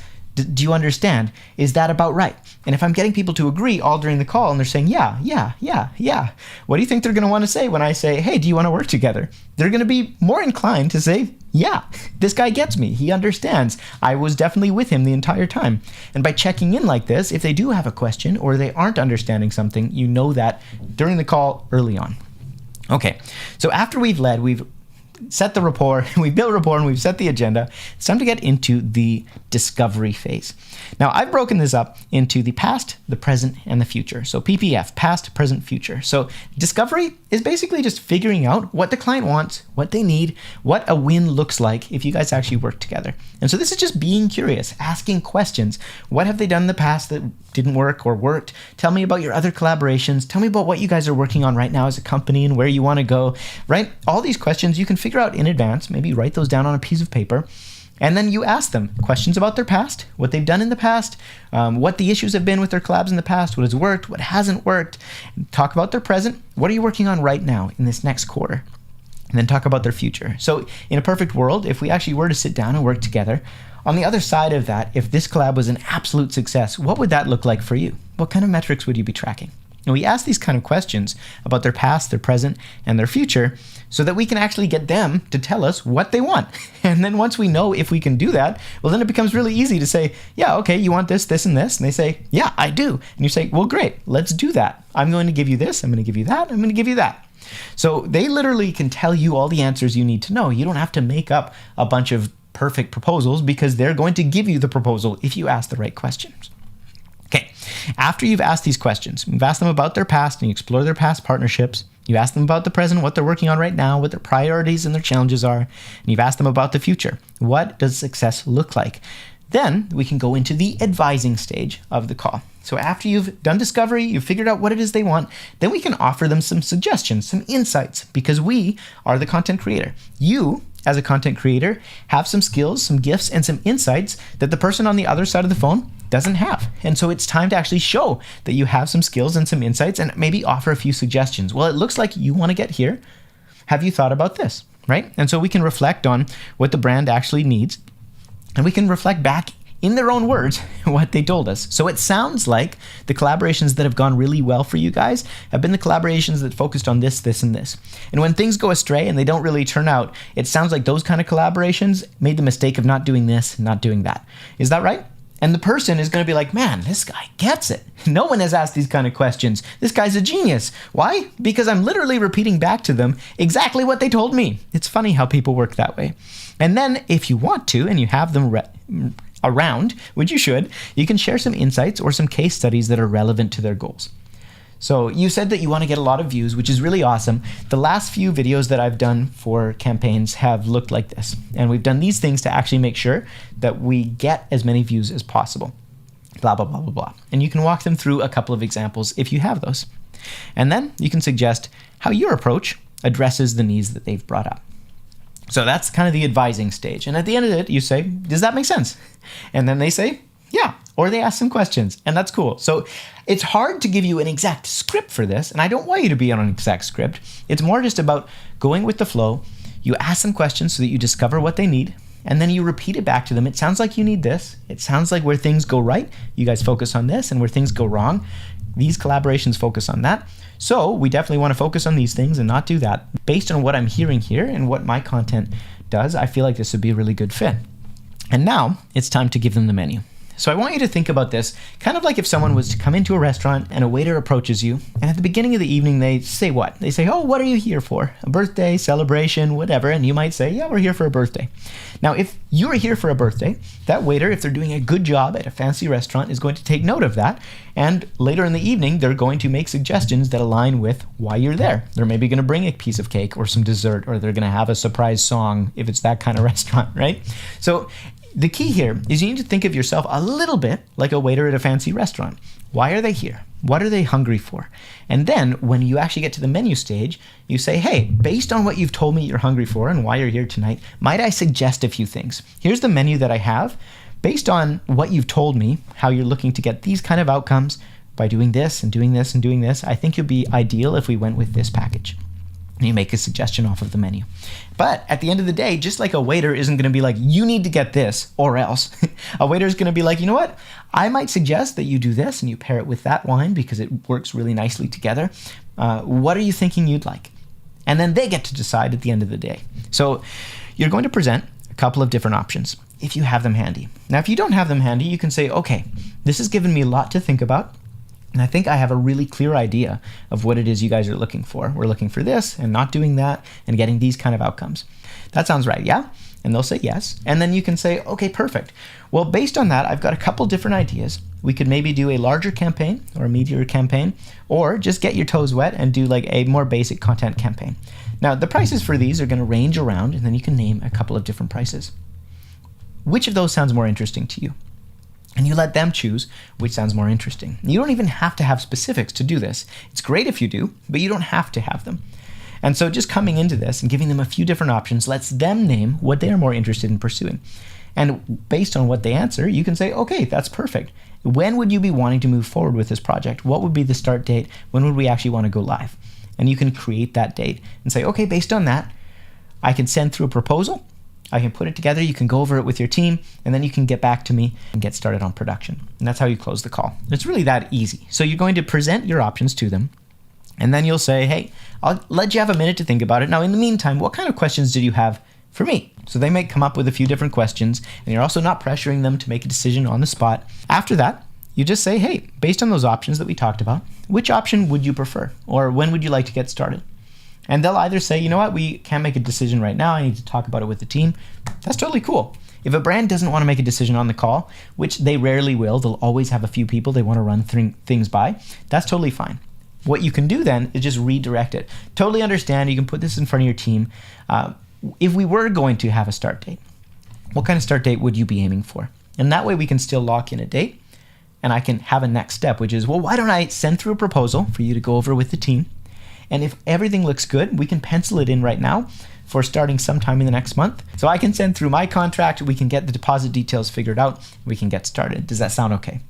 So regardless of whether they're, yep, let's move forward, or no, I kind of need to talk about it or think about it, we're not really sure yet, you're still going to give them a next step and basically just walk them through how we actually move things forward. And that's really, really important, is the end of the call is not the time to be timid. Oh, well, just let me know and, blah, blah, blah. It's, I'd love to get this slotted in for you. So why don't we tentatively book it in for this date? And then maybe you can talk with your team and tell me sometime in the middle of next week, right? Either way, at least I've put a date on it and we've got a clear next step, right? So the last step of the call is to actually close. So you confirm the final details, what it is that next clear step is. You can outline immediately what's going to happen. So after this, I'll send you an invoice, I'll send you through that proposal, and then we can set up a review date where we can actually get things rolling. Does that sound good? And always, while the person is in front of you, is when you want to actually set that next follow-up meeting, if there is a follow-up meeting needed. You don't want to wait until after back and forth with email. If that person's right there in front of you, you can find that date on the calendar and pencil it in right away. Then you thank them, and then you reinforce by saying, hey, I'm really excited to work with you guys. It was so good meeting you. Thanks so much. I'm going to send through the notes from this call and those next steps, and we'll get started. Does that sound good? And they'll say yes, and then you get off the call.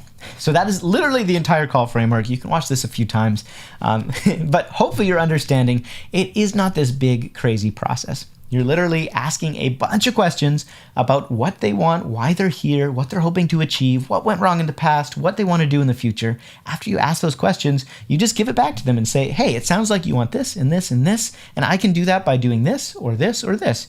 Which would you prefer? And after that, they tell you what they prefer. And you say, hey, do you have any other questions? And then you outline a next step, you thank them, you get off the phone. Now, the last stage of this entire thing is the follow-up. So after you get off the call, you want to write a quick summary email with the key points from that meeting. You also want to make it short and easy to read and have a clear section. I like to put this in bold that says next steps and tells them the exact next step that we're going to do to move this thing forward. Then thank them, tell them you're really looking forward to working with them and making, and then you can insert whatever goal it is that they brought up, whatever specific outcome you're trying to achieve together happen. And then lastly is you want to add them on LinkedIn. So send a connection request as soon as you get off the call on LinkedIn with that contact. And the reason for this is because that person is working for that brand right now.